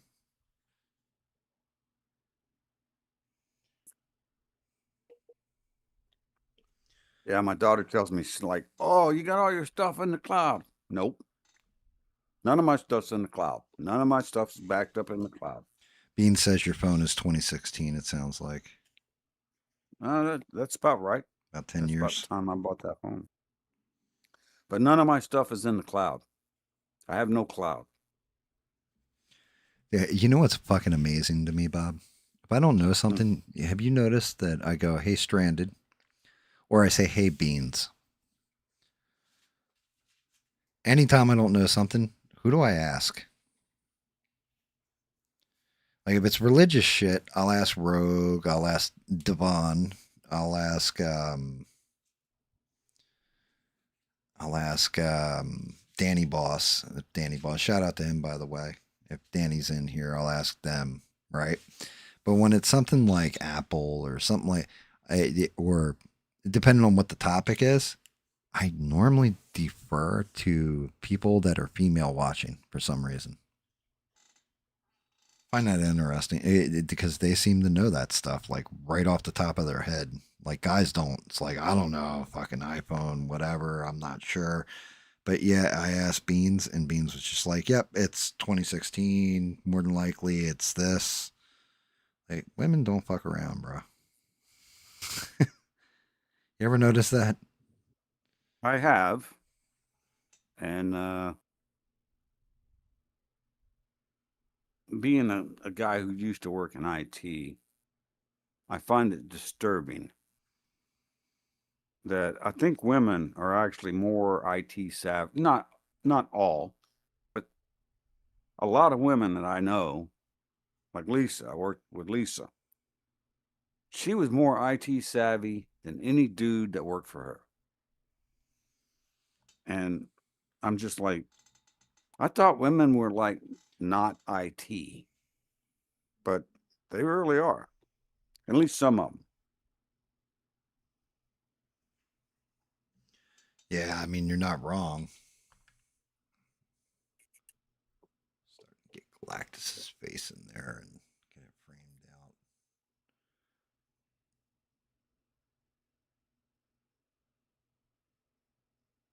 Definitely, I'm gonna have to go over it with a darker skin tone. It's too light. But yeah, I do. I find it hysterical that there's stuff I definitely defer to women on a lot.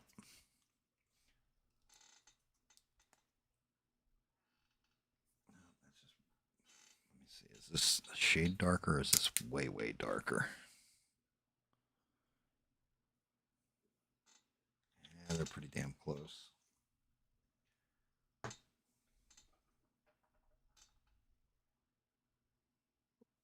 Here we go. Medium flesh tone. This is what I was looking for. Damn. How's up with my rumbler? Well, I think I'm going to go ahead and jump off here and decide whether I want to go to the casino or go to the couch. All right, But Bob. I appreciate you keeping me company. No worries, Bob. I always appreciate having you on and hanging out and chilling and telling old salty sea dog stories. Some of them are not that old. Yeah, that's true. You're not wrong. All right. Well, you have a good evening. And Beans, you take care. And Rogue, it was nice to hear you. And I'll see you when I see you. All right, Bob. Have a good night. I'll see you Sunday. You too, sir.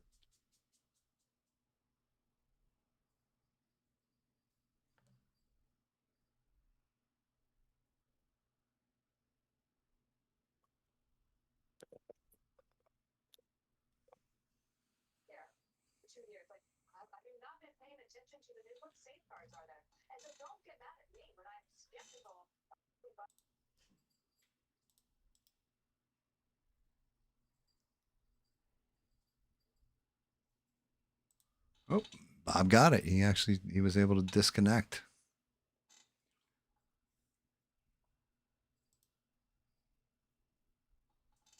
Alrighty then. So yeah, this definitely been an interesting stream. We're gonna have to go back and I don't even know if I'm gonna bother editing. I might just move it to private and just keep this one as a private stream. Because yeah, there's definitely some language on there that I don't think YouTube's gonna appreciate too much. It was definitely over my limit of certain words being used. But hopefully anybody that was listening was entertained.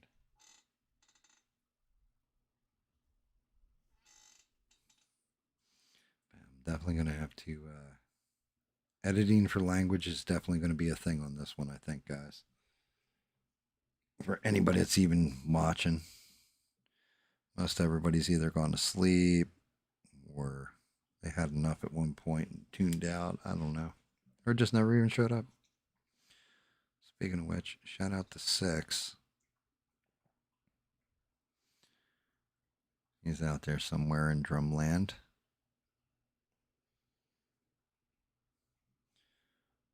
Gonna work on, like I said, I went to a darker skin tone here. I'm using that. The pink underbase was nice, but I'm thinning out, actually really thinning out this darker skin tone. Go over it and then go over it again with the lighter flesh because like it looks like he's got a dirty face now. But once the lighter skin tone hits, it should even out and kill that off.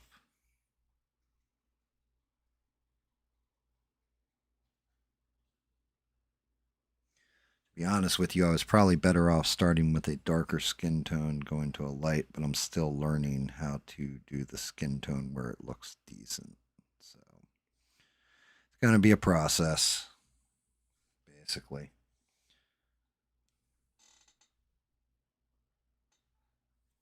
Beans is just a little. It was definitely not a normal stream night, was it? Like it started out like a normal stream night, you know, just sitting here talking smack or whatever, and then at some point in time, shit started to go off the rails, and I try to put it back on the rails, but sometimes stuff's just so far off the rails. Well, you just gotta let you just gotta let the car crash, and then you know you just gotta let it completely derail and just go and call in Pete Buttigieg with his fancy shirt on to come clean it up. Yeah, Smurf's working. Yeah, Smurf is out there working. He's at his you know, his factory doing his Smurf thing.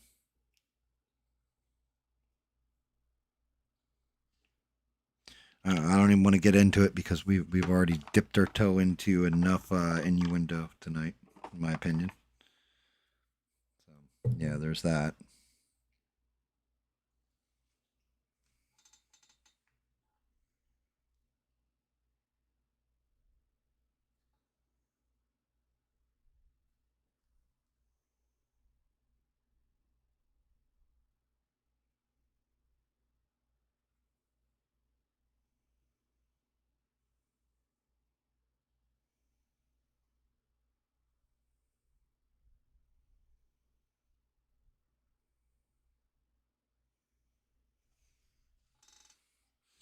Definitely feel like I need to go under there with a red undercoat on those teeth. You ain't gonna lie, you're snickering in disbelief.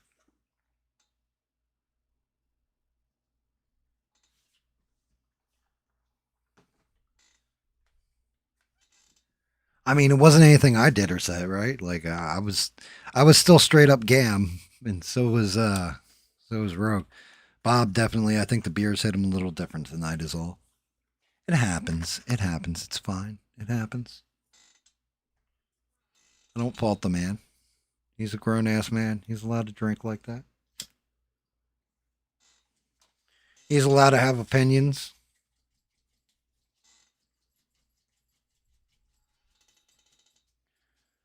It's just, man, just threw me off, though. Definitely threw me off my game a little bit there, guys. Like, screwed me up. I'm debating if I want to keep that black in there. I think I want to go to like a gum line. I think I want to get some kind of gum in there. I'm going to do that through, I'm debating if I want to do it through a red or I want to go into this pink I already have. You know what? I'm going to go into the pink, I think. Get undercoat.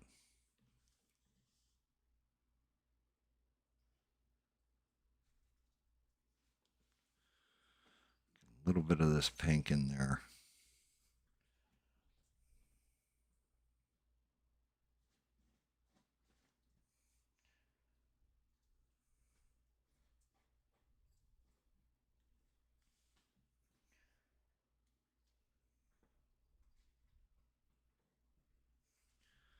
We're going to go pink inside the mouth. I'll go white on top of it.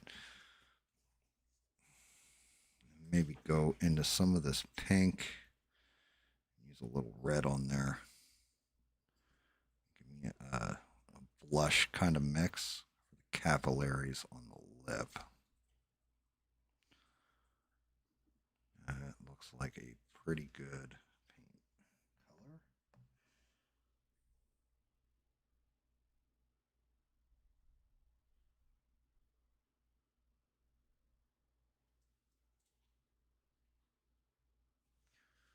And flesh tone over it.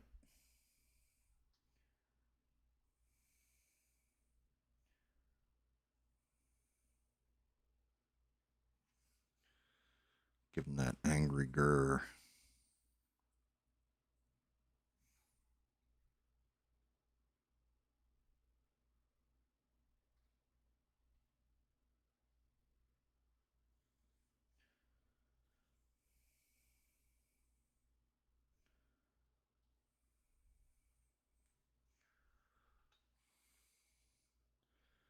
Come back over it with my medium flesh tone. I should be able to even all that out and nail the teeth out too.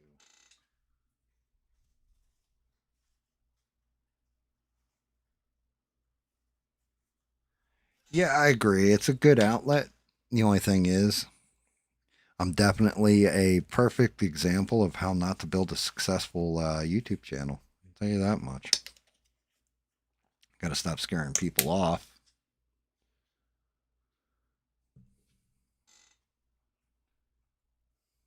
And yeah, Danny comes in waves. Like, he'll come back eventually, then he'll fade back out. You know, I had said this earlier. I was a little worried about Eugene because I didn't see him the night before, and then he popped in the night, and I was like, oh, okay. He got gout or what have you, so he's not feeling good.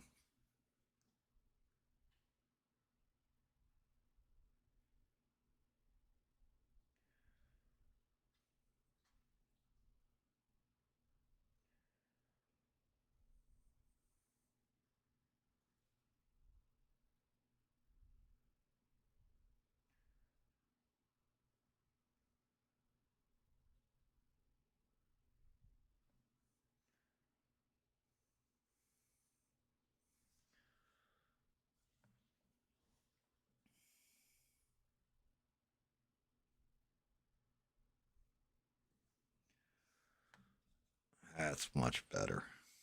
Okay. That looks better. Now to clean up that skin tone.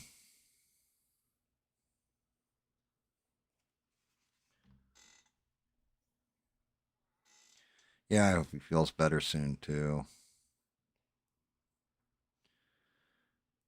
Yeah, definitely. Some days means, I don't know if I should keep doing this.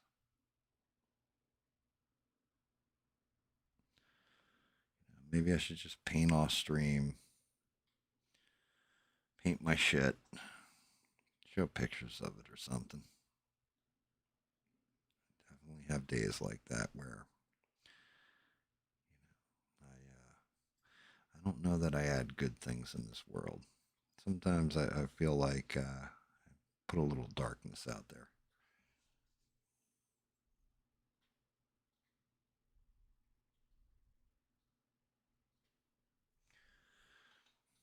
I definitely, one of these days, I'll just have to let everybody know. Yeah, I'm taking a week off or something. Reassess life. That kind of thing.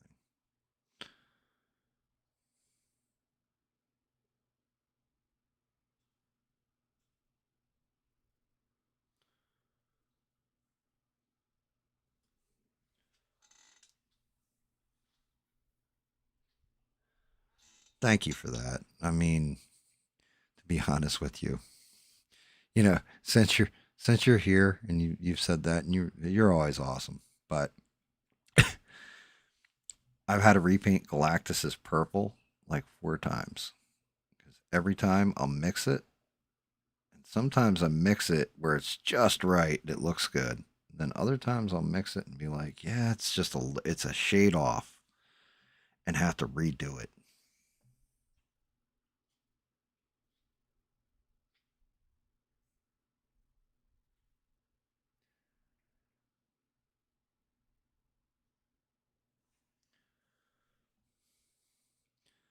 But messing with these now that I have actual like the Vallejo skin tones, I'm trying to pull different stuff that I couldn't before.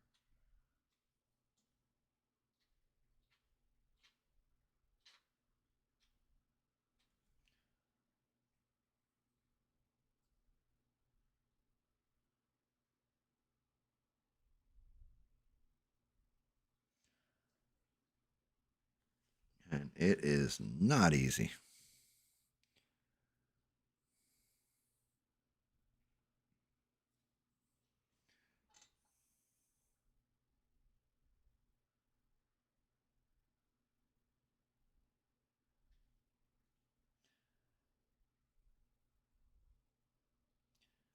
And I'm not sure if you heard what I said last night either. This month's for the guy who does all of the DC version of the figures. This month, he's doing the Rocketeer. He's doing Kingdom Come Superman. So that's the Superman he's like older and has the gray stripe in his hair. Almost like Reed Richards, like that kind of gray stripe going around his hair. And then he's doing the ventriloquist with Scarface from Batman, like the Batman villain. I won't ever give up. You know. Oh, there's too many people that have sunk time into me where I feel like I would be letting them down if I gave up. And that includes my wife. Plus, I'm not a quitter like that.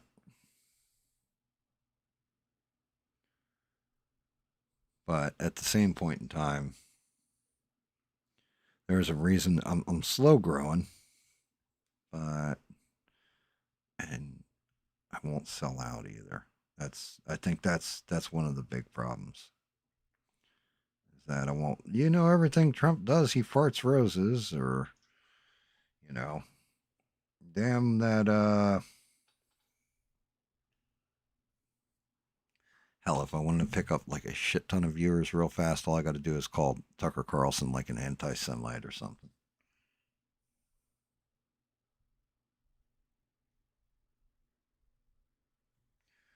And here's one for you because I know you've always been ride or die basically with Candace. I don't like that. Fix that.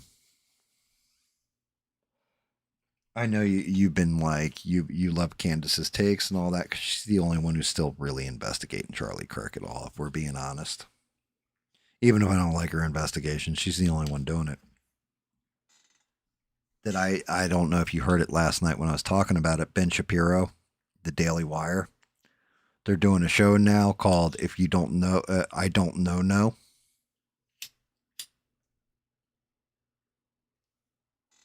And they're taking Candace Owens clips and just making fun of her. Like that's what his entire this show's going to be about.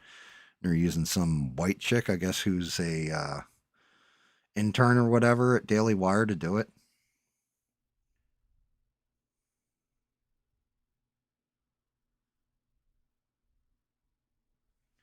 I don't think that's going to work out like Ben Shapiro thinks it's going to work out. If anything, I think it might be the nail in his coffin.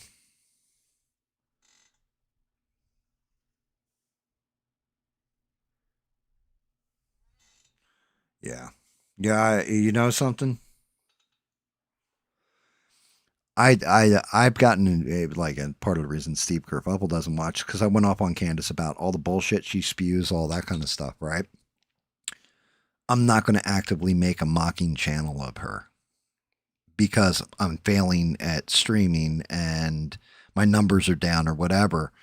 And I'm going to do this mocking channel to boost my views because people are going to tune in thinking they're watching Candace.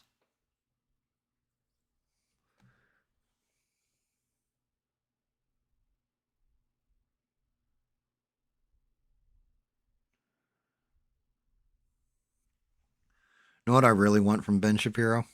Release Candace from her fucking NDA, you little piece of shit.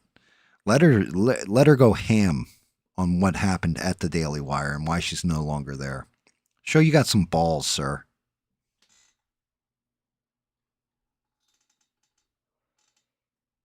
You want to gain some credibility back with people? Go sit down and debate Nick Fuentes.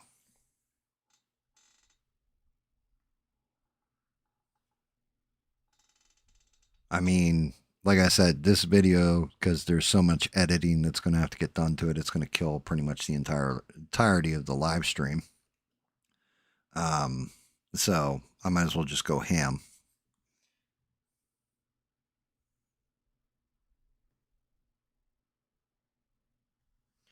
But at what point did Ben Shapiro, who nominated him to be guardian of the internet, and say what people can and can't listen to?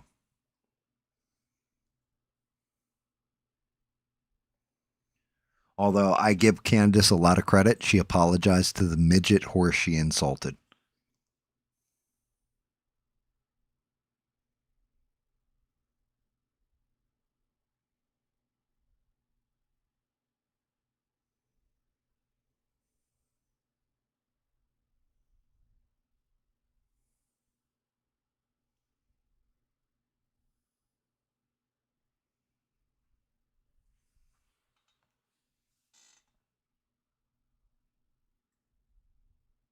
You never liked that sissy? Yeah, I mean, I liked Ben Shapiro's message when he first came out, but he's proven himself to be a coward, in my opinion.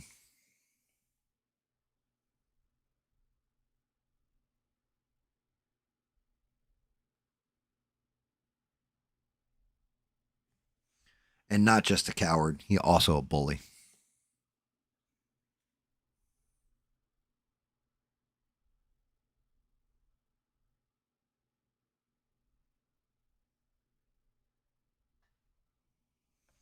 I'm not a huge Nick Fuentes guy, but that kid was 18 and you cut his nuts off so he couldn't talk on the internet at one point because he wouldn't get on board with what you wanted him to say. Fuck you, Ben Shapiro. Fuck you entirely.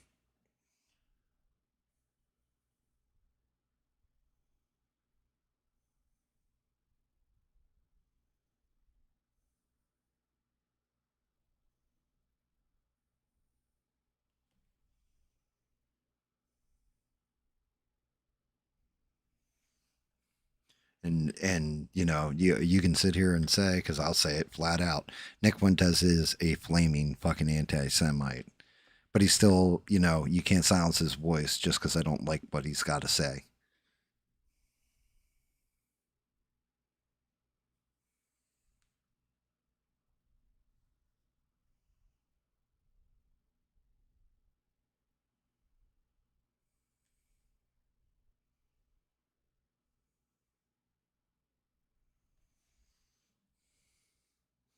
I think Ben Shapiro actually created Nick Fuentes, and I think he actually did create Candace Owens to an extent.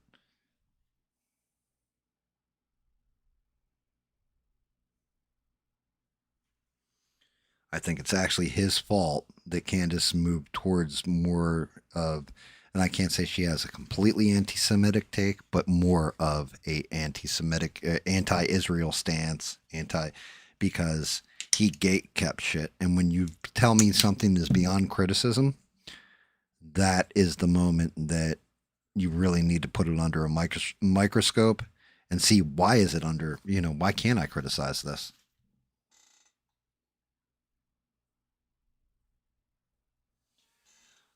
I think Candace is a smart person. I think she is clever. And I do like the stance she takes where she won't be bullied. People can't tell her to shut the fuck up. Like she just wants to talk louder then. Good for her.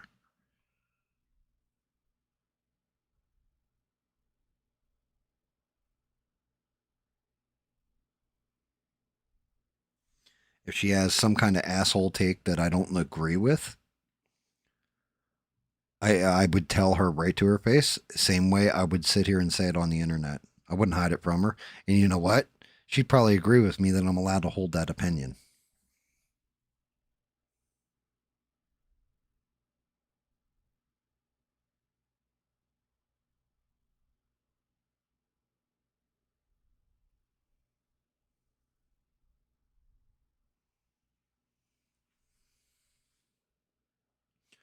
But, I don't like as much as the shit that she says that I don't like. And I'm like, stop repeating what she's saying, all that stuff. I'm not saying take her whole fucking channel down either. Or cancel her. Or don't be associated with her because fuck that. Beat her with speech, dude. Like you're supposed to be Ben Shapiro. I'm a great debater. I can go on any college campus and I can beat up any college student here. Bro, you're a grown ass man. You may be the size of a small child, but you're a grown ass man. Act like one.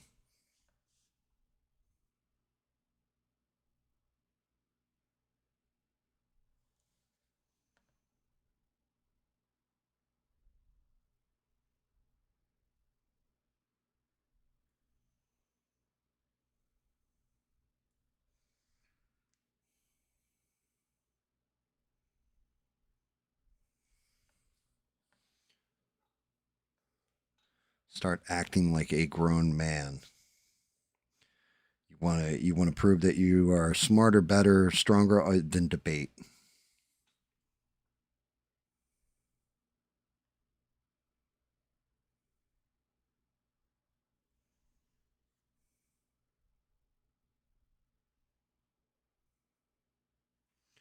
But according to Ben Shapiro, debate should be wiped out. And why? Because he doesn't agree with the speech. Shut the fuck up, dude. You know nothing.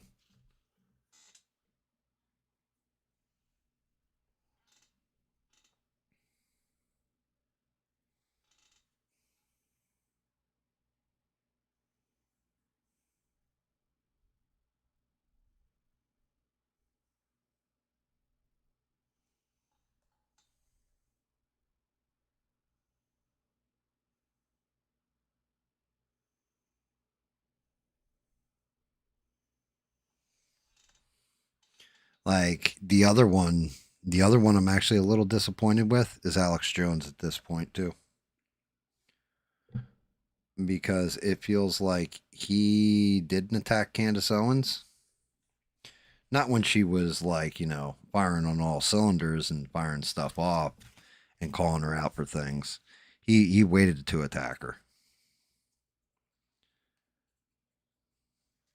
It's like, why did you wait to attack her, Alex? Like all of a sudden it's safe now to attack her? You everybody said it was okay, to blast her. Why didn't you attack her when she first started saying shit?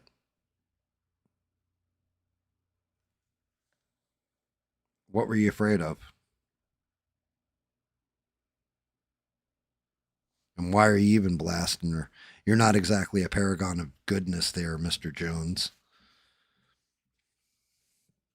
You, you got sued into oblivion.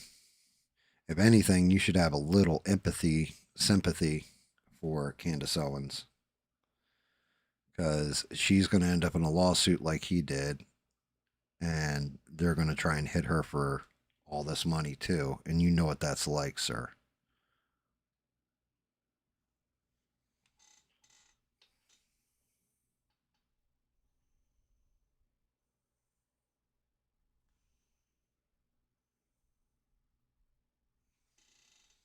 But you're a paragon for free speech, too, right, motherfucker? I'm going to mark it private. I don't delete stuff. The painting's not bad in it. So I don't want to get rid of it entirely, but might even go and edit, Maybe I'll take it to the editing board. I'm not sure yet. But it's way, way too many times the F slur was dropped. I showed off Carissa Cordell, like her stuff. So I'm sure I'm going to get hit for that one. The Lord of the Rings thing, I'm definitely going to get smashed for.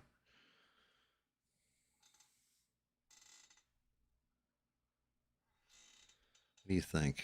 You think those eyes look all right? Hold on, let me bring it in here. How's that face looking? Does he look mean? Does he look fucking scary?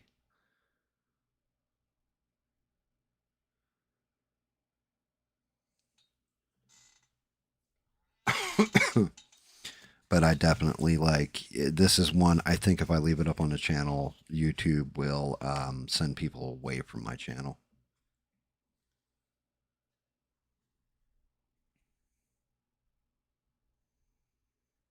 Shit, I knew that was going to happen. Brush wasn't exactly clean. I tried to go in with pure white. Not good.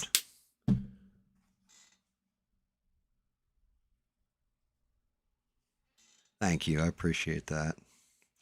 Yeah, I just, I don't know, Beans. I always appreciate the fact that this whole journey, you have been here for the ride. You've watched it go from a couple to 100 and something. Almost picked up 100 subs right along this journey. And there's times where I'm an asshole and I get shit wrong and I fuck up, that kind of thing. It's gonna happen. There's times where I acted like a jerk, and I apologize to people if I've acted like a jerk to you. But it's going to happen. Try to get better. But the one thing I can honestly say, and pretty much say this with confidence, is the entire time I don't think I've ever been mean just to be mean, or spoke falsely when I knew it was bullshit, stuff like that. Always tried to be honest and real.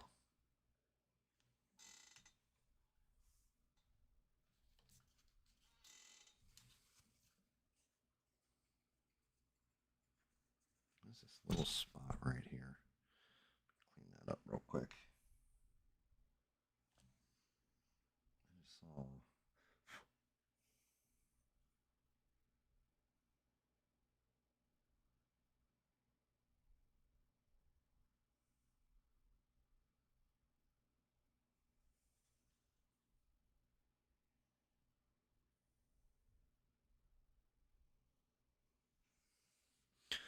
Gotta get in that other cheek a little bit deeper with some of this regular skin tone.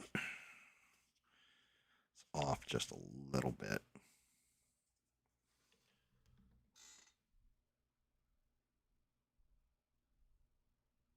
Yeah, that's very true, Beans. You're not wrong. You're not wrong. I just look at it as maybe it'll be a popcorn fart in the history of internet streams, but at least we had fun doing it, right?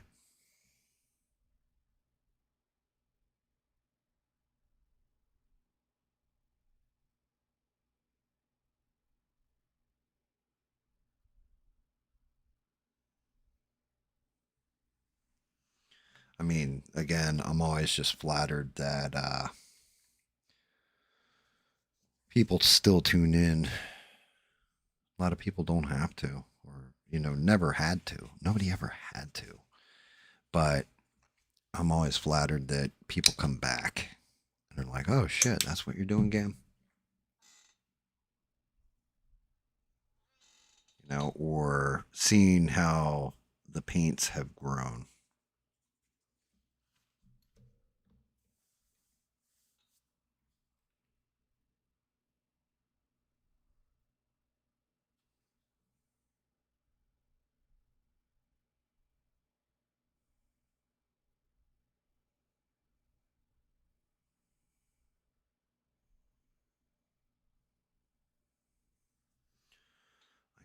I gotta try and go in here light as hell.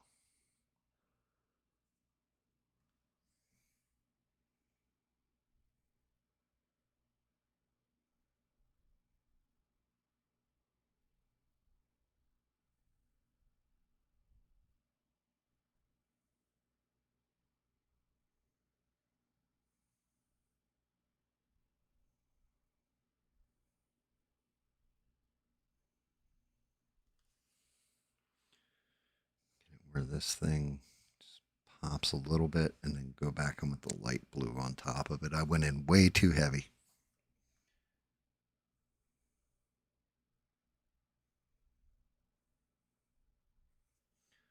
Shit.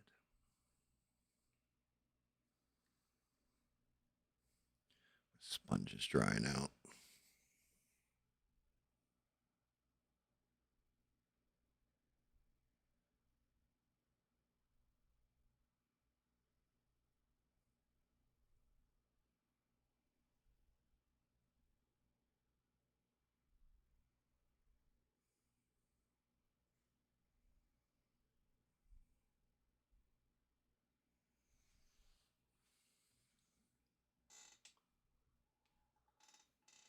Try and readjust that, get some light in there. See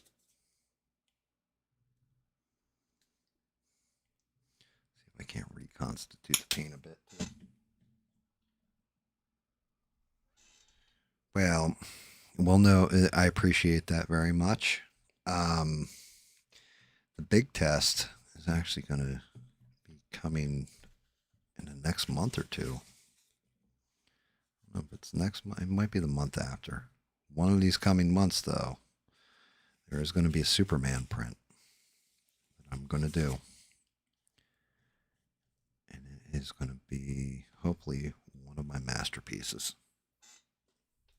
It'll be a crown jewel in anybody's collection. And that one will be sent off. It's not one I will be keeping for myself. It will go to somebody who absolutely deserves it. So, somebody who has weathered the storm, so to speak, and absolutely deserves it. So when that time hits and that print comes out and everything else, I kind of want it to be undeniable. That it looks like it's supposed to look. The color scheme is the way the color scheme is supposed to be. And it's as close to perfect as I can get it for my limited knowledge and painting ability.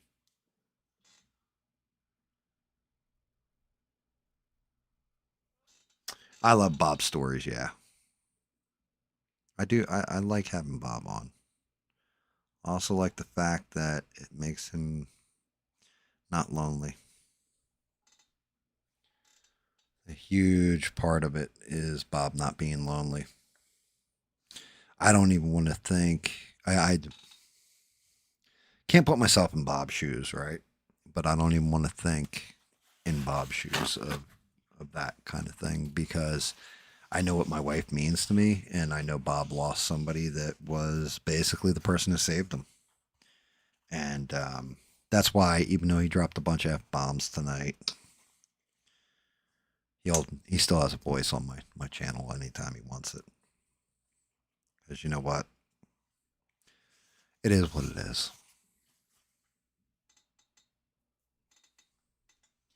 I know he doesn't have hatred in his heart for anybody.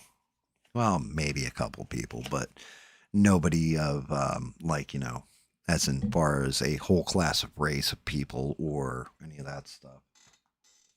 Although he does seem to hate D&D nerds.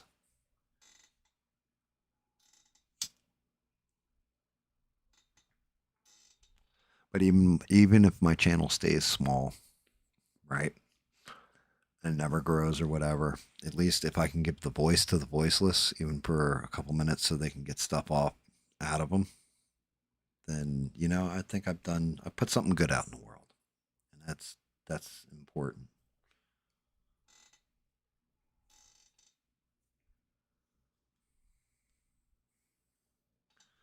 Let's see what I got.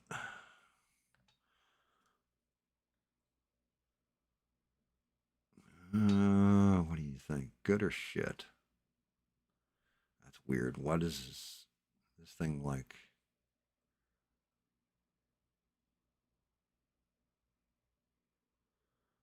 I think I got the face pretty well done.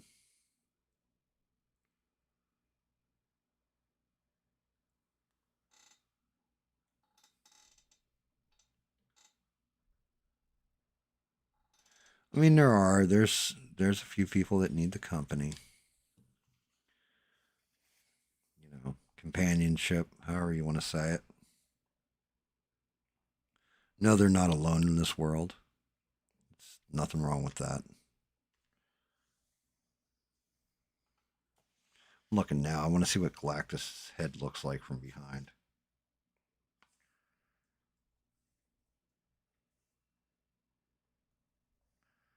I want to see if it all stays that color or not.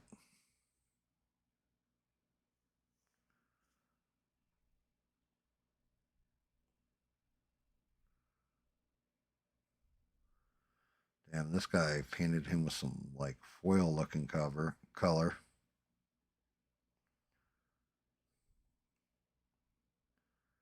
Looks like his head, it pretty much looks the same. The only difference I'm seeing between my Galactus and others, some of them have 2 of these gems.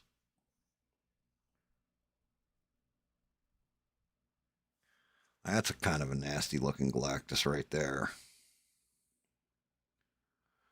Let me see. They kind of went into these coils. See, this one doesn't have those coils or whatever. I may want to come in here with, I mean, it's part of his mask. It's also his eyebrows. The color is fucking rough. Oh, I can share these with you too. The wife got me, and some of them, like this one's a green, so it's going to disappear. She got me every neon color they had. She special ordered them. So I've got some neon that I can drop in there too.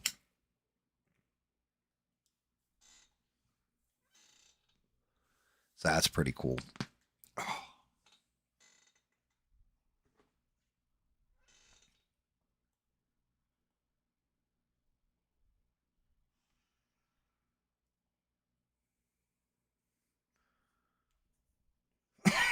Oh.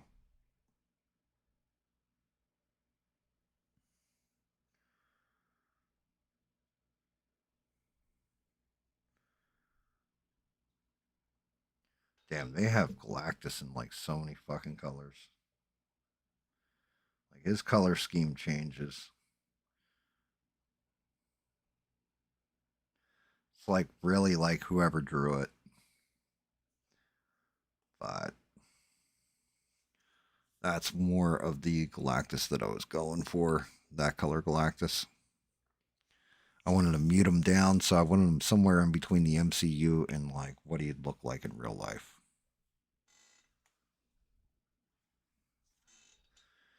Yeah, she's my fucking hero.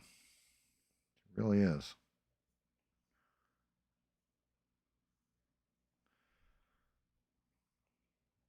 Let's see. Galactus.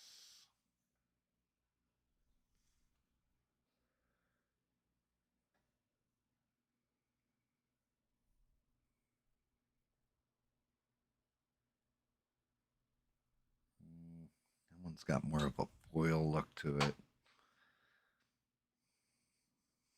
I'm just going to go with my gut. Time to look through my metallics. This dark gunmetal's not bad. I think I'm going to go to gunmetal though.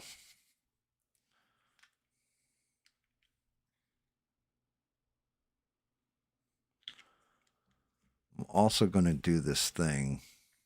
I'll probably do that next stream when I don't delete or private the stream, but I'm definitely going to silver wash him too.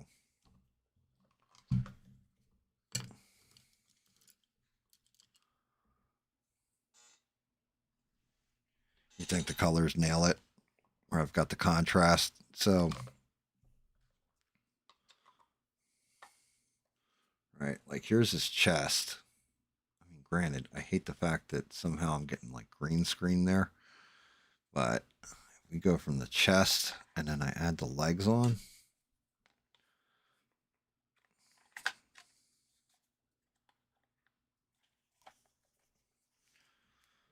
Right. The contrast between this blue and his Under Armour.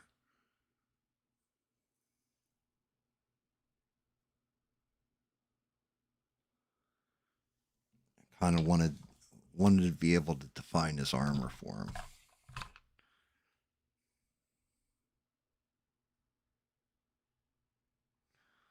That's just the way the model's set.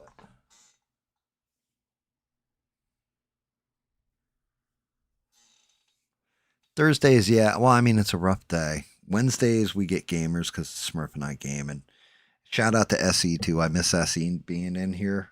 SE, he was like, he messaged me and said, like, you know, shit, you're not doing Fridays anymore. Matter of fact, why the hell am I wearing ear set? Nobody's talking. You know, so shout out to SE. I definitely miss SE being in here. He added something too. But it's not, he doesn't want to watch or just, hey, Gam, I'm not supporting you anymore or something like this. He just simply hasn't been able to because he's been working. So you might watch it on the replay here and there.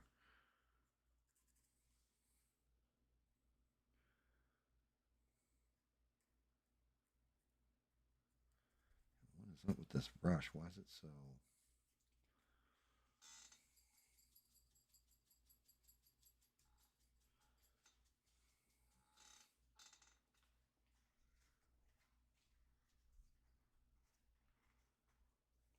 Yeah, I kind of liked it darker too myself. Like I said, the hardest fucking one's going to be Henry Cavill Superman. That one's going to be rough because I don't want to fuck the face up.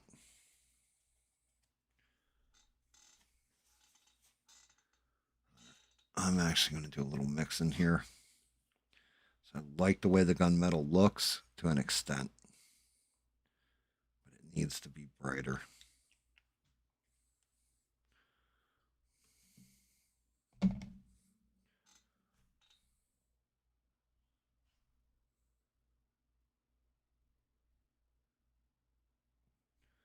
Like absolutely needs to be a little bit brighter in its pop, and it's just not there.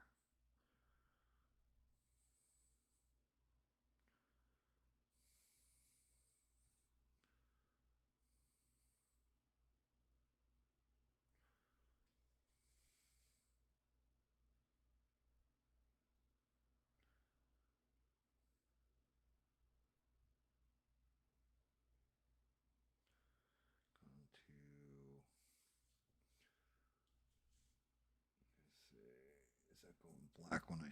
No, it's actually holding the color I want. Nice.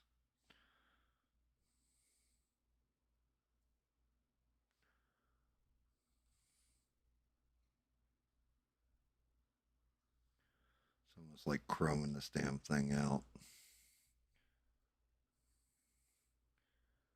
Having to go in there and make sure there's no brush stroke. Metallics are a pain in the ass for the brush stroke. Sometimes it will come out cool. Other times it's like, oh my god, what the hell?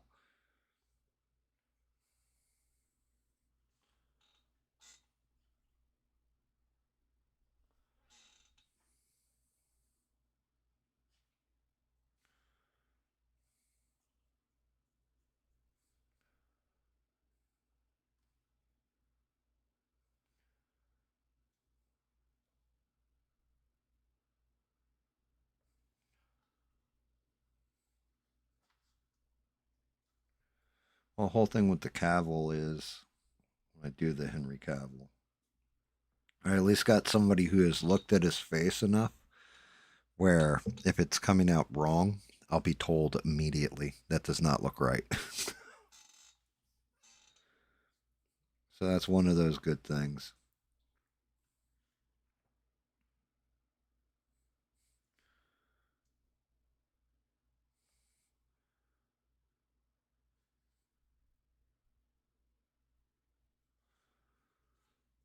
I also have a Brainiac I was looking at I might do.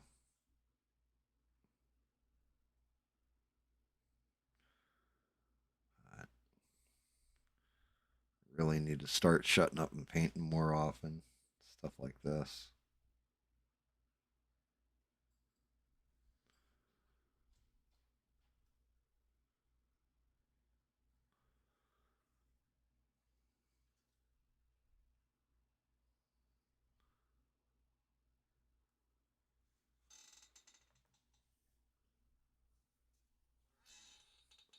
Yeah, I mean, if it's coming out like shit, I expect to be told, yeah, that doesn't look right.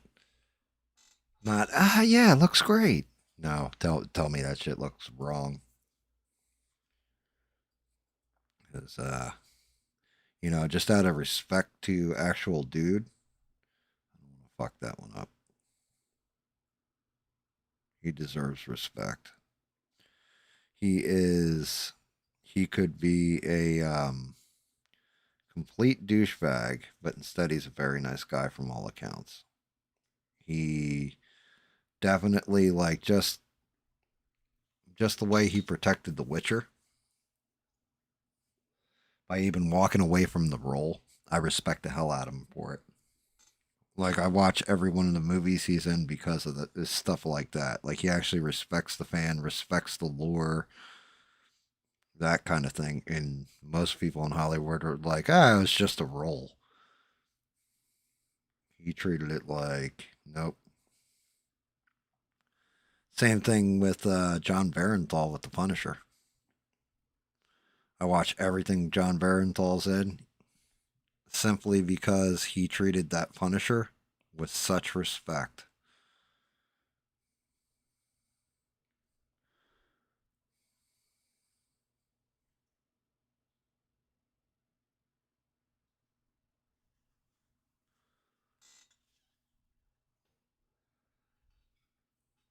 Like he didn't know about the character at all. And he learned and then respected the character and didn't fuck it up.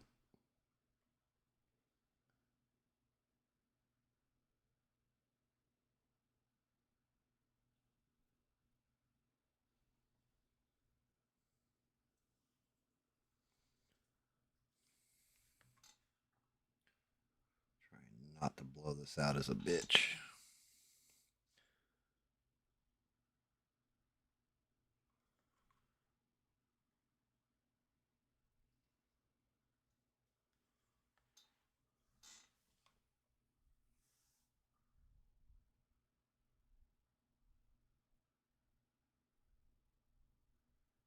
Very cool. Very cool. Yeah, Christopher Reeve's my Superman.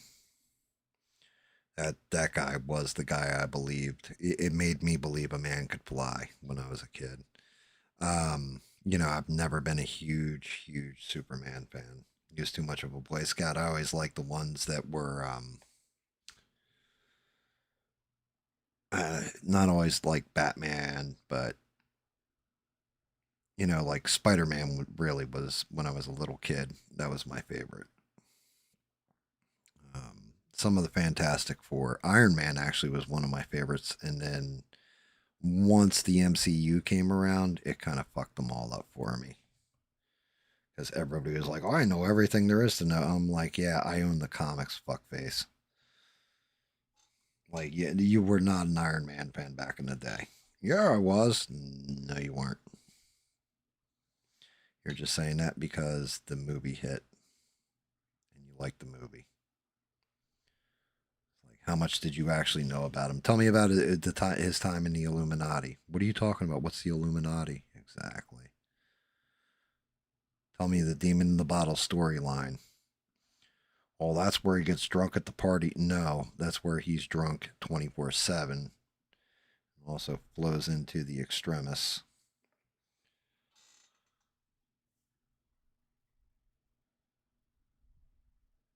David was around last night. Did you see, speaking of which, did you see the trailer I put up? So they've been dropping these Doomsday trailers. And first one was Chris Evans as and it says Steve Rogers will return in Avengers Doomsday. Second one was Thor. Thor's got a daughter. For how the hell he got a daughter, I don't know. I guess maybe he banged out Jane Foster, whatever. But he's got a daughter, and he's talking to Odin, and then it's like Thor will return, and then the third one they dropped, it was what's his name?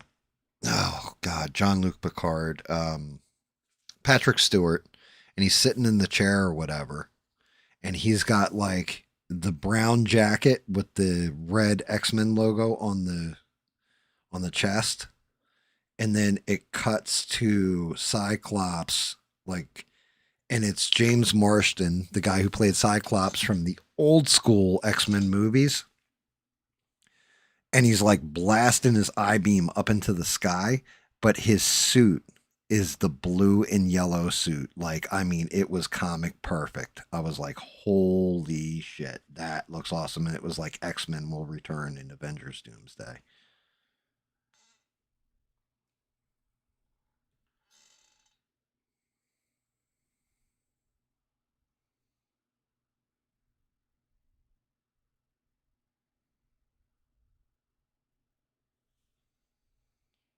Yeah, I was definitely like, holy I think I put it in Discord. I didn't show it off on stream. But just the fact that he's wearing the old school X-Men like gear. Like 97 X-Men. I was like, that's the Cyclops I know. No black leather, friggin' blue and yellow. So they must have learned a lesson from Deadpool Wolverine. And they're actually doing them in like their right and proper comic book gear. Which it'll be interesting to see if they relaunch X-Men, how they relaunch it.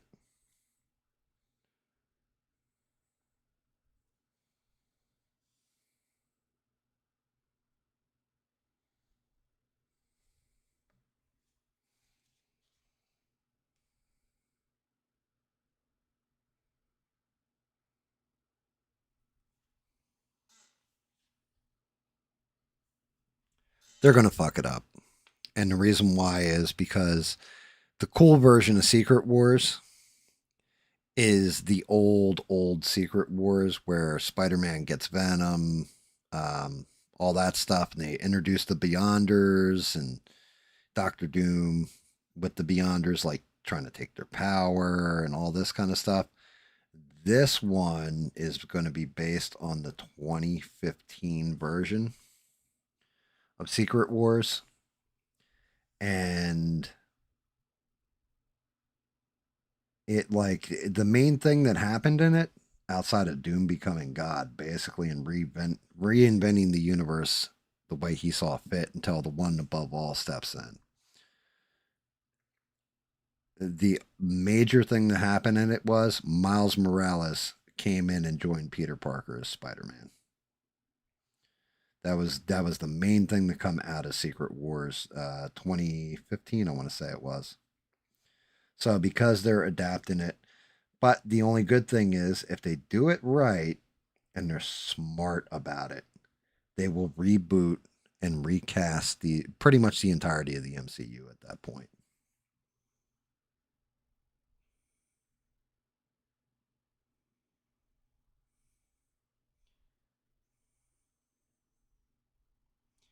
They can use it as a start over point for all the movies, all the lore and stuff. They can get away from, and I like Anthony Mackie. I thought he was an excellent Falcon. I don't want him to be Captain America. I want old school Steve Rogers, Captain America.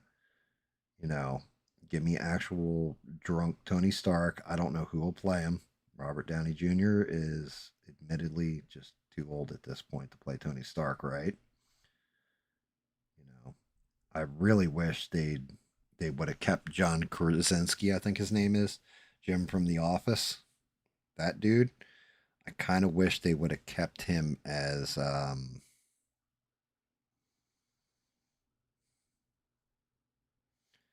god, what's his name? Mr. Fantastic. I honestly would have cast James Gunn's wife as Sue Storm, by the way, too. I think she looks more like Sue Storm than the other chick. Sue Storm to me, it's always going to be ingrained in my mind, and I don't think less of me for it because in the original comics she was younger and Reed was much younger than Reed Richards, but I do think she should be kind of a younger casting.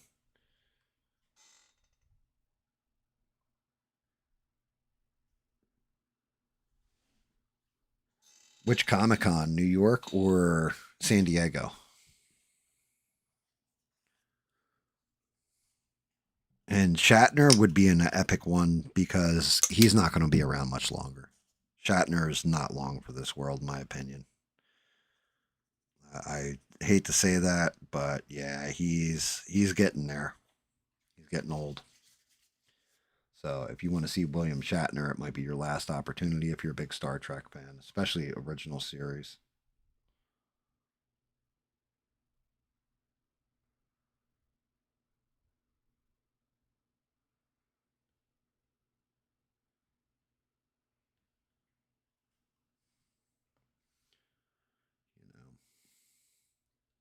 It might be cool to see him and say, like, I saw him before he died.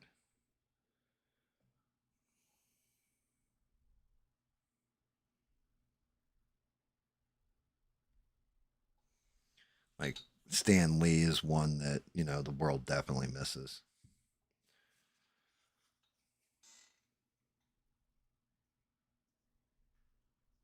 I'm not sure. So my problem is is he an older artist or a newer one? Like the newer artists, some of their shit, like I'm just looking at it. I'm like, it's kind of terrible. Feel bad saying that because it's not like I could do better. But yeah, to me, it looks kind of terrible.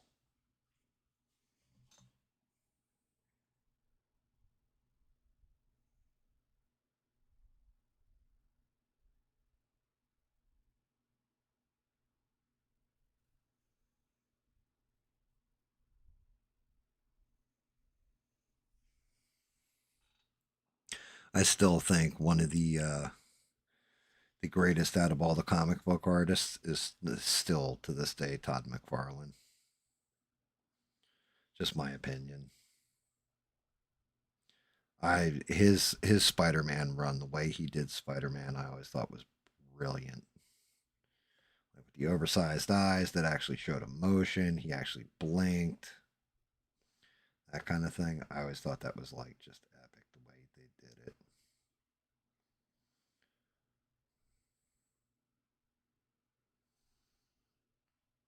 Like there's still very talented artists out there. It's just they try to. I don't even want to say DEI. They try to go with some of the newer, more modern comic book artists, and they fail. They just can't hold muster to the old classics.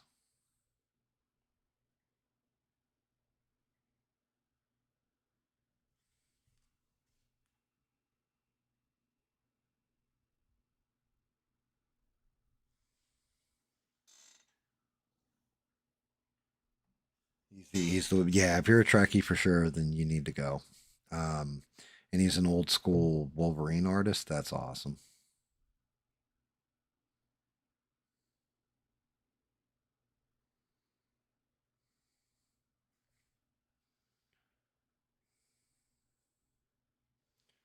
That is awesome.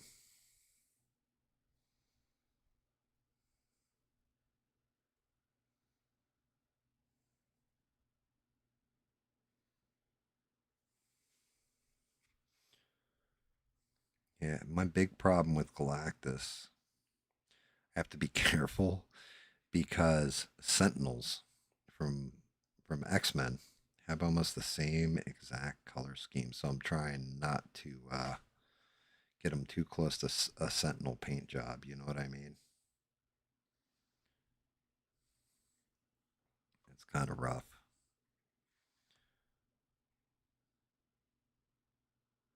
Well, not kind of rough. It is rough.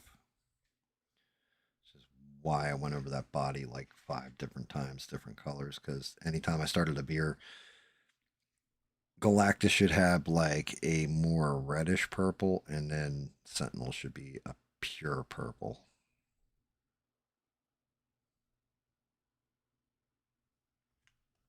He's going to look badass though when I hit him with the little bit of silver overlay.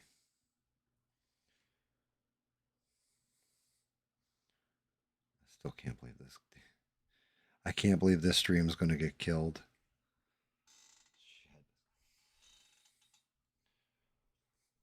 Oh. Shit.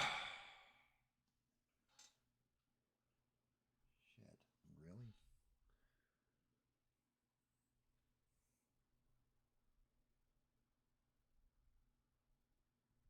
There we go. Straighten up that foot. Let's see how that leg looks inside the foot looks inside that leg.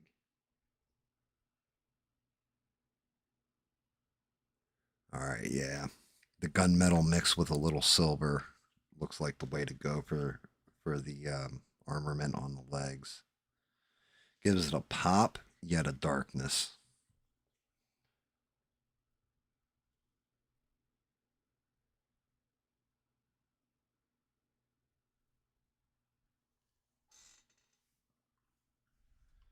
Yes, the base holds them. As a matter of fact, if you want to see these out of the way, I should probably attach them. So yeah, and the other part of the base is this.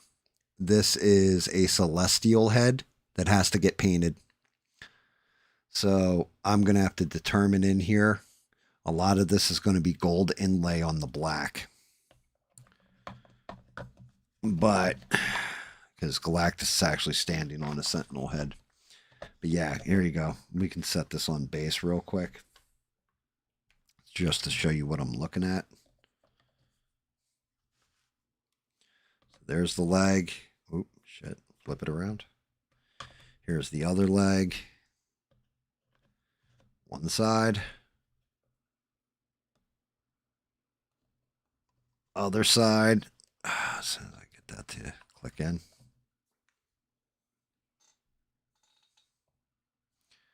Chest. There you go, right off the rip. There you go. That's not me holding it up. There's my hands. So that's right to the body. Up to the midsection. We can go to the top half. I can actually add on the top half, even though you can't see it. There you go.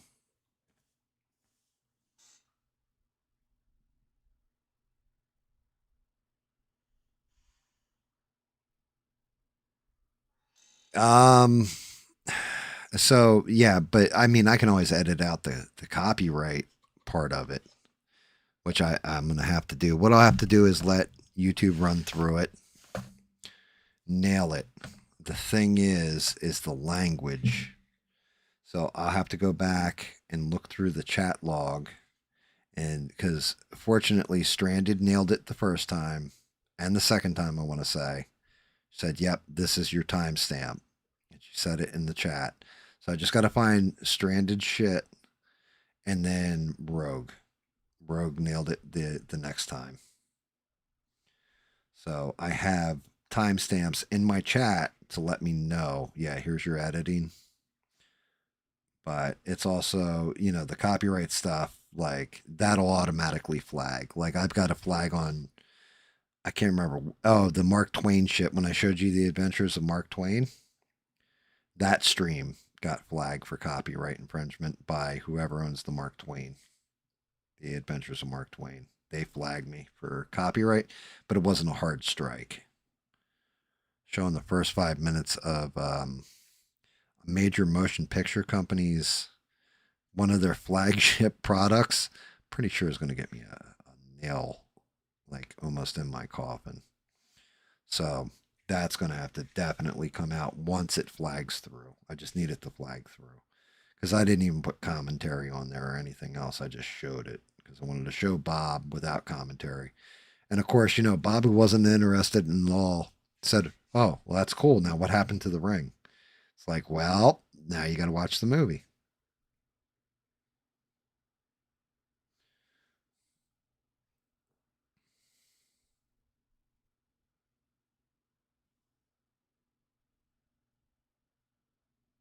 Like, that's kind of the point.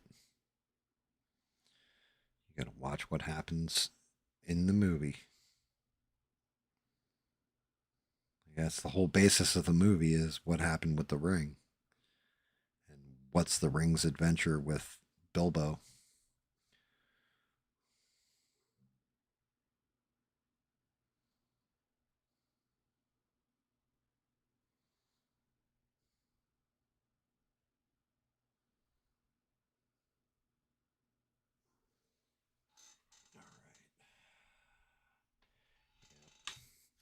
The other thing I'm starting to do is paying attention to the bottom. I have this bad habit of looking at it from one viewpoint, painting it, and being like, okay, that's done. And then, like, the whole undercoat of the bottom's like raggedy or not completely painted. It's like, what the hell am I doing? Take a break off the legs before I go to the other one.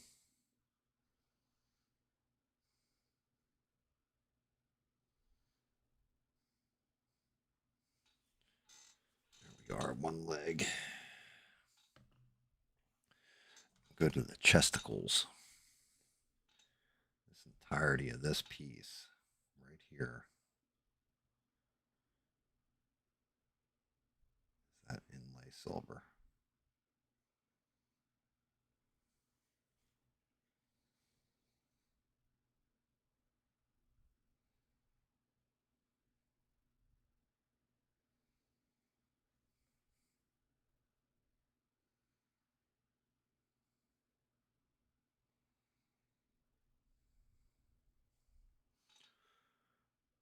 This thing nice and sexy.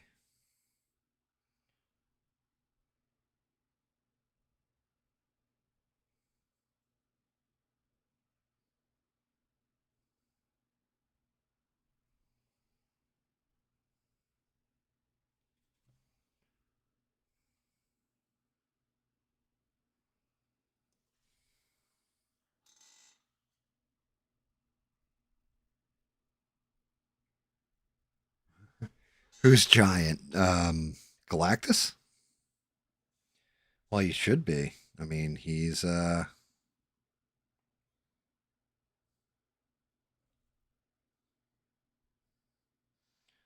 is the eater of worlds. I mean, hell, he's got a planet in the other hand that he's like using the energy on devouring, which I've got to make a decision on how I want to paint that too.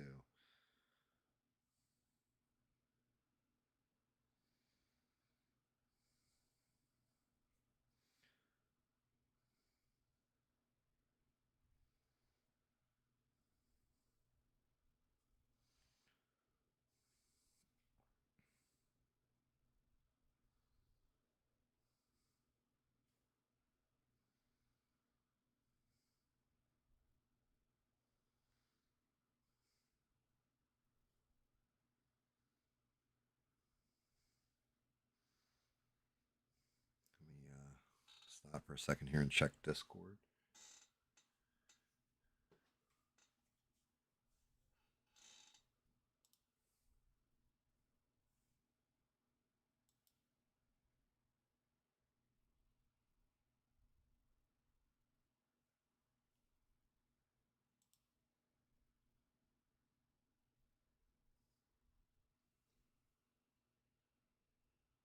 Oh, thank you. Thank you, thank you, thank you, thank you, thank you.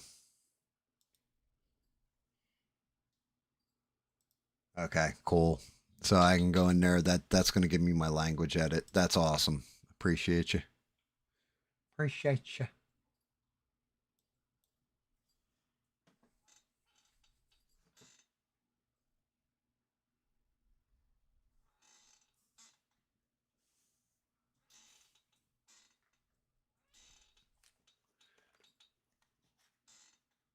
Yeah, Galactus he's about a foot, let's say a foot and a quarter, foot and a half tall. Yeah, it's a big sculpt. I got to get into the smoke on the hands are a whole different animal for me to paint. So it's going to get brutal as it goes.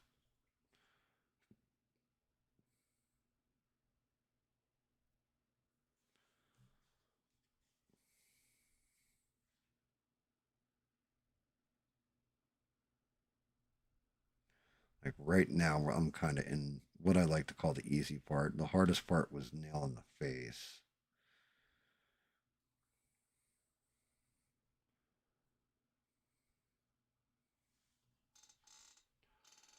Yeah, because when I do think I think the face came out okay.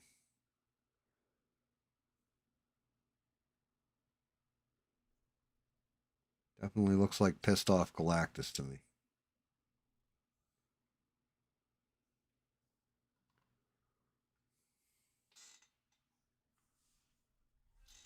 Kind of like pissed off Galactus.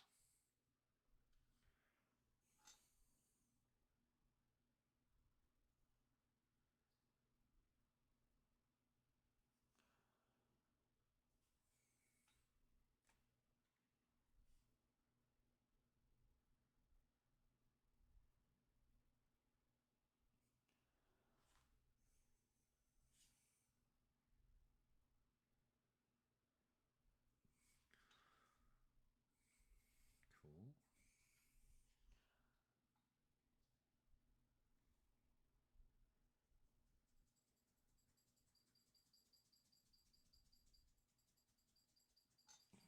This brush has about had it. All right, to tighten it up.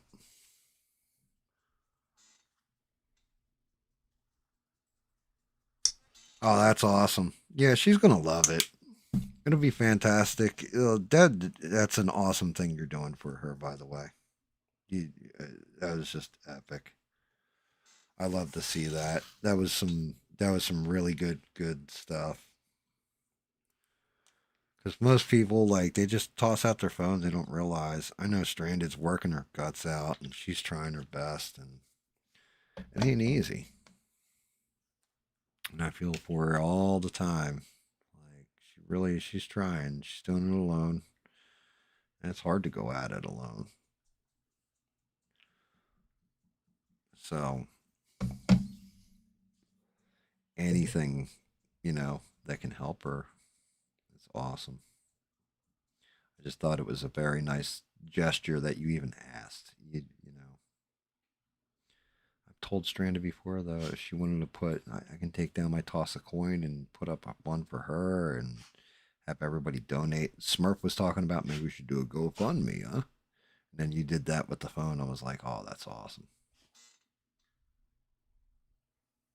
Yeah, it's rough doing it alone. That's why I saw her point of view earlier when we were discussing, trying to get a house and stuff. She was like, well, yeah, but you're not alone. And it's like, yeah, but I also had to carry kids. And we were broke and starting over and everything. So I understood her point of view because if I was all by myself without a wife, without those kids and everything else, well, I would have drank myself to death if we're honest. That's what would have happened. The wife and the kids are what changed me where I wanted to live. I didn't even want to live. So I get it. I don't think she was wrong in what she was saying. It's just, I also want her to know that it's possible and things can be done. Even if it's just you by yourself, we believe in her. I believe in her. She can do it. She has it within her. She works hard. I think she can pull it off. It's just not going to be easy.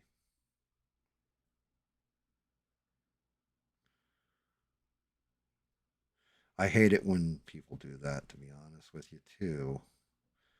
Where there's a certain person who will remain nameless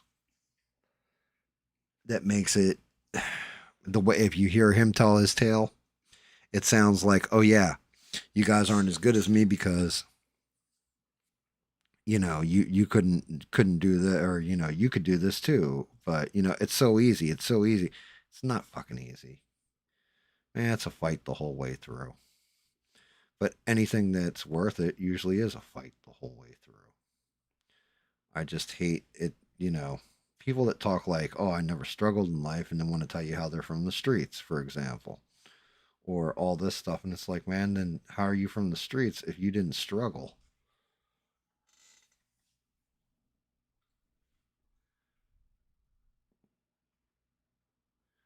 Yep. Yes, you did. 1000%. You worked your ass off for that house. And I got to see it happen too as an outsider looking in. And, that was awesome. That's just it. That should be motivating. Should motivate others that you can do it if you put your back into it. You can do it if it's just not easy. It's a lot of work, a lot of time, and a lot of tears too. Nobody ever tells that part of the story. Times when you're just sitting there and you look at your bills, you're looking at everything around you, and everything just feels like a mountain that you'll never climb out of. It almost feels like despair. I'll never forget getting my house and then looking at it and going, well, 30 years to pay it off. Fuck me. Oh, here's the next 30 years of my life. I got a 30-year mortgage, but I got a good APR. I just happened to get in the market at the right time. But yeah, there's not one step in the entire process that was easy for me at all.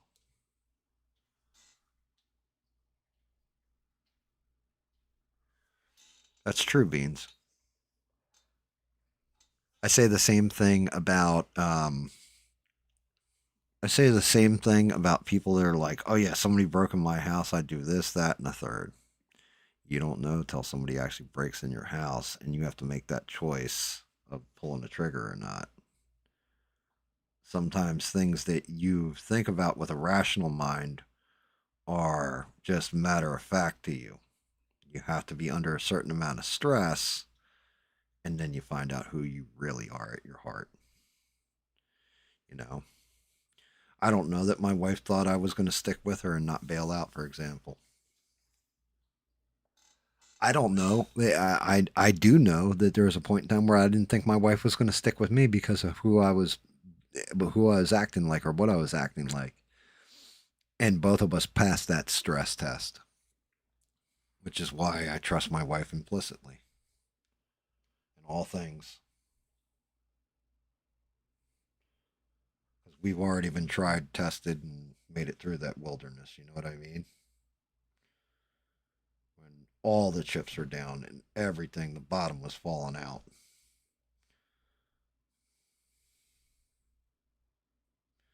Some people have that faith and put it into like Jesus and religion and stuff like that, and nothing wrong with it.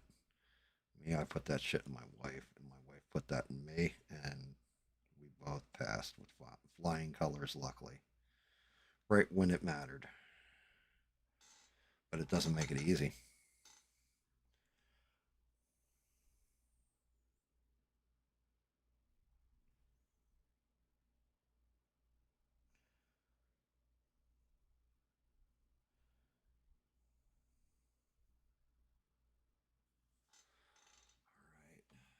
Gears on the back. Gears and the hose on the back. Good.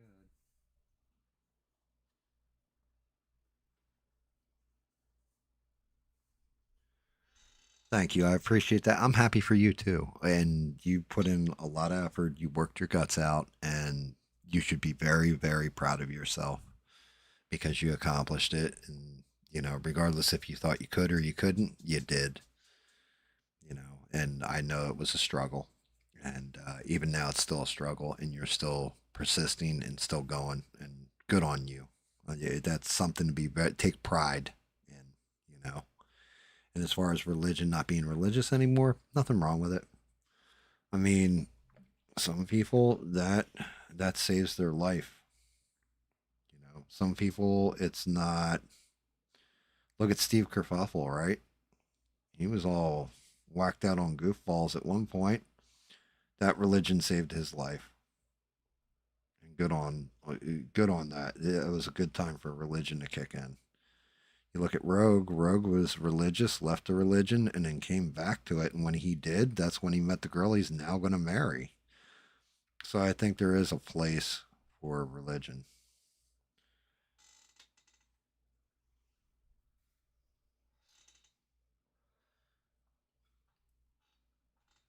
You've pretty much seen my state. Everybody knows my stance on religion. I believe everybody just meets their God in their own way, and there is no right way or wrong. Well, I'm sure there's wrong ways of worshiping a God, like, sacrificing children to him. But I don't think if it's a good thing, just a naturally good thing, I think everybody should be able to worship their God in whatever way, as long as it's not harming anybody.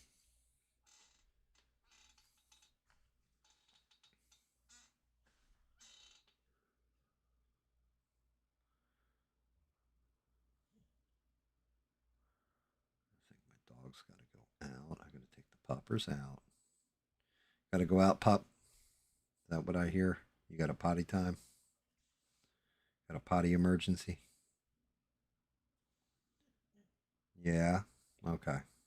Give Daddy a minute. Finish unloading some of this off the brush. This way it's less to unload.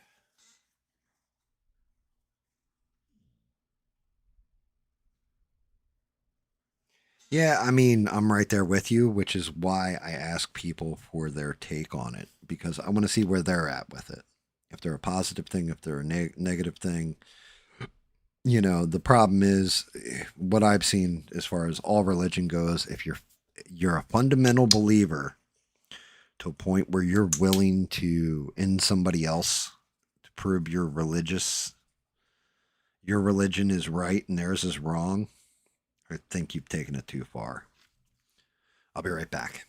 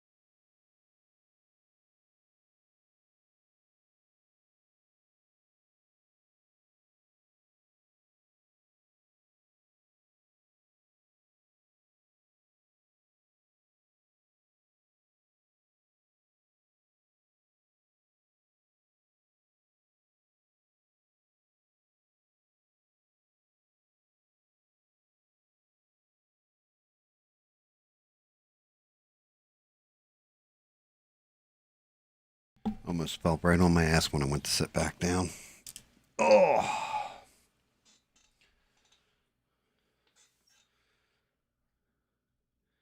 Yeah,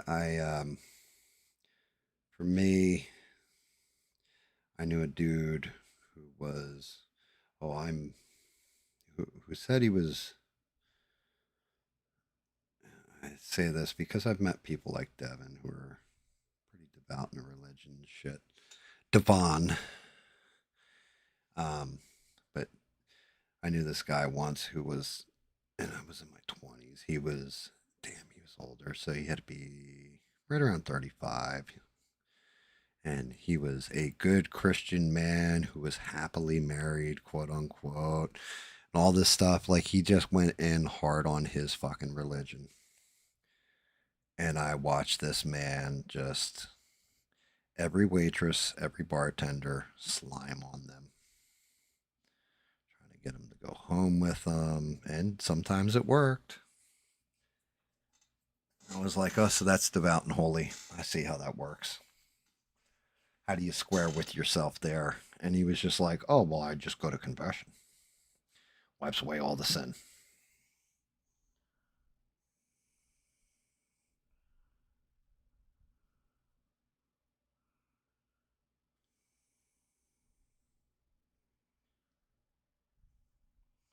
Seeing shit like that, I think, kind of ruined, or, ruined religion for me back then.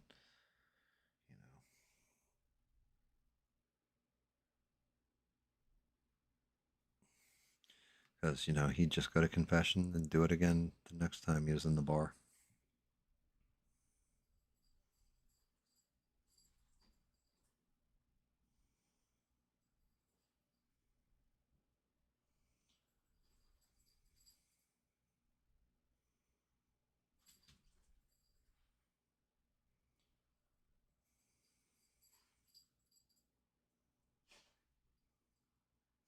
Then, of course, you had the choir boy scandal and all that shit with the Catholic Church. That put another damper on me being religious.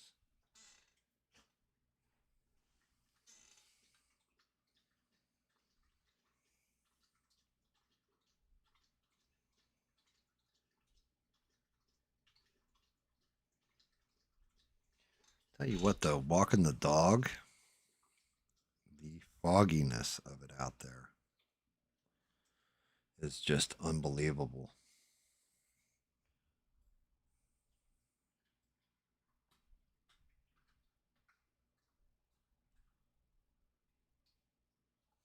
Like, I couldn't even see from my house to like halfway across my front yard. It's so foggy out.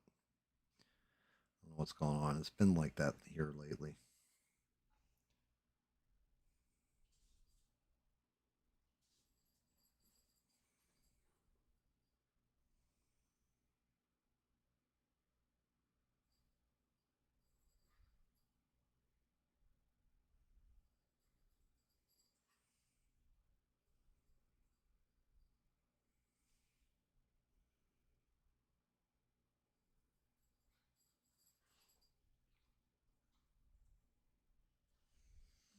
Damn, I must have bumped the front somewhere.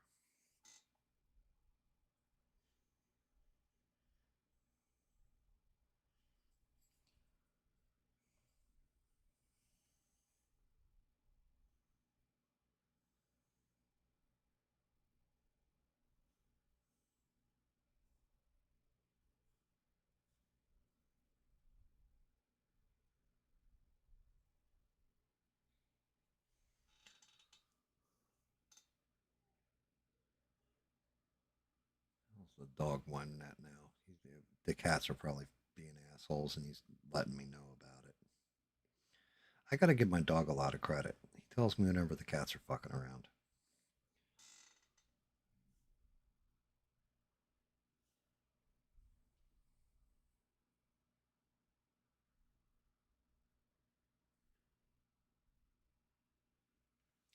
Yeah, right now it's 60 degrees here, and we're in January. It should be right around 45, 50 degrees. It is definitely hotter than normal.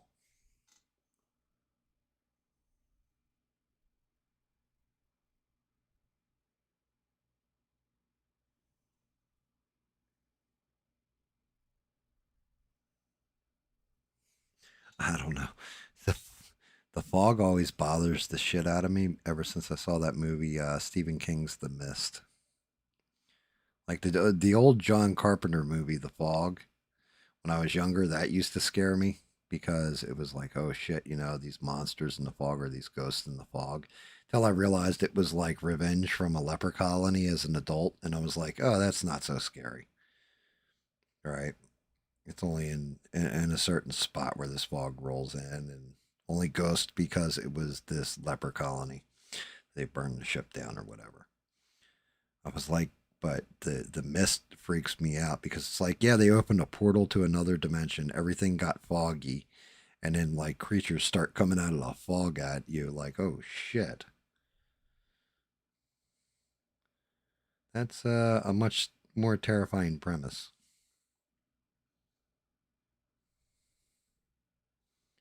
It's funny because the one chick who freaks out and tells me he's got to kill the kid and all that stuff in that movie is actually Carol from Walking Dead. I never realized that, like, until I rewatched it later on. I was like, oh shit, that's actually Carol.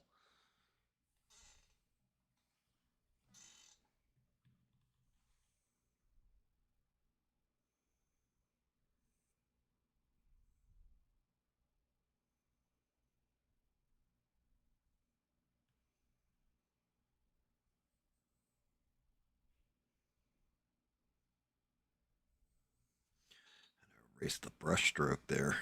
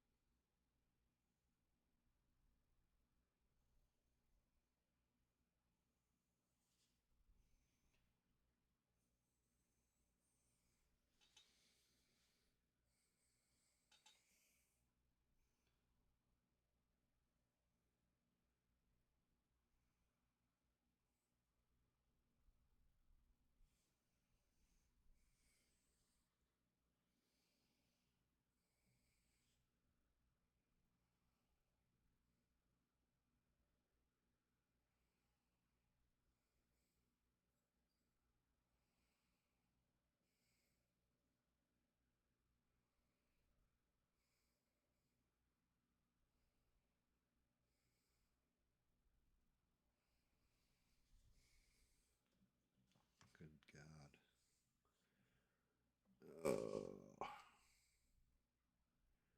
Trying not to blow this out is rough.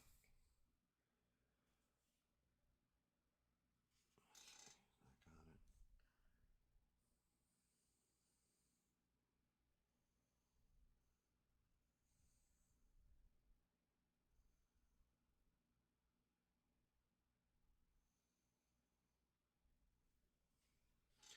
There we go. That's cleaned up.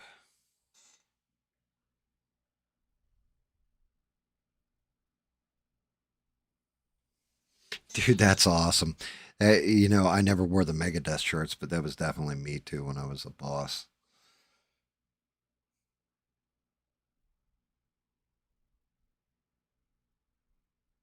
When I was more on a corporate road, I had cut off all my long hair, but then moving to the South and starting over, I grew my hair out. So everybody always knew me having long hair, all that kind of stuff. And one day I cut it all off, and everybody fucking lost their mind. They're like, "What?" And I'm like, "Yeah, I've had short hair before. Like, it wasn't always long. You guys just fucked them all up because they're like, yeah, I've never seen you with short hair. I'm like, yeah, that's right. I've only been down here for, at that point in time, it was only like 5 years or 6 years or something. Like, yeah, my hair ebbs and flows. Sometimes I like it long, sometimes I like it short. Now I leave my hair long and in a ponytail and all that because, well, getting older, definitely getting more real estate in the forehead. So as time goes, I know I'm not going to be able to grow it long anymore. So I might as well keep it as long as I can for as long as I can. Once it starts to look a little silly or look like, start looking like I've got a skullet, you know, that's where you got skull showing up at the front, you're bald up at the front and long in the back. That's when it's got to get cut. But I'm not quite there yet.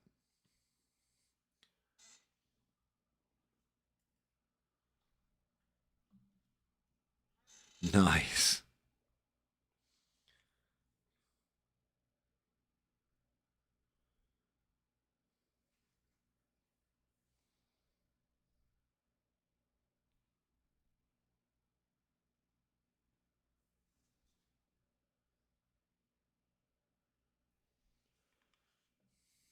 Very nice.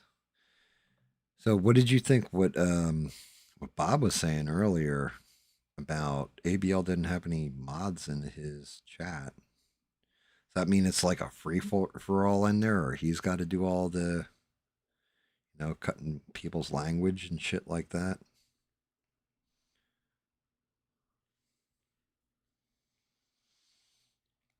Like, I figured he would have had at least one mod that he suckered in. Like, at least one person that would mod for him, like on a pretty constant basis or permanent basis.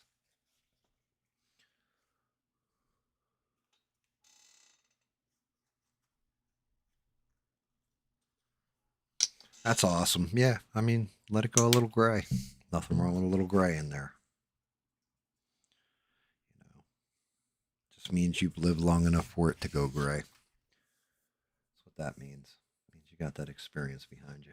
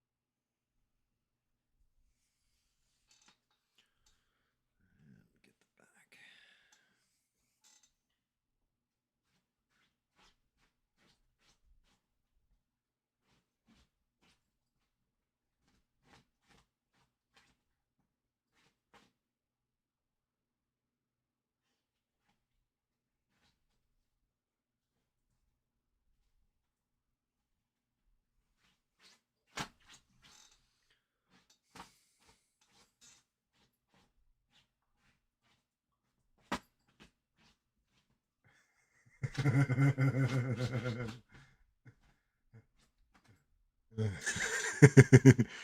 back. Wow. So, dear Lord, I'm laughing at my, the mom side is the pale hobbit side. That's fucking great.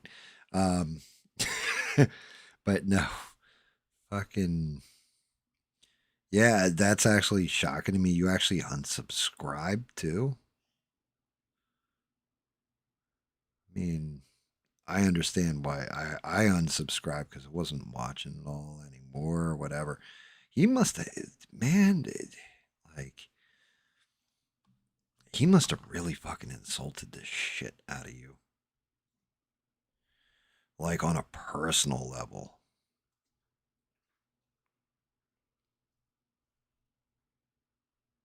Because you're pretty tolerant. Like I tease you and all that, and you get mad or whatever. But I've never, if you ever noticed, I've never done that with malice. You know what I mean? Like I'm not saying it on purpose to just get under your skin or hurt your feelings. I'm joking around, and then you get mad about it. Um, so I mean, for you to go that route, especially after all the time you were sub to him and member and all that kind of stuff, moderator. Um, he must have really, really fucking been a dick to you. Like, or just really insulted you on a very personal level.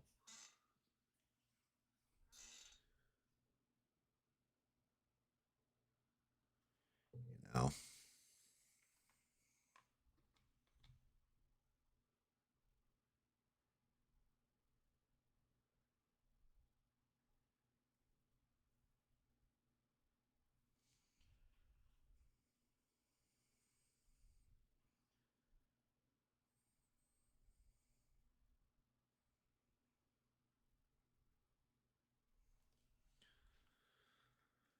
Yeah, to me it's more at one point in time it was educational, then it became about the chat, then it was like, yeah, I'm not getting anything out of this shit. Like I'm wasting my time.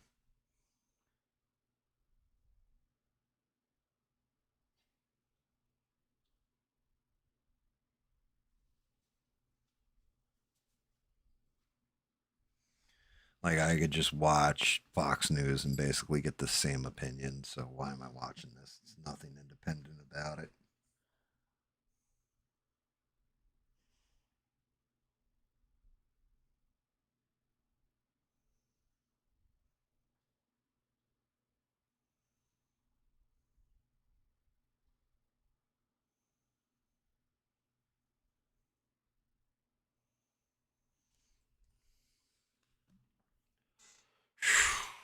Good lord, this fucking thing. I really picked off a pretty decent sized model to fuck with, I'll tell you that much.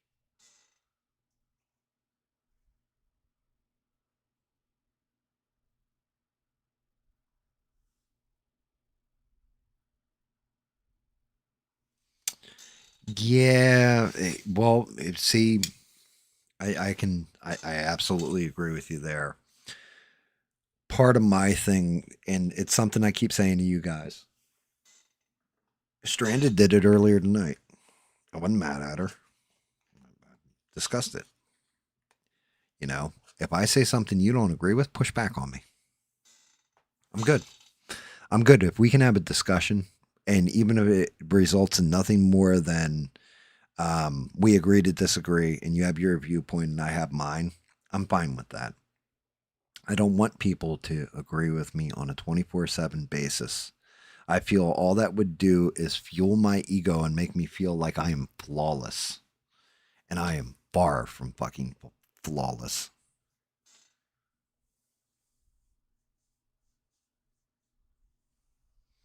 See, like I subscribed to that channel and then I unsub because I watched one video and I was like, yeah, you're giving people marriage advice and you were married at one point in your life for 6 whole fucking months.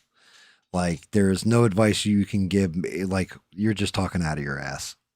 And that's where that's what killed Uncle ABL for me. So I don't even know what you saw that pissed you off.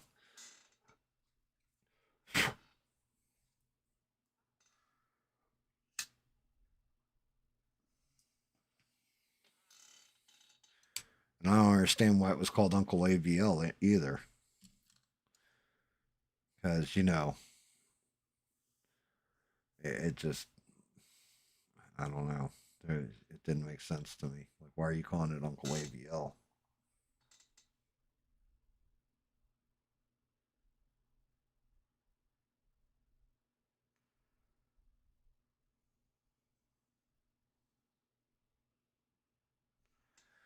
seems like the racist people that want to insult him call him Uncle something else.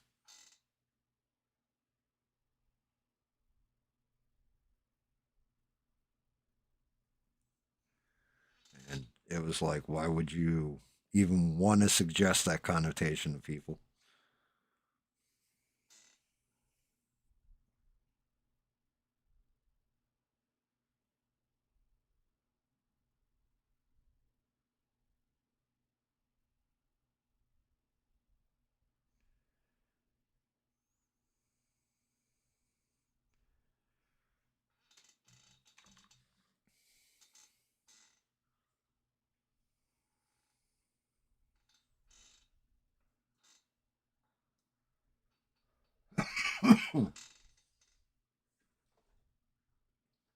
Yeah, I definitely didn't like it when he told somebody who was working class the one time. I don't know if the guy was a pipe fitter, a plumber, whatever. And ABL was making fun of him for having to work so. Oh, you probably work in a factory all with your big back, all sweaty and da da da da. And it was like, bro, who the fuck are you to judge somebody's job just because you can talk shit on the internet and get paid? That one pissed me off.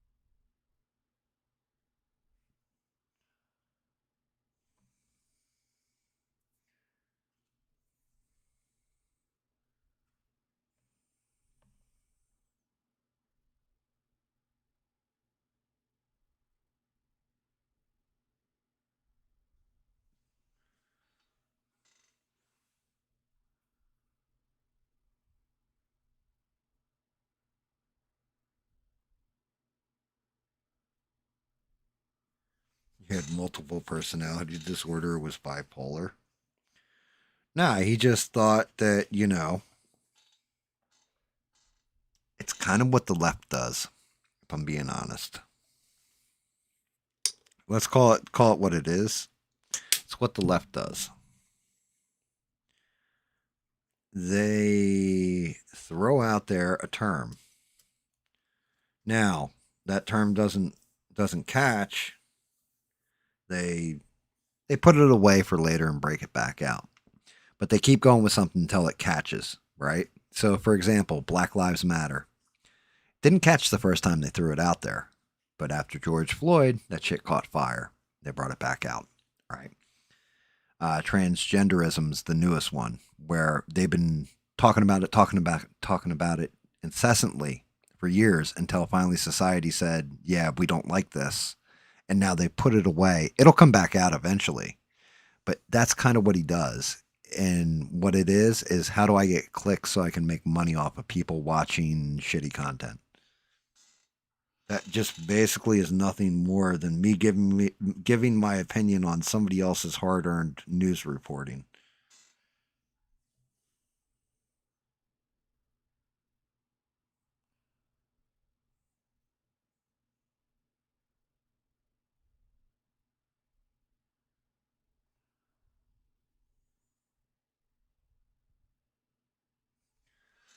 What I started to find personally more and more was he would get the reporting, like he was only telling you like one portion of the story instead of the entirety of the story.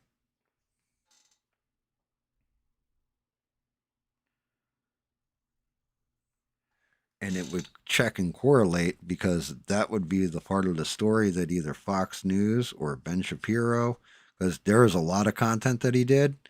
I could look at Ben Shapiro's content and whatever Ben Shapiro reported on that day, the Daily Wire reported on, that's what his show was for the night.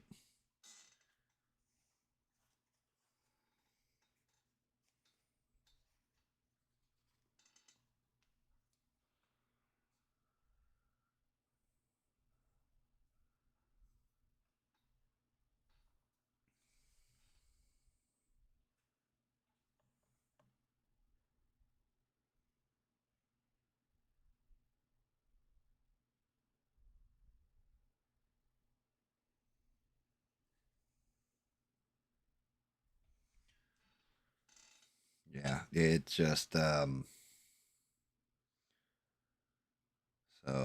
you could pick your flavor. Would you rather have a black guy on the internet tell you about it? Would you prefer to have a Jewish guy on the internet tell you about it and Ben Shapiro, or would you rather just elitist white people tell you about it on Fox News?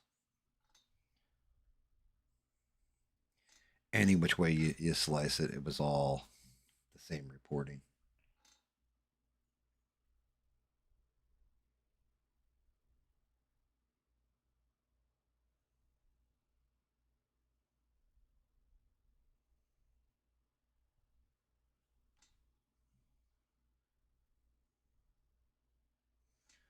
Which is why guys like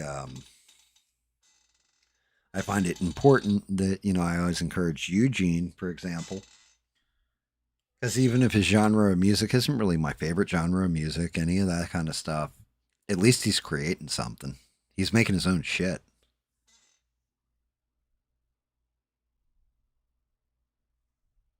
Mm. And it's fine if you don't agree with everything I say too, and not because I say it's okay. It's just reality of things, right? But yeah, I'm not fake. I am who I am. I'm an asshole sometimes. I'm a good guy sometimes. There's an angel wing and demon wing surrounding GAM, right? So at least I'm honest about who the fuck I am. And, that's just it. Just be real with who you are. It's not that hard. Some people live boring, like, unexciting lives. That's fine. There's nothing wrong with that. Your life doesn't have to be like a movie.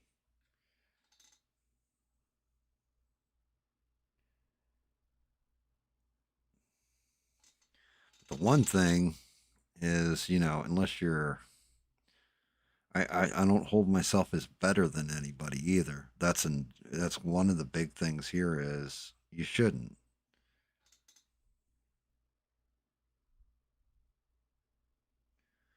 You can be better in some ways, Hey, maybe I'm a better, I don't know.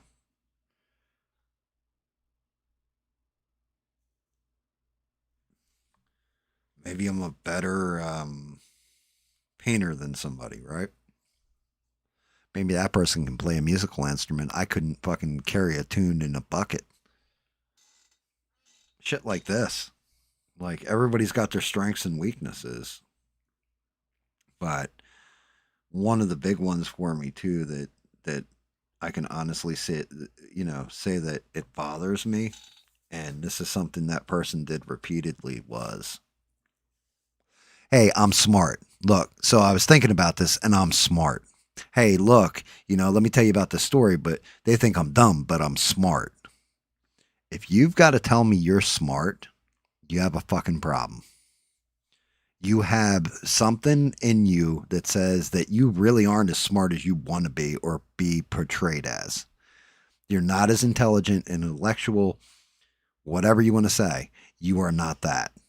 Because you have to tell your audience that you're smart instead of letting your audience decide if you're smart or not.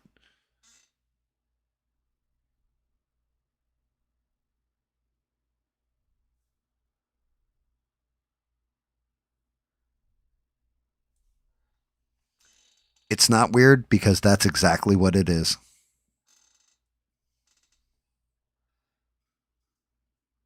I think you hit a nail on the head right there with it.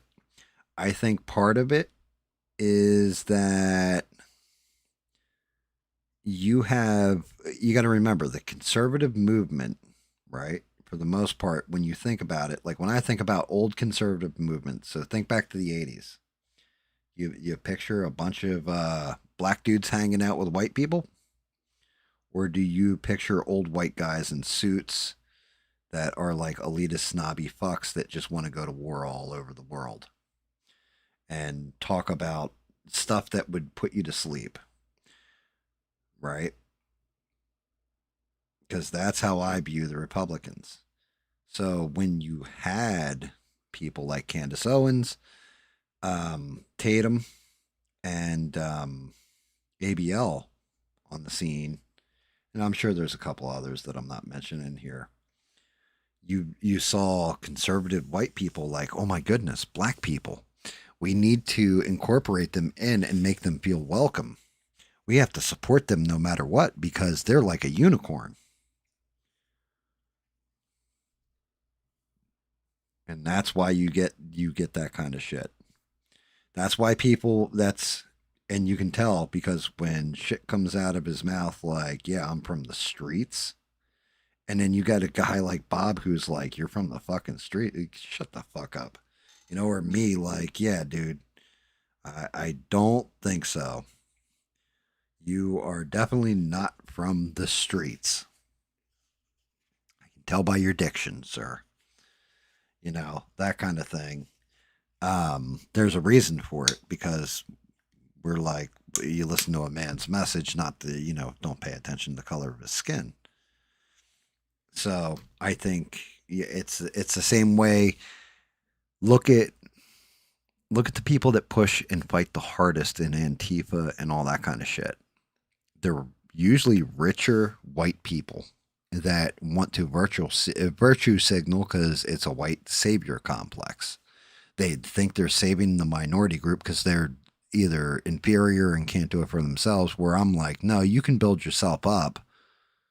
Like, you just got to believe in yourself. Doesn't matter what the color of your skin is.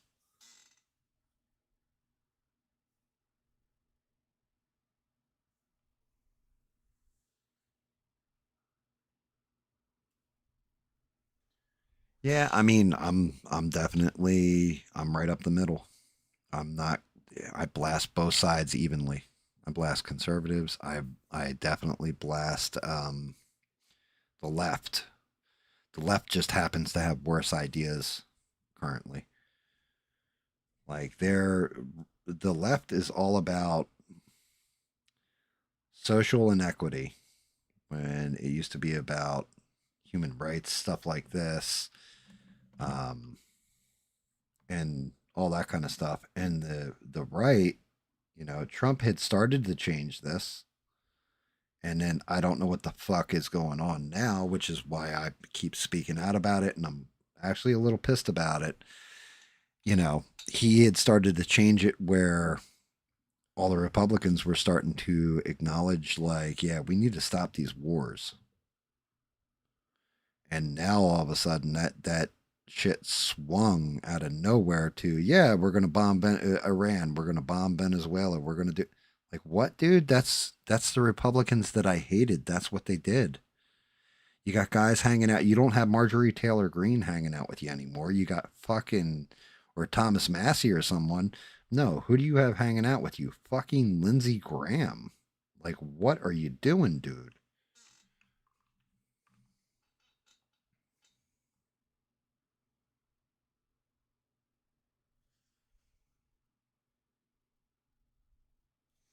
I heard somebody say this, and I don't know who said it, so credit to whoever it is, and you guys can call me out on it or what have you. But I heard somebody say this, and maybe it was even Tucker Carlson, but they're like, it's almost like Trump is like a kid and just realized what the military can actually do, and it's like new toys in a toy box, and he's like, ooh, what do these bombs do? Oh, really? What is this SEAL Team 6? What do we use them for? Like, and all of a sudden was just like, oh, I want to see how that works. Like, oh, shit.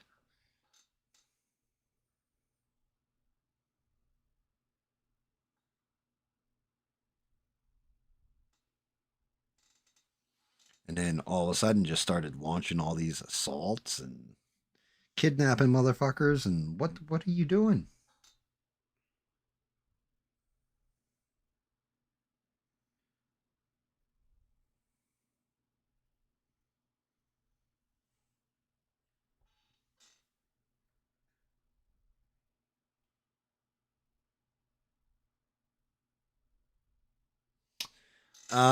So the infighting, I'm all right with. What I'm not all right with is the level of disrespect in the infighting.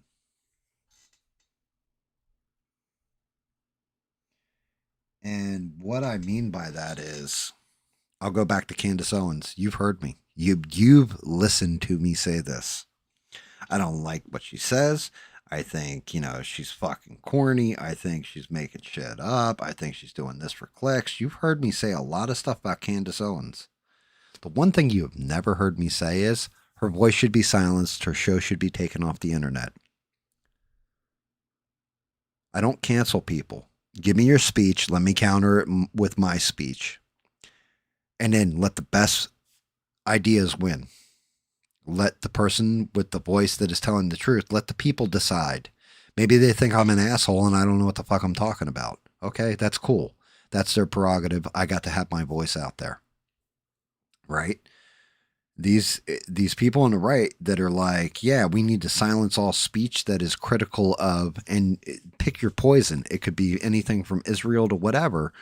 And they're like, yeah, they need their show taken down. All their friends need to abandon them and shame them and all. That ain't some shit that we're supposed to be doing. That's, the Republicans have been standing for the past like 10 years. They were the exact opposite. They were so, aghast at having their voices silenced online and everything. And now you have some kind of power and you want to use it to do exactly what the people you were complaining about were doing. Shut the fuck up, my guy.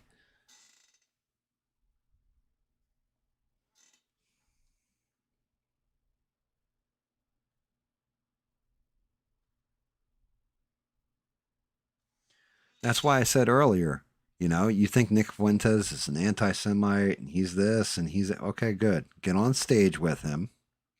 Maybe do it at Turning Point or whatever, Granted, I don't think he's allowed at Turning Point.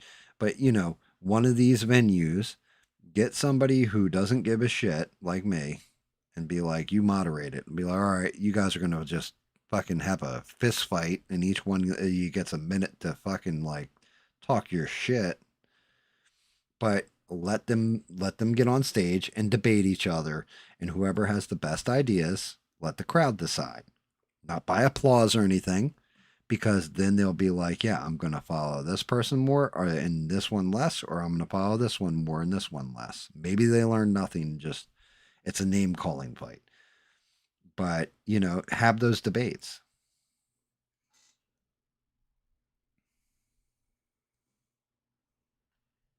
If your ideas are really that solid and really that bulletproof, then question for you, how come you need the other guy's ideas to be shut off?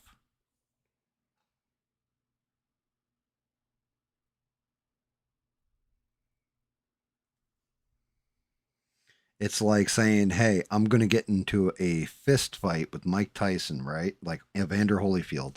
I'm going to go box Mike Tyson and then go, but only if Mike Tyson is has one arm tied firmly behind his back and the weight on his glove is double mine on the other arm, so he can't punch as fast. Like, what are you doing? Like, that's bullshit. You've already lost, in my opinion. You've already lost the battle.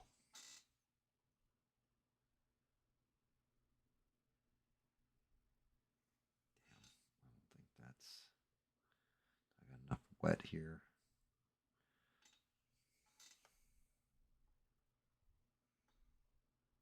Shit.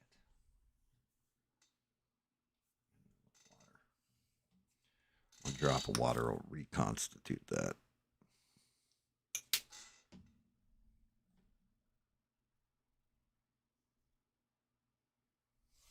Nah, you got to give Mike a fighting chance. You got to leave his mouth uncovered. What's going on, Bob? You're back?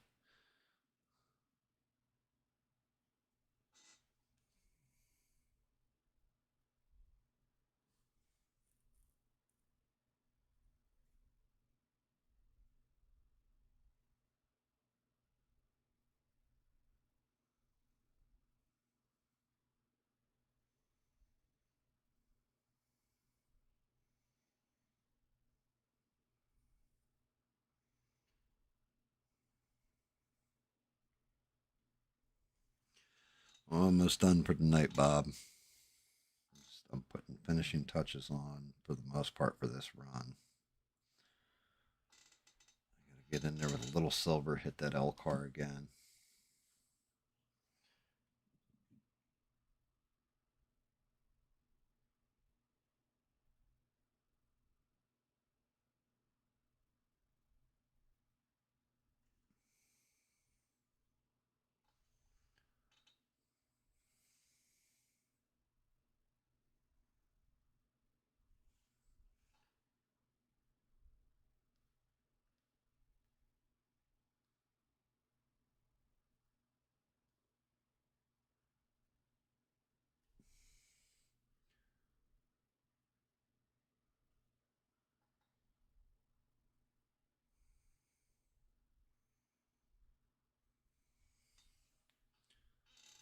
And out them fingertips.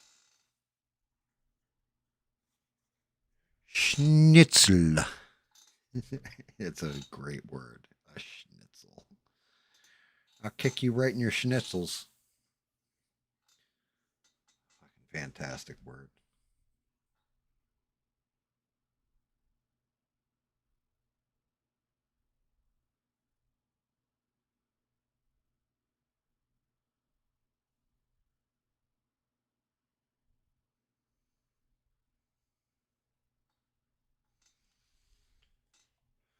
Clean that up a little bit. Oh, let's see what we're looking at.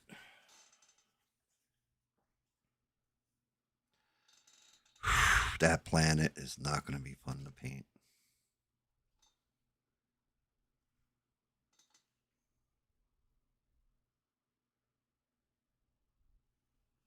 All right, that old car is fixed.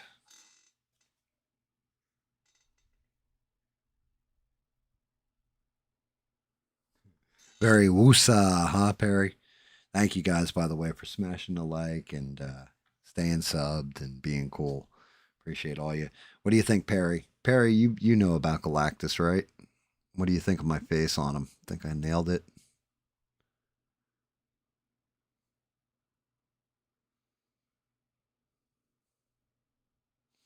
Does he look like an angry white demon to you?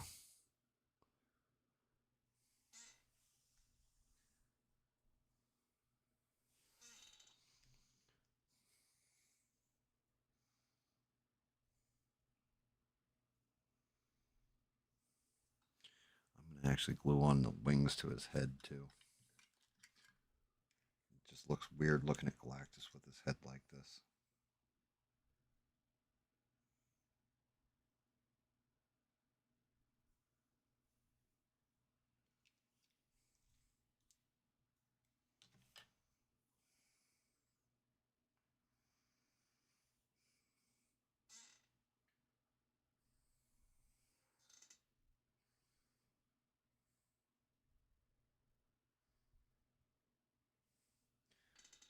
I'm actually kind of half tempted to hit gears in his head, but I don't know.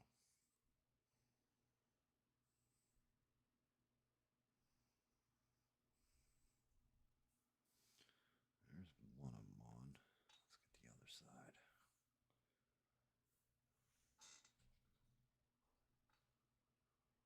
Ah, shit. Hopefully that didn't set. Oh, it didn't. Thank God.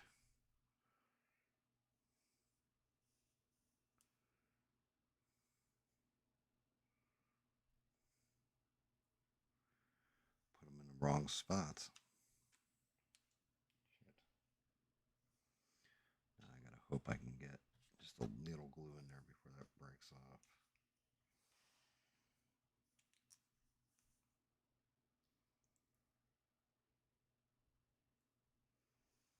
Oh, I think I put a little too much glue in that little hole. Shit.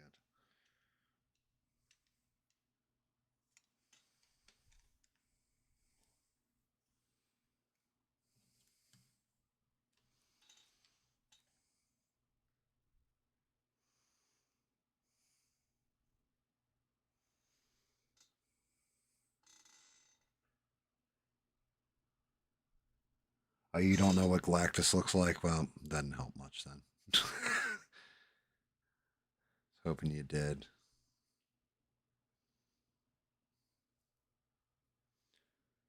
Oh, there we go. So now the wings attached to the head.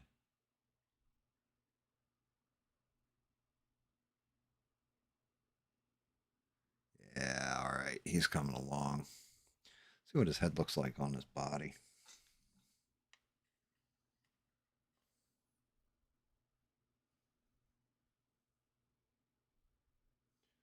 Actually pretty gnarly looking right there.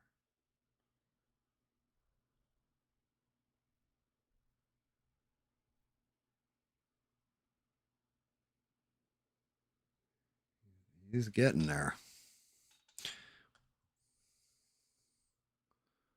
Hell, even if I didn't do anything else, that head alone came out all right. Let's see. Let's go from the waist up. Let's see what he looks like.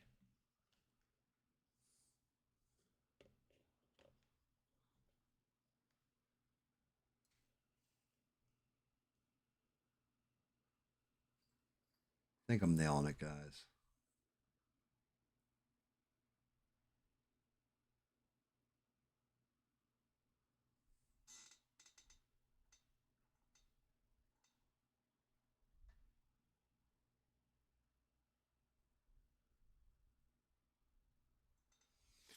Thank you, Beans.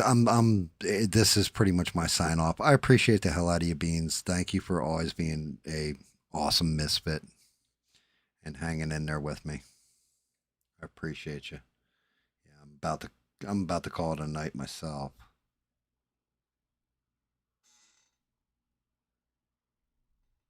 All right, so Perry, it's going to be this Galactus is a mix between the MCU Galactus, which is very, very dark, the old original comic book Galactus, which has the brighter coloring, and kind of like a middle range Galactus. I can get my hand to stop shaking. Let's see. Actually, get a screenshot of them.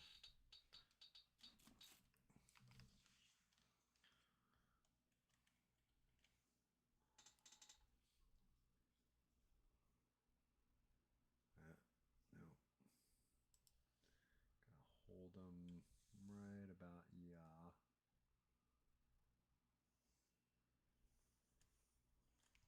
Start shift S.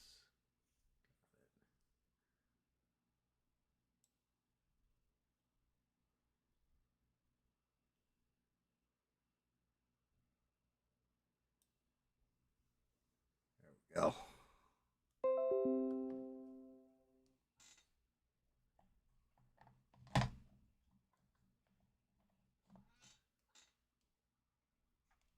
Yeah, there's many different versions. So what I did was I did combination versions on the paint scheme because I was like, okay, I like the old school paint scheme, but what about this? What about that? Because I could have gone with the dark foilish looking version of Galactus, and I'm like, I don't know. I was like, I kind of like the old school original looking Galactus.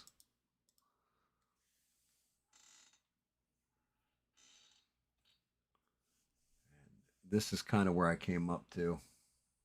Is this version of Galactus.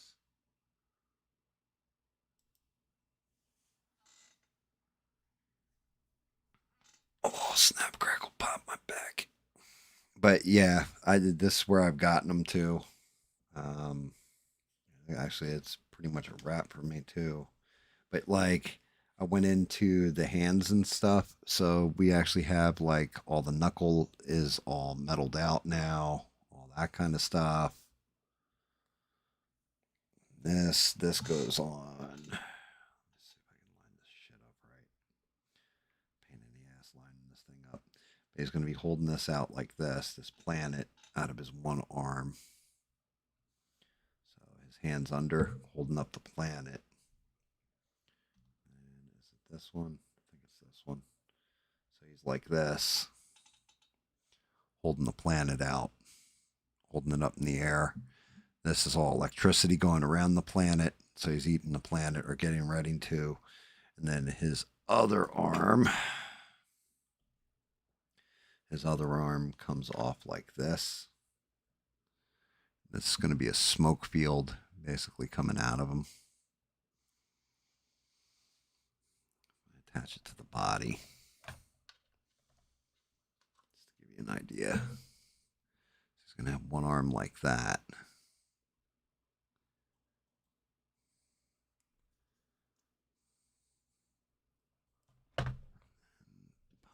On there.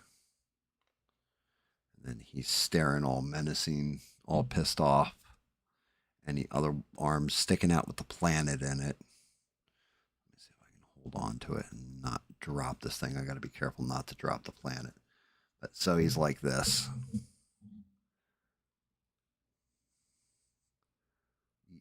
Getting ready to destroy the entire planet. He stands about 1.5 feet tall, too. Yeah, rough one. Definitely been taking my time on this print, this paint job, this print, everything to do with it.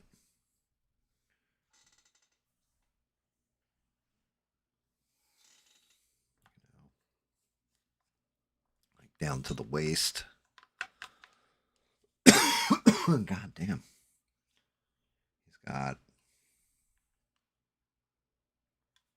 He's got the whole goofy little skirt thing going on here with his waist.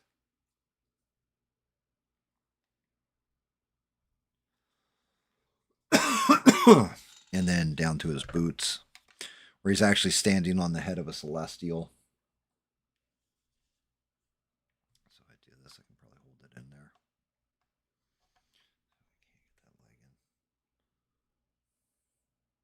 So he's standing like this, with his arm outstretched one way and then the other.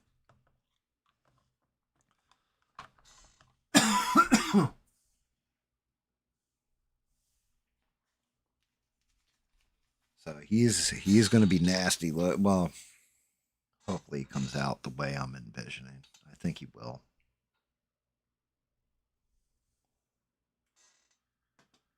So far, so good.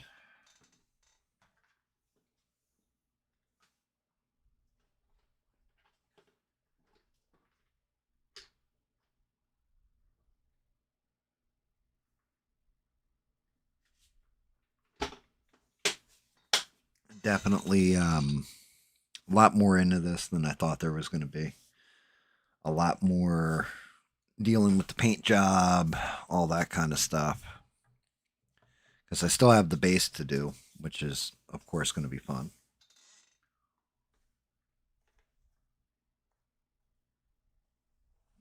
No, bruh. No sadness in here. I actually tell you the truth, it's been an interesting stream. Bob decided to drop the F slur because he didn't know that it was a slur, and he was just talking matter of factly. So I have to do some editing after this stream's done. And I also showed him the intro to Lord of the Rings, like the first 5 minutes of the movie. I'm gonna have to cut all that out. But other than that, like, pretty good night. I mean, it's quiet in here. I didn't have nearly as many people viewing or hanging out as normal, but that was fine. The people that were here, it was good quality conversation the whole time. So nothing to complain about, or, you know, like, oh, any of that kind of shit. You know what? Before I shut this down, I got little blowouts here I need to clean up. I just saw them, like, as I'm moving this boot around. I didn't even realize they were there. Let's see if this purple's still there. Purple's still good then. Like my little mix of purple. Clean up these spots.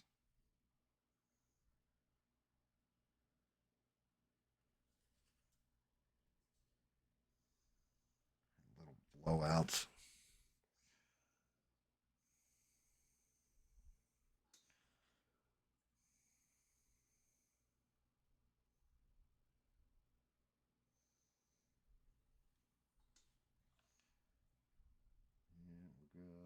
We're good. Okay. This one.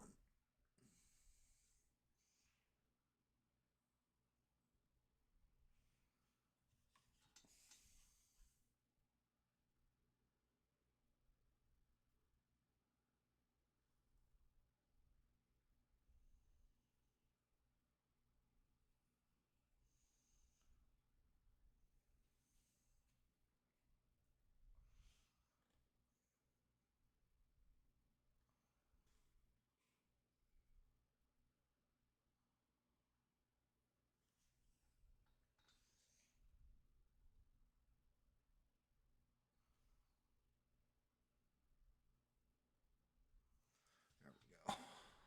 All right, those are cleaned up.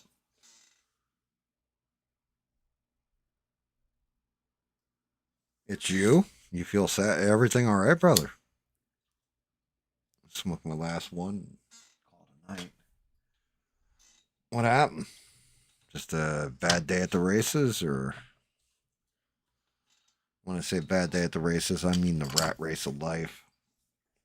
We all have those sometimes. You know, something terrible happen.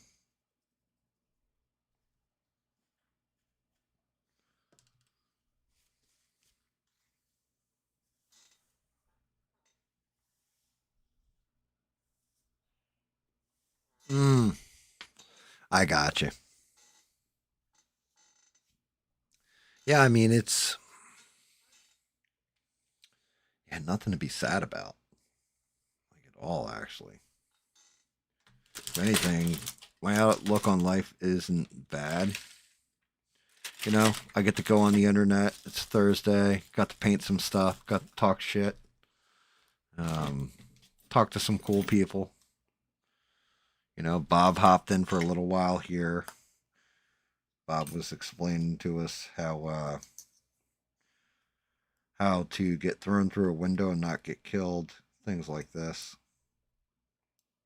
Bob also explained to us why we shouldn't drink alcohol in Italy at all, ever.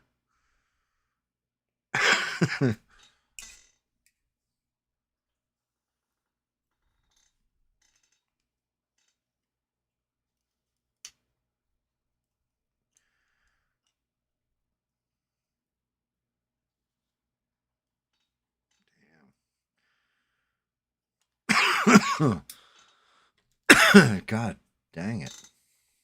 I gotta quit smoking soon. My lungs are gonna end up quitting me.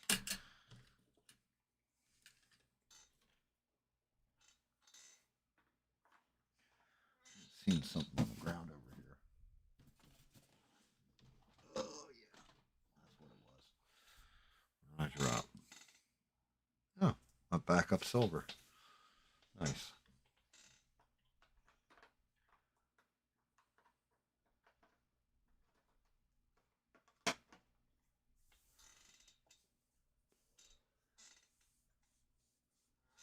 What else is going on, guys? Anything good? Anything bad before we wrap? Or we call it a night?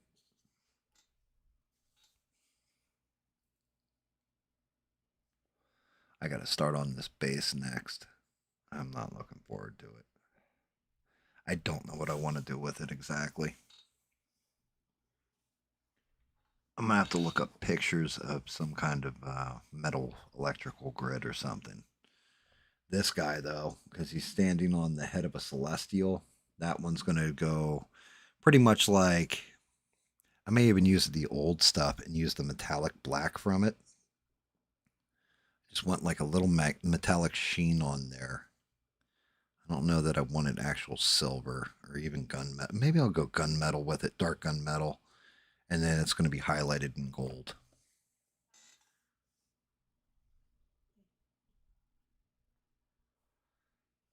You know, clean stuff up and make it look good. Definitely going to put a little bit of gloss on that lower lip. Make it really pop. Because it needs it. May also put some glossy paint up in this gem up on his head.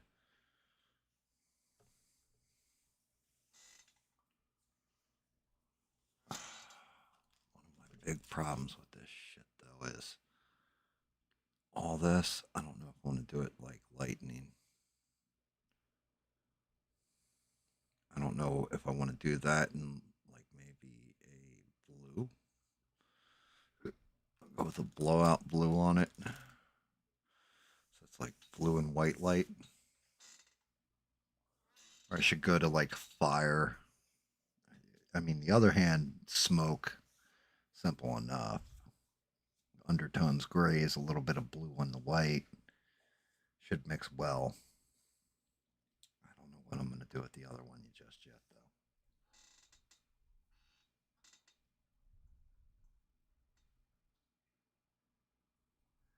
Yep. Yeah, that one right there, Bob.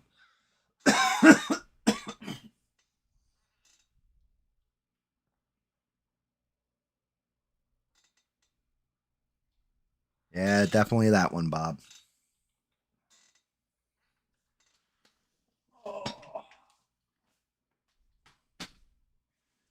Beans already did me the favor of going back and looking up all the timestamps so I can go in, edit it afterwards, and cut them right out.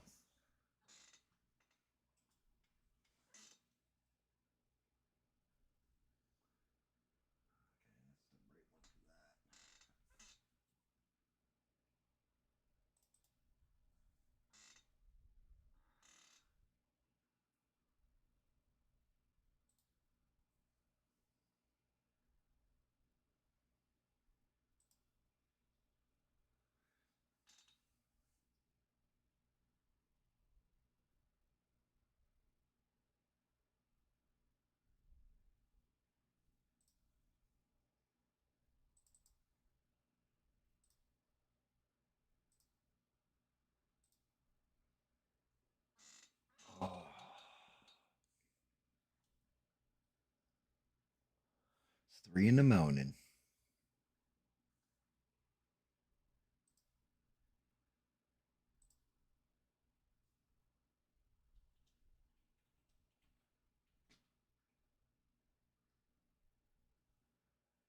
I can't believe it's going to be 4 paint sessions next session on this Galactus.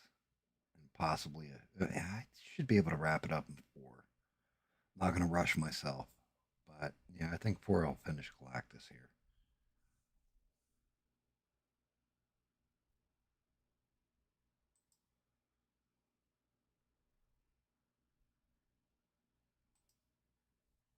And shout out to Beans, by the way. She tossed a coin to her Witcher again.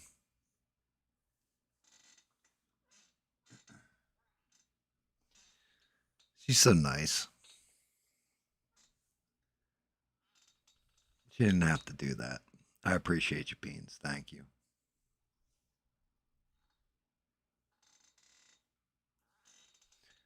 I think she kicked it out for the side rant or for the fact that you dropped F slurs all night, Bob.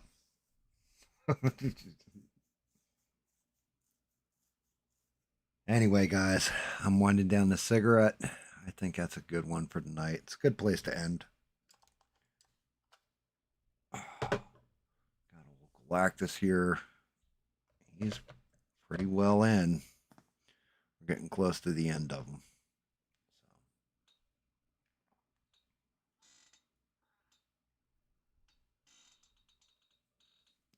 Anyway, guys, thank you all for watching, liking, subbing, making sure you're still subbed, and just all around being awesome. Coming on here, bullshitting with me, or listening to my hot takes. I appreciate every last one of you. And thank you. Thank you, thank you, thank you. Special shout out again to Beans. Thank you again. Tossing that coin. I do appreciate it. Like I always appreciate it. And I'll be back on Sunday. We're going to see if we can't wrap up Galactus here. I don't know what's going to happen. Everybody try and have a good weekend. Everybody stay cool. And until I talk to you again, everybody have a great night. And don't take shit from anyone.